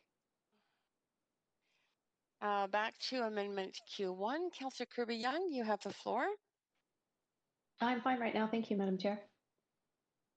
Okay, Councillor Dominato. This would be to the amended amendment now? Yes, thanks, Madam Chair. I've just been waiting for a point of information around clarification around the proposed amendment. So I'm just trying to pull it up. I'm looking for perhaps legal to comment on the implications of the second part, which is that the committee, as part of the terms of reference, be requested to recommend to council that council approve its preferred candidate unanimously. I gather that still gives some latitude for council to decide whether or not they do that. However, I want to understand what the implications would be is if there was not an unanimous vote of council appointing the preferred candidate, what would happen? Then there would be no appointment of an auditor general. Could I get some clarification around that? This is yes, go ahead. Kelly from Legal Services, Thank and you. Yes, this is the delegation by council to the committee of a limited set of powers, and so the implication of the second leg of that amendment is simply that they're instructed, that committee is being instructed to try and recommend. They're being requested as a committee to, when reporting back to council, to recommend to council that they seek unanimity for the purposes that you have all been discussing tonight. If they make that recommendation and council chooses not to follow it, that's back to what we were discussing at the outset of this issue. And that is that, unlike other jurisdictions, we do not have legislative authority to mandate a unanimous decision like we would in the example that Grant Murray gave you a minute ago, or 2/3 as we have with our grant authority. It would be a simple majority. So this amendment doesn't change the charter, of course. The charter it only requires a simple majority to appoint an employee, and this would be an employee. And the council could ignore that recommendation and appoint an auditor general on a simple majority, and ignore the report of that auditor general recruitment committee. Okay. So, but in a nutshell, if this is supported, the terms of reference for this committee would be that the committee, after making its decision around identifying a recommended candidate, would recommend to the council of the day that it be approved unanimously. Is that correct? Correct. Okay. I think for those reasons, I won't be able to support it because while there is the charter, I actually don't think it's appropriate for a committee of this type to be recommending an unanimous support, because that actually is taking away from the democratic process here of independently elected councillors and mayor. And I actually think it's inappropriate for the committee to make that recommendation. So I won't be supporting it. Okay, thanks, Councillor Dominato. And this is to the amended amendment. Mayor Stewart, go ahead.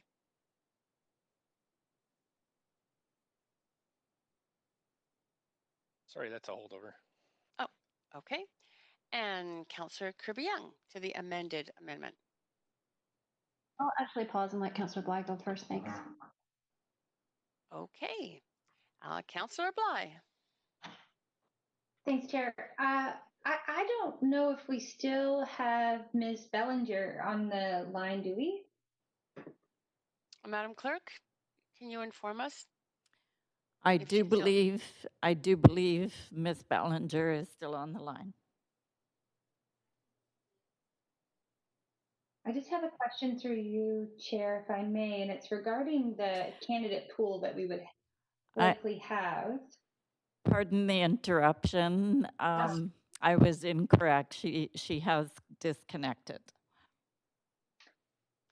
Okay, so she's not available. Okay. Well, I think without sort of that expert opinion at this stage, I have a concern that the specified skills that we would need for this type of position, if we can't come to a unanimous support across council, that we risk not being able to appoint an auditor general or spend most of our time looking for candidates that council will approve unanimously. And it's an interesting point that Councillor Kirby-Yung brought up around the nomination subcommittee, which I sit on, and that we do achieve and strive for consensus and do well, I would say, in reaching that. And yet when it comes to council to ratify the decision, it doesn't need unanimous support. And I appreciate the importance of this role and the term and significance of the work being done. But I just have a real concern that we'll have the unintended consequences. There will be always one vote that will force a non-unanimous outcome, and we could find ourselves stalled completely. So I'm not going to support this at this time. I'm comfortable with legal's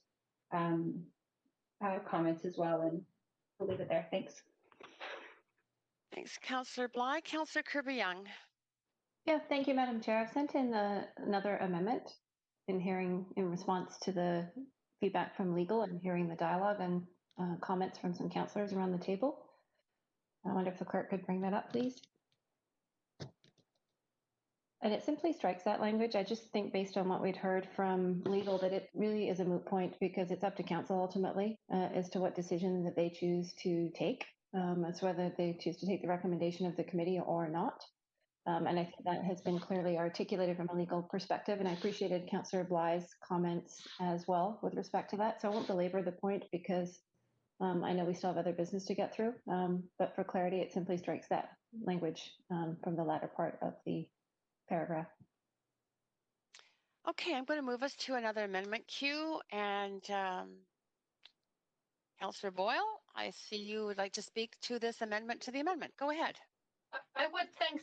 I won't be supporting this, and I'm quite concerned about the idea that this should be struck. We heard from a number of our speakers about why it matters that these decisions are these key decisions are unanimous in the creation of these offices in many other jurisdictions, that is common practice and that's best practice in terms of ensuring trust across the elected body in the independence of this office. So having heard and knowing that this is an expectation that happens and happens without blocking everything in other places, again, I am shocked at the response that this is getting because it does not seem to me like too high an expectation for the significant type of position that we are creating here.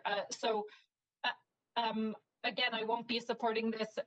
I will also add that we heard from staff, as Councillor Kirby-Yung just said, that we aren't legally allowed to require that it be unanimous, but we are able to say we hope that it will be unanimous. And again, if that's too high a bar, then I don't know what to say about this because I absolutely hope that this is a position we could agree on unanimously so that the work of this office can be respected and received well across all of council.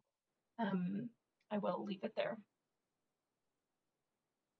Okay, thank you, Councillor Boyle. Councillor Hardwick. Yes, a question to legal, I guess, through you, Madam Chair.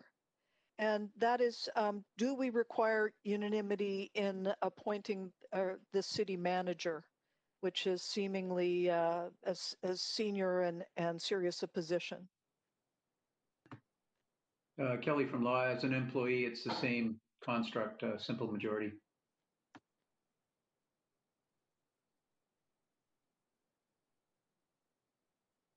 Councillor Hardwick, is that it? That's the answer. Yes, thank you. Okay, that's it then, Council, on this amendment to the amendment. And Madam Clerk, could you take us to a vote on this?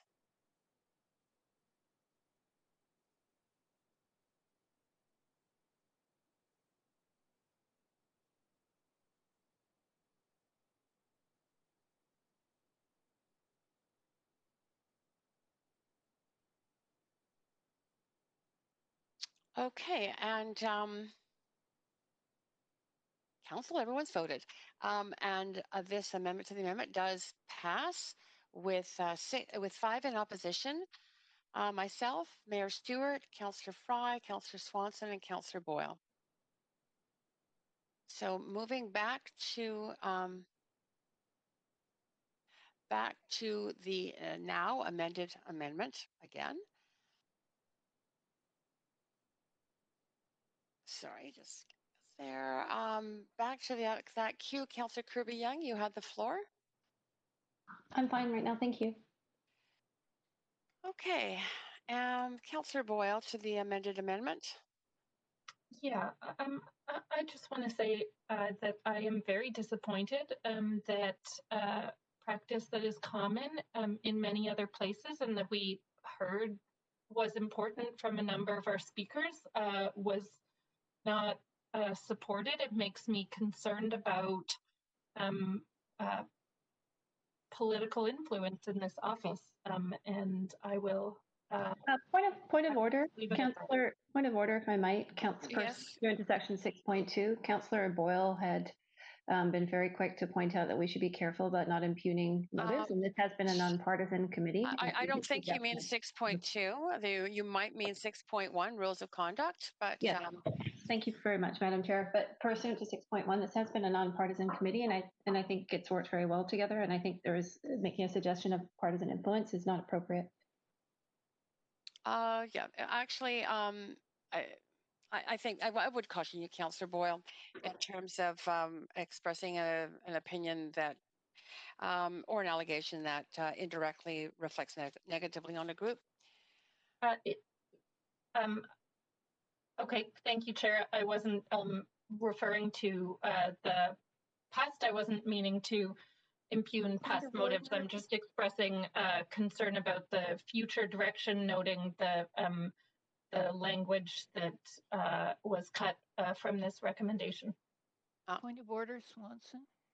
Okay, what is your under what section of the bylaw, Councillor Swanson? The one about impugning. Councillor Boyle could have been speaking about future committees. She wasn't necessarily talking about this one. I don't think she should be cautioned for what she said. That is not a point of order against a committee member. It is challenging the chair, I believe. Well, I don't want to make it a big deal. I just want to make that point clear. Okay. Councillor Boyle, you still have the floor.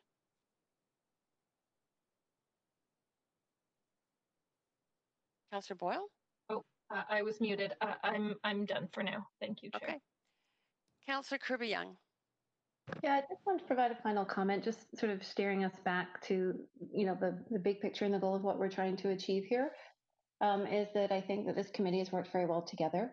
I think that, the fact that this report has come forward with sort of full support of a very diverse group of councillors is testament to that. I think that the committee has indicated its goal to strive for consensus, which is very positive. But I think we're simply recognizing that we have to work within our legal construct. And as our legal counsel pointed out, the Vancouver Charter is unique. We're not a provincial body. Legally, our statutes are quite different, and the Charter is quite unique. And I think this is simply a recognition of that sort of construct within which Vancouver operates, and the fact that we want to sort of make sure that we have processes and language in place that really ultimately support and recognize the Vancouver Charter and what can and cannot be required of council. I think this committee will bring good recommendations forward, and I think that ultimately council will make a great, strong decision. And I'm quite confident as a council, we work well together, that the group will strive to have a solid majority, if ideally not a unanimous outcome in a decision. So I think that we should sort of stay, high level here with what we're trying to achieve, and just recognize that this is simply alignment, in my view, with the legal construct within which Vancouver operates. And so I just want to provide that context and perspective. Thank you. Thanks, Councillor Kirby-Yung. Councillor Hardwick to the amended amendment. Is this the final version then, Madam Chair? Well, unless you propose an amendment, I see no one else on the queue, so. Okay, great. I just wanted to confirm. Well, first of all, I would like to thank the informal working group for coming together. Councillor Hardwick, yes. Councillor Hardwick, you may not realize this. We are not on the main queue. We are on the amended amendment. Okay, I will cede my time, then I'll get off the queue. Okay, then Council, there's no one on the speaking queue to this amended amendment. So Madam Clerk, if you could move us to a vote on this, and you will see the amended amendments up on the board there.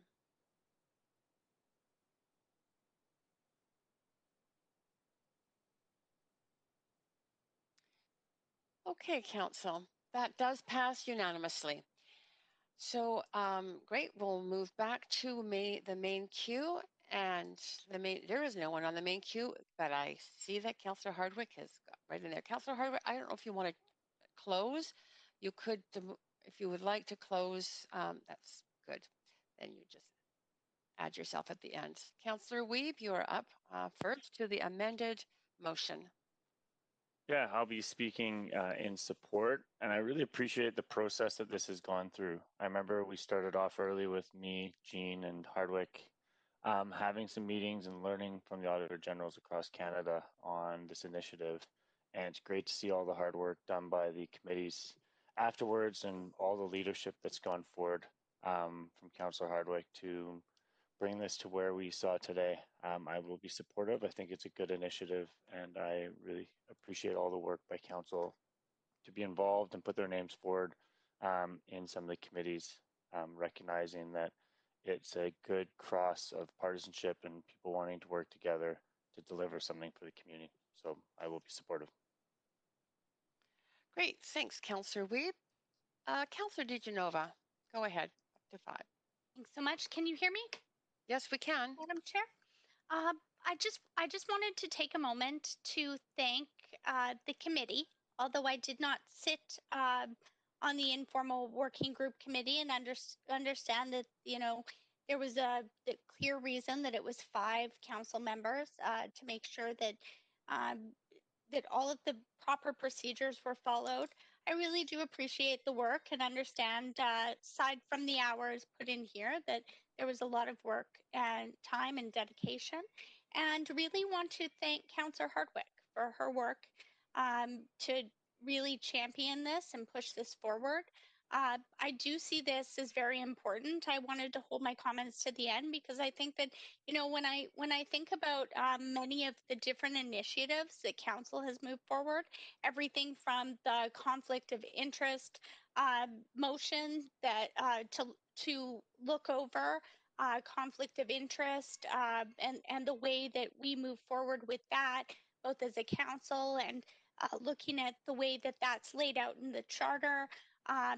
That motion was brought by Mayor Stewart, all the way to money laundering and the motion that I'd brought, the public inquiry that Councillor Boyle had brought, a number of other motions as well. I mean, I'm just listing a couple that I recall quite clearly, where I think that, you know, an auditor general and an independent office could be helpful in assisting sort of with guidelines or perhaps even in the type of way that the ombudsman's office provincially works. That being said, you know, I see that there are many cities that do have an independent office of the Auditor General. And I just wanted to share a couple of places that I thought that maybe this, aside from the you know, other very obvious reasons and reasons in the report, that this is something that I'd hope that all of council could get behind and support. I also really want to thank all of the staff who spent time both with the informal working group and working on the report. And I too had not been a part of this informal working group, but really was interested to hear, you know, and see the presentation also today by Councillor Hardwick. Good job, Councillor Hardwick, on that, and just really wanted to echo my thanks and appreciation. And I will be supporting this wholeheartedly, and I'd hope that this would be something that we could all support. Thank you. Thank you, Councillor DiGenova. And Councillor Dominato to the amended motion. Thanks, Madam Chair, and thank you to the committee in terms of the work around this, and also to the staff support, legal, who helped with some of this work as well. But I want to reflect one thing that has really stood out for me in hearing from the speakers, and as well as some of those who wrote us, and it really comes down to 2 words, and it was around transparency and accountability. That increasingly the public is demanding more, and rightly so, of their governments and elected bodies that represent them, not just with respect to finances and taxpayer dollars and spending, but across the board in terms of quality of services. And so when I heard the speakers, that was one of the common themes, was around increasing transparency and public accountability across the board. And so for that reason, I think it's critically important that this go ahead. And it's very much in line with what's happening in other jurisdictions and other municipalities. And so For those reasons, I will be supporting it. Thank you. Thank you, Councillor Dominato and Councillor Kirby-Yung. Yeah, thank you very much, Madam Chair. First of all, I would be remiss if I did not acknowledge and thank Councillor Hardwick for her work in championing this and bringing it forward. And while we had a very collaborative working committee, effectively without a formal chair, Councillor Hardwick certainly did a lot of the heavy lifting, and I wanted to acknowledge and thank her for that. I also wanted to take a moment to thank the other members of the working group. I think being part of this sort of diverse representative group of councillors is probably one of the more positive experiences. There's been many since I've been on council, but I'd say it's been one of the more positive ones in terms of it being such a collaborative and engaging process. And really this report, I think, is a result of all of the feedback that came from that diverse group of councillors, all of the input and the different points of view. And I think that that is a very positive thing. So I'm grateful for the contributions and the time from the fellow members of the working group. With respect to the level of support for this, I think it's very high. I think we heard a lot coming into this term as everybody was going through the process of hoping to have the opportunity to serve the residents of Vancouver on council, that this was something that they wanted. And I can't recall in the emails or communications that I have received anybody voicing opposition to having an independent auditor general for the city of Vancouver. And that by itself is unusual in a positive and a good way, because how many sort of, initiatives at council do we get where there is that broad level of support? And I think it speaks to the desire and the hunger, quite honestly, from members of the public to have that level of, and I would use words like confidence, transparency, accountability, trust, discipline, effectiveness, and knowing that there are results ensuing and a strong expenditure of those public funds. And we do have a very significant budget, approximately 1.6 billion in operating, not to mention capital. And we are stewards of that. And we should never take that lightly. And in fact, I don't think that we should ever have fear around an additional level of reflection or accountability on how we're spending money or what initiatives we're undertaking, because we should embrace and welcome information coming back that either shows us ways to achieve additional efficiencies or celebrates what is being done well. And that's equally important also. So I just want to emphasize too that I think it's really important to maintain the independence, the arm's length nature of this. It is distinct and different than an independent function. It is distinct and different and at arm's length from staff for a reason. And that's why the construct is set up that it reports directly to council. And I liked the terminology that one of our speakers from CAAF utilized earlier, which was cordial but not cozy. And I thought that that was very apt. So I think that we should embrace this. I think we should welcome it in. I'm looking forward to continuing to contribute and participate in the work. And I also wanted to acknowledge and thank the CAAF for their contributions and guidance along the way throughout the process. Thank you. Thanks, Councillor Kirby-Yung. Councillor Swanson. Yeah, so I'll be voting for this. My hope is we can get an audit around why do we maintain homelessness when we know that people who are homeless have half the life expectancy as other people, and we know that it's cheaper to end homelessness than abandoning them on the street. But that said, when we approve this budget, my vote for the Auditor General will depend on the money not coming out of other priorities like housing, like the work on the criminalization of poverty, and like work on climate change. So that's it for me. Thanks, Councillor Swanson. Councillor Fry. Thanks, Chair. And I just want to express my gratitude to Councillor Hardwick for a lot of the hard work that she did to steer this and working with the committee on getting us here as well. Reflecting back on when we first went down this road, and some of my speaking notes then about auditor generals and the role auditor general can play in really enhancing issues around equity and ensuring that there is that transparency and stuff, and really as a tool to ensure that we're meeting the goals that we set out to do when we all chose to step up to get elected, and when we chose to represent our communities here on City Council. And I think that this is a really important step. I think for this council, but more for the city of Vancouver. I think this is a great opportunity for us to ensure that we're doing things differently as we, I note that we have a member motion before us around the upcoming Olympics, and hosting the Olympics in 2030. And I think that when we have big conversations like that, I can't help but think if we had an auditor general when we did the last Olympics, and that we had a more in-depth analysis of what lessons could be learned and where things happened and could be improved, or where things were great or where things weren't great, that was a missed opportunity. And I think that as we move forward and we continue to grow as a city and become a more important regional site and city, and lead the way on so many files, on so many things like the Climate Emergency Action Program, I think that it dovetails very nicely with that work, and really can help us support some of the excellence that we do here at the City of Vancouver. So I'm happy to be a part of this. I look forward to the inauguration of an Auditor General and the role in stewarding the City of Vancouver. Thanks. Thank you, Councillor Fry. Councillor Hardwick to close. Strengthening trust in our democracy, to me, is the most important thing we can be doing.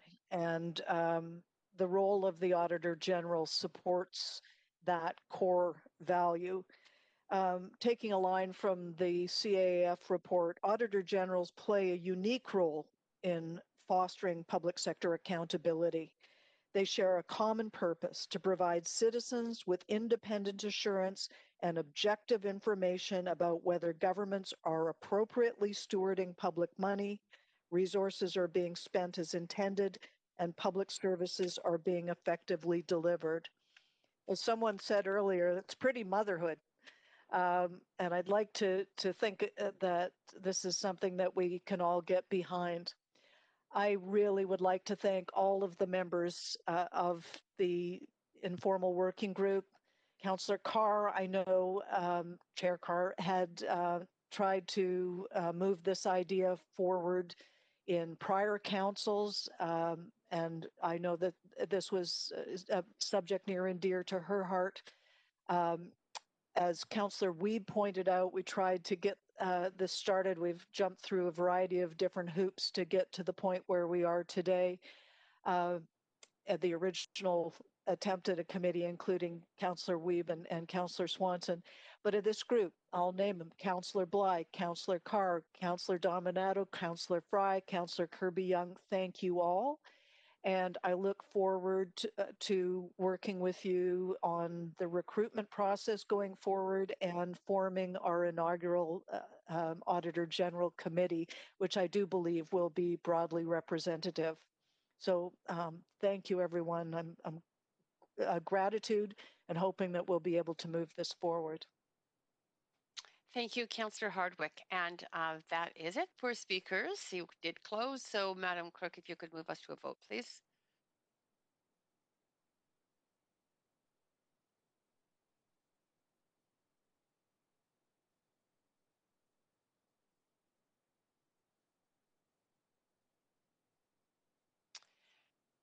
And Council, that is unanimous.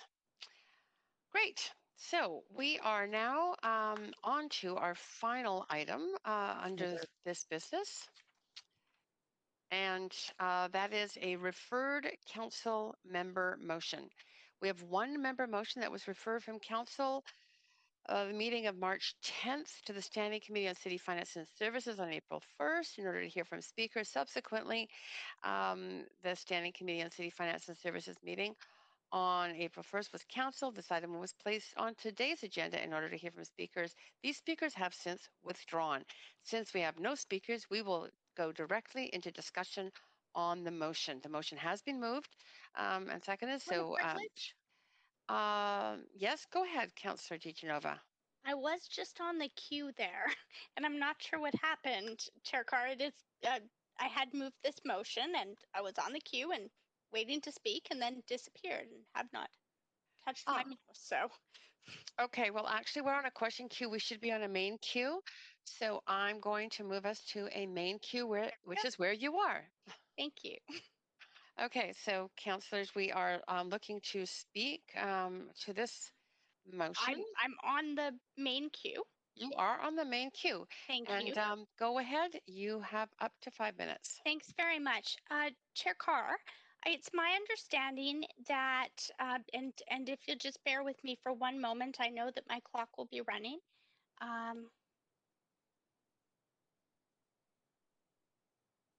Yes, well, we can't hear sorry, you. there we go. I have spoken with the clerk about some of the challenges that were faced. There were speakers that had reached out that really did want to speak to this motion. However, as you may know, Chair Carr, I can't remember a meeting that was actually canceled in the last term. And this meeting was shortly after the pandemic was declared, this committee meeting of council before the ministerial orders were issued, I believe, was canceled until we found a way to meet in our new normal here. So for that reason, the motion was moved off the agenda. Speakers didn't know when it would come back. I understand number of speakers withdrew. Speakers who wanted to sign up to speak to it on this agenda couldn't because the speakers list had closed. And I understand from staff that there is a way to do that. Part of me wanted to I just want to be very upfront about why I'm doing it this way. I wanted to postpone this, bring it back and allow the speakers list to open up for that reason. However, I understood that that was not within the procedural bylaw rules. So to try and be correct in meeting the procedural bylaw rules, I'm just going to send this over and it's a referral motion. So again, I just wanted to be very clear that I tried to meet all of the terms and I understood that it was fine when I checked it over with the clerk, but because of that, I'm just going to send it over right now. So you all should have it in your inbox now. But the council refer the motion beyond 2010 consideration for the City of Vancouver to participate in a future Olympic Winter Games bid to staff for, and I apologize, I was typing quickly there.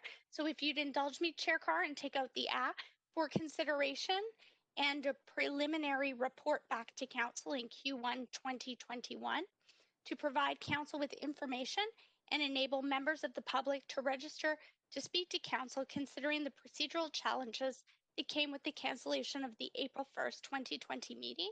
And I just wanted to be very transparent. The reason I put preliminary report there is I don't expect the work from this motion to be done, but I understood that this was the best way forward. And with some of my time, if I may ask a point of information to you through to staff, if this would be possible. It's my understanding that it would, and it would also allow speakers the opportunity to speak. Is that true? If I may ask that as a point of information through you? Yeah, through me, Mr. City Manager. Thanks. Yeah, it seems like a good approach, and I think that would work. Yeah. Okay, that's your answer. Thanks very much. Great. All right, we are in the main queue, but I think I have to move us. Councillors Swanson and Boyle, I'm going to move us to an amendment queue because this is a Councillor Boyle, I can put you on that list if you. There you go. We are dealing with in essence, an amendment. So go ahead. This is to the referral motion. Councillor Swanson. Yeah, through you, Chair, to the staff. Would this referral mean that the staff would actually have to do some work in terms of reporting back to council by Q1 21 to provide information? So the staff would actually do work to meet the conditions of this referral. Chair, would you like me to jump in? Yes, please, Mr. City Manager. Thanks. Yeah, I think there is some work involved in the follow up to the referral as it's outlined. That would be my sense. Yeah, I guess what I'd say is that our staff in the sport hosting are working on issues related to this and working on sport hosting generally. So I don't get the sense that it's overly onerous or not something that can be done with our current resources and staffing that we have. Okay, thank you. I just say that I'm opposed to this. I don't think we should have an Olympics. I don't think we should be doing any work on it. And I'll speak more to it later. Okay, thank you, Councillor Swanson. Councillor Boyle. Thanks, Councillor Swanson asked the same question I was going to ask. So noting, I assume if this referral passes that there isn't a later time to talk to it, I will also just say that while I know that, or we heard from the city manager that the staff who would be doing this work in sport hosting are different from staff who are backlogged with a bunch of other work, there is a great deal of work that we've asked for from staff, and timelines like this haven't been doable. But largely, I would just say, while I appreciate the interest in hearing from the public, etc., I don't think this is something we should be exploring at all at this point. And so I also am not interested in asking staff to consider and report back on this in the new year. Okay, thank you, Councillor Boyle. Councillor Swanson. Again? Yeah, just to add a little bit. I think we've seen in the past that the Olympics and things like Expo contributed to our increasing property values, which have contributed to the housing crisis. I know in the downtown east side, everybody pretty much understands that had we spent money on ending poverty and homelessness that we spent on the Olympics, that we could have done that. I'm actually very uncomfortable with the idea of promoting something during a climate emergency that involves a bunch of flying around in airplanes all over the world. So I think there's lots of reasons that we should just stop this idea right now. Okay, thanks, Councillor Swanson. Mayor Stewart. You might be muted. I am just slow on the draw here. I just wanted to thank Councillor Dishnova for bringing this referral forward. As you can tell from our council agendas, we're just totally swamped with things coming, and the Olympics is a big deal that needs really serious thought. So I really support referral. Just for staff to give us a bit more facts. We'll probably have some more information, as we also talk with senior governments, and so careful consideration is what this needs. So I think we all will, more time to think about it. So thanks to the councillor for this referral. Thanks, Mayor Stewart. Councillor Dominato. Thanks, Madam Chair. I'm happy to support the referral. I think it makes good use of our time, and I think to have a report back on the feasibility of this, I think there is a real opportunity that can come from a further Olympics in Vancouver, particularly around issues of equity and diversity and legacy pieces that could support our most vulnerable citizens, including housing as well. And so I'd be really interested to hear back from city staff on what some opportunities might look like in the context of an Olympics, and how we could really look at benefiting a wide range of residents through legacy pieces, as well as celebrating sport and making that inclusive as well and accessible. But so I'm happy to support the referral and have a report back. Thank you. Thanks, Councillor Dominato. Councillor Kirby-Young.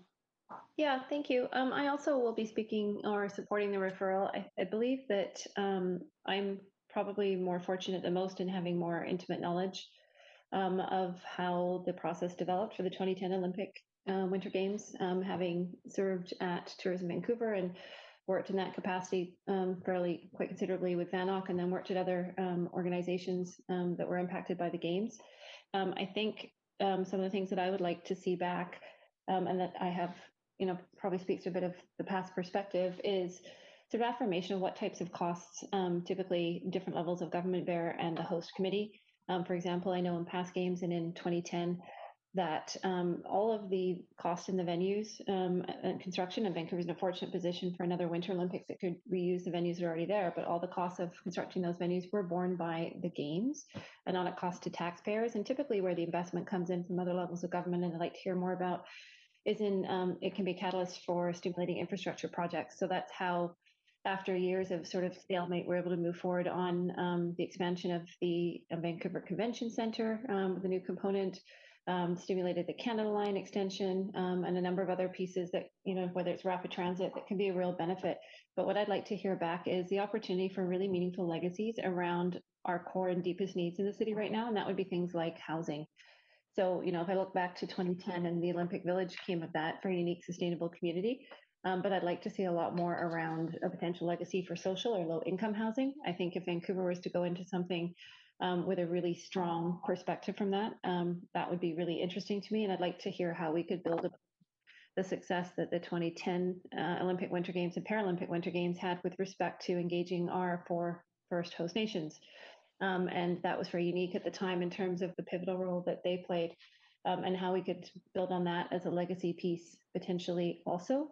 I'd also like to hear, in terms of economic recovery and COVID, if this would be seen to sort of be a complement, or what challenges or considerations we might want to take relative to other economic opportunities for economic renewal, given the fact that we're going to have some long-lasting effects from COVID and what that might look like as well. So, and also the tourism industry as a whole, which has been, you know, we talk a lot about our small business sector, we talk a lot about restaurants, but one quite honestly, other than things like arts and culture, because the venues are closed, but it is decimated, has been our tourism industry. And they're not looking right now without anything on the horizon for recovery until 2024, 2025. And speaking of leaders in that industry. So those are interesting questions that I think we could get information back at a high level, because I know that those are things that are already being considered and reviewed by various folks that have been involved there. And so for that reason, I think that that would allow council to make an informed decision, that it could be shaped in a way that would be very beneficial for Vancouver. And if there are pitfalls, then let's have a good conversation about what those might be and have an informed dialogue about it. Thank you. Thanks, Councillor Kirby-Yung. Councillor Fry. Yeah, thanks, Chair. I appreciate the promise and potential of the Olympic Games and the striving for excellence and the democratization and all those pieces. And they sound great in principle, but you know, I also see that the 2010 Olympics was a huge squandered opportunity to get a lot of things right that we didn't get right. And as I sit here in my Strathcona neighborhood with a couple hundred people, a few blocks from me, living in tents in the mud, and I look at the 2 community centers also in my immediate vicinity that serve some of the most vulnerable children in our city, let alone our province, that are falling apart and threadbare and under-resourced. And I look at this motion that we're about to contemplate referring back to staff, and there's really not a lot of direction on highlighting what these games, were we to pursue them, needs to do, and that's about achieving equity and alleviating poverty and bringing out the best opportunities for everyone in our city, not just folks who might profit on real estate or the opportunities that it might present to build rapid transit.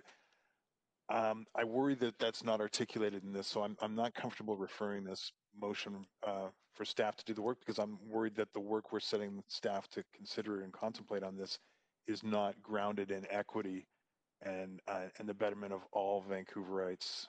So I won't be supporting. Thank you, Councillor Fry. Councillor Boyle. Oops, I'm sorry. It was a whole over. I'm not sure why I'm still there. No, I'm not. We shouldn't be on that question queue anyway. So I think we just, sorry, it flipped over. Councillor Fry's finished. Councillor DiGenova to close. Thanks so much. I just I tried to open the referral by being very open and transparent about some of the challenges that we face because speakers couldn't sign up, and you know, I agree with Councillor Fry. I think that there were many opportunities that were missed, that we didn't get right. And I think that maybe this could be an opportunity. Maybe it won't be an opportunity. To Councillor Swanson's point, maybe staff will respond back. And again, this is, that's why I put the word preliminary in there. I expect it to be very preliminary, not to do all of the work prescribed, to decide either way, but to bring some options to council in a very preliminary report in an objective way, as I know our staff can, and also to put that through the lens of the priorities of council and the city of Vancouver, and to allow speakers to sign up. I'm not sure if I think I may have been the only one that had a motion that didn't quite make it through that was referred over. I could be incorrect, but I know that I've definitely fielded a lot of calls from people, received emails as to why they couldn't sign up to this, and I had to explain. Although I appreciate the clerks did a very good job of doing that. I appreciate staff. I just really want to say this. I appreciate staff getting this back on the agenda. I was a little bit surprised to see it just because they did such a quick job of that, and really appreciated having it there. But I've never been through a procedural, I'm going to call it a conundrum like this, where we've had a committee meeting canceled. So I welcome all voices here. I think that, especially to the most vulnerable and marginalized in our community, if we can't, leverage something big, if we're talking about infrastructure, if we can't do that for them, then why would we do this? But again, this was procedurally the best way I could find forward. And just wanted to share that again with council and say that I share many of the concerns, and also would like to learn more at the same time. That being said, hoping that maybe we might be able to move there towards that, and let speakers come out on either side, support or against, to help inform us of what they want, and to see where things will be at in a few months with the pandemic and what our recovery looks like. So just wanted to note that, and thanks so much. Thank you, Councillor DiGenova. Well, you were to close, but Councillor Blah, you just snuck in there. Go ahead to the referral. Sorry, Councillor DiGenova. I just wanted to add my comments to the debate in that I see this largely as an administrative effort to give this motion a fair chance to be heard, given the cancellation of the previous meeting, and then it, of course, ending up on the agenda rather quickly. So I'm going to support because I'm interested to know, and I hope that this truly is a way to fairly consider this motion, and that staff are not would not be endeavoring to complete a whole lot of work, but rather have us hear from speakers and consider this in the new year. So I'll be supportive, because I think from a fairness and procedural place, we need to give this motion a fair shot. Thank you, Councillor Bly, and that does finish our speakers list. So, Madam Clerk, if you can move us to a vote on this referral motion.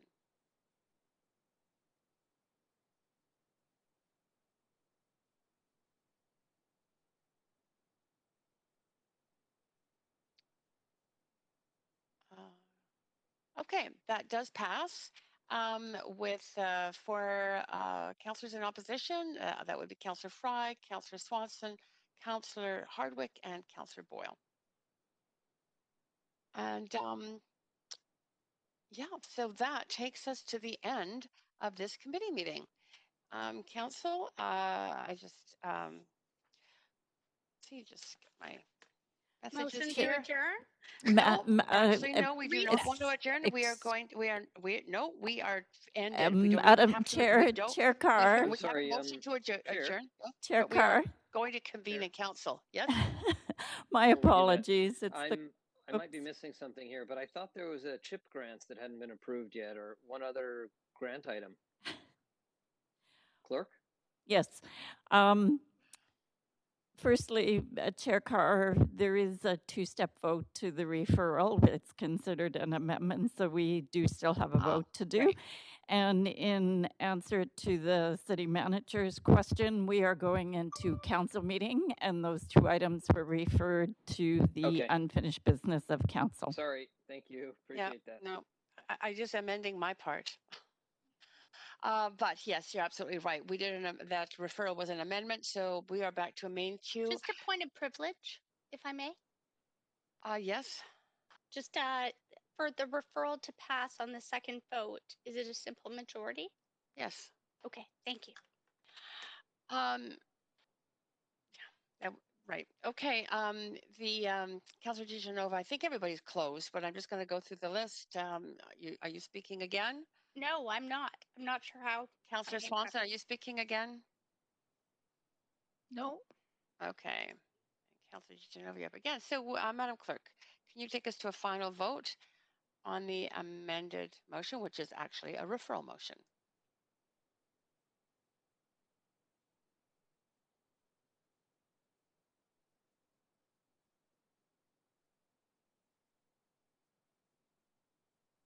Okay, and that is the same vote with 4 members in opposition, Councillors Fry, Swanson, Hardwick, and Boyle. So that does end this this committee meeting. We are adjourning. Motion to adjourn. So moved, Councillor DiGenova. Thank you. All those in favor say yay. Yay. Yay. Yay. Great. Okay. And any in opposition? Say nay. Great. We're done in the standing committee, and it's over to you, Mr. Mayor, to convene us in council. Great. Thanks so much, council. We're going to reconvene in council to deal with the recommendations and actions from the standing committee today.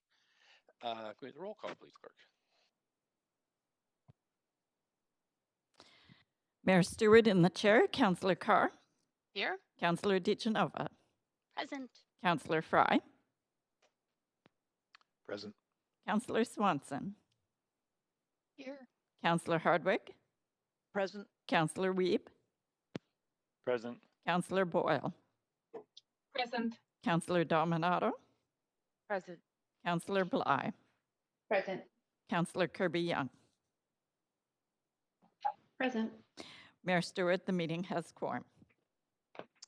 Thanks so much. Am I reading the right script? Yeah, I am. So we need a motion to adopt the standing committee's recommendations for items 1 to 5 and 7. So moved. Second. Thanks. And a seconder? Second. Councillor DiGenova. Okay. All those in favor say yay. Yay. Yay. Opposed Yay. say nay. And that passed. Thanks so much. We have 2 items of unfinished business to deal with, which are grants. We have the CHIP grants, which was held by Councillor DiGenova. So I don't have the speaking queue though, clerks.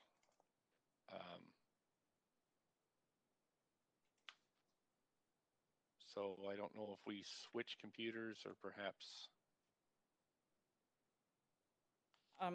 Mayor Stewart, it is the clerk here. There is no one on the queue at the moment, and I can alert you. Okay, thanks. If Councillor DiGenova, do you have questions? You did hold this. I just had questions. That was the only reason. Okay, sure. Go ahead, and we'll you up to 5 minutes for staff. Thanks very much, Mr. Mayor. I understand that we had already done our CHIP up. Had recently in July moved forward with an allocation of a certain amount of CHIP grants for insignificant amounts for a number of organizations. I also see that one of the same organizations that I believe got the largest amount of money, I think it was $6.2 million or something like that. Excuse me. That staff is recommending further funding, and I read the report, but what I did not understand is are these community housing initiative program grants, grants that organizations can apply for, or are they grants that our staff consider based on need in the community? that I couldn't understand, and if there would be another organization that would go without, considering the significant amount of $270,000 to one organization on top of the 6.2 million that we just committed previously. Just had the question about that. Sure. Not opposed to it. Just want to be very clear. Just wanted to ask. So is there a staff member there, city manager, that can answer that? Sorry, can you repeat the question? Okay, I'll try and be quick. Just I think we noting do have, that. I'm sorry, we do have staff on, and I think they heard the question, so maybe All I'll right. just let staff jump in. Yeah, thank you.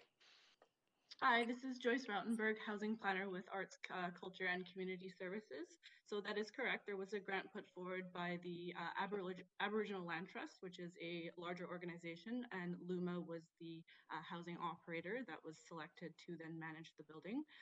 So now this project that is advanced for your consideration today is a LUMA project on Boundary. It is a different project. The difference between this one is that it is grandfathered under the previous housing infrastructure grant program, as it did submit its application in 2018 and finalized the financial review recently. Okay, bye. Councillor Nova, is that satisfactory? I was just wondering if there were any other organizations, just understanding that this is grant specific, but also noting that there are other organizations that may also need these funding grants, trying to understand sort of how that's allocated, and is there a maximum amount that we give to one organization? It's more of a process question overall. And so what's the question? It's a process question, Mr. Mayor, as to this organization. I appreciate staff sharing how they came to this number in this report, but what is not in this report is that the same nonprofit organization received $6.2 million earlier in a council decision earlier in the year, and just wondered if we tend to, or if staff tend to recommend that we spread those grants out, if there's a maximum amount, as I know there are for other grants in ACCS that are recommended that, max out at $3,000 or $5,000. I understand that housing grants are very different, but just trying to understand, if there's a maximum per organization, and if there were other organizations that would be going without because, we had considered this on top of the grant we had already given for $6.2 million earlier on in the year. Just simply a question of if that is weighed into this decision. Okay, thanks. Just about a minute left. Yeah, thanks. Maybe Sandra and the team can answer that. Yeah, thank you. Sandra Singh, General Manager, Arts, Culture and Community Services. So Joyce, could you speak to the application process and the review, the considerations for the review? Yes, so this CHIP grant program is open for all nonprofit projects that own and initiate their own projects on their own land. So they are eligible, so any nonprofit would be eligible. But how staff normally prioritize is to spread the grant amounts amongst different organizations. The reason why LUMA was advanced this time around is because it was grandfathered under the previous grant program, and the one that was submitted their application in 2018. But typically when we do get multiple requests for a limited budget amount, we do try to prioritize projects that submit the most the deepest levels of affordability and do align most with city objectives. And it is a rolling intake process, so we do advance these grants on a case-by-case basis for council consideration. Okay, thanks so much. I have more questions, but I'm out of time, so I'll send those over to staff, but I'm prepared to vote on this. Okay, can you move the motion for us? I'm happy to move the motion. Have a seconder? Second, Councillor Carr. Thanks so much. I am just looking here. Right, we'll have to. I'm not on the queue to speak, Mr. Mayor. Sorry? I'm not on the queue to speak. Okay, we just need, we do need to call the vote now. If clerks could trigger the voting machine.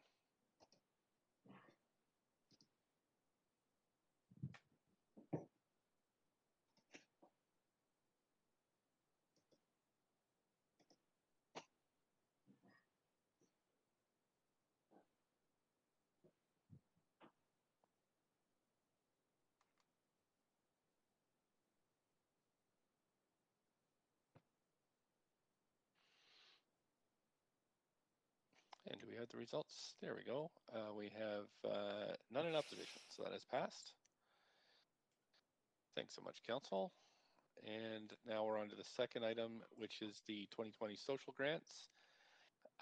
Councillor Kirby-Yung has indicated conflict of interest for recommendation A.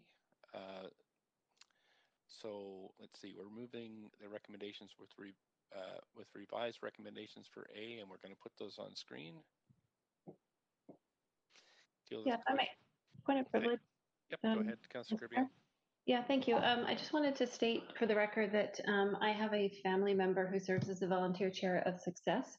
Success was one of the applicants for grant, and they were not recommended for one.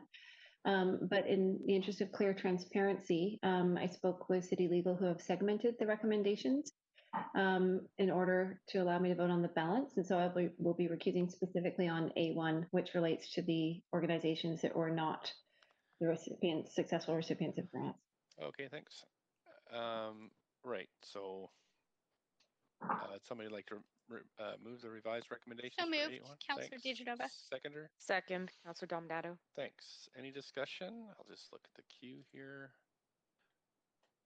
Don't see anybody on the queue. So we'll run the voting system then.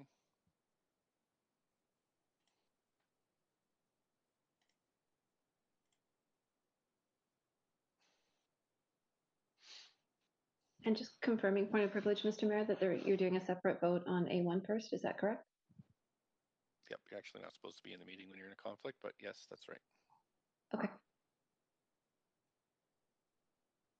Does the clerk want to put me in the waiting room for the vote on A1? We're just waiting for the results now. We should be fine.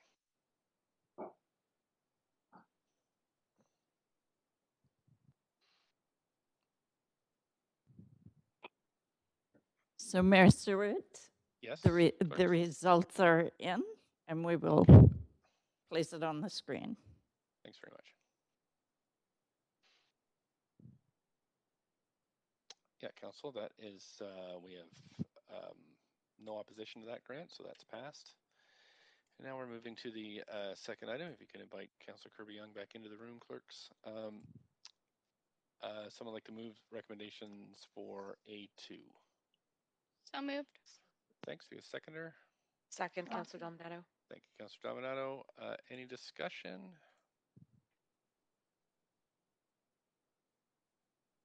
Don't see anybody on the queue. I think that's a leftover for Councillor Kirby-Yung. So we'll call a vote on this.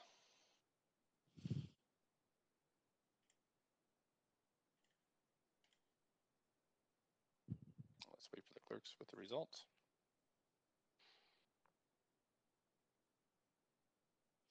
And that's passed. Oh, I think we have Councillor Hardwick has not voted. Shows he's not voted, Councillor Hardwick. I had, and then it disappeared. Can you give it? Well, can we just have a vote assist? Would you like a vote assist and just tell us how you'd like to be? Yes, please record me as abstaining. Okay, thanks very much. The clerks can correct that in the record. Thank you. Okay, we're on to item 5. We need to approve bylaw 2, which is subject to approval of item 3 on the standing committee agenda. Would somebody like to move the adoption of bylaws? Thank you, Councillor DeGenova. Seconder? Kirby-Yung. Thank you, Councillor Kirby-Yung. Any discussion on this one?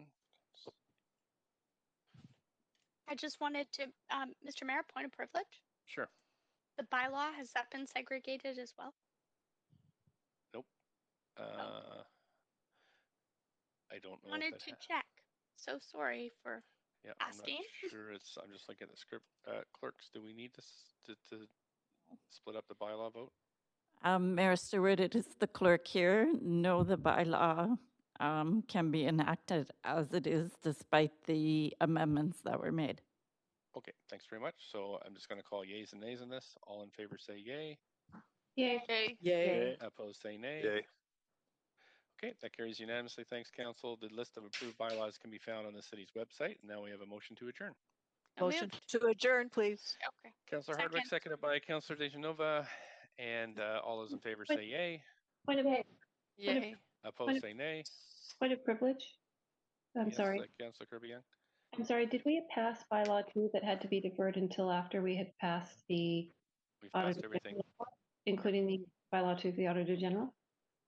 Bylaw 2, yes, has been passed. It was unanimous. Thank you. Great. So yays and nays. Yay for adjourning. Yay. Opposed? Yay. Roof. Okay. Okay, thanks. And we are adjourned. Thanks very much, Council. That was unanimous. And great. I guess we'll see you back tomorrow. Let me just check here, clerks. When are we back tomorrow? I know at least In Mayor public Stewart. at 3 o'clock. Yes, right, it is so at we 3 have, o'clock. Right, we have an in-camera meeting starting at 1 to 3, and then we're back in council in the committee meetings at 3 p.m. Okay, thanks, council. We'll see you tomorrow. Thanks, clerks and staff. Thanks, everyone. Thank you. Good night.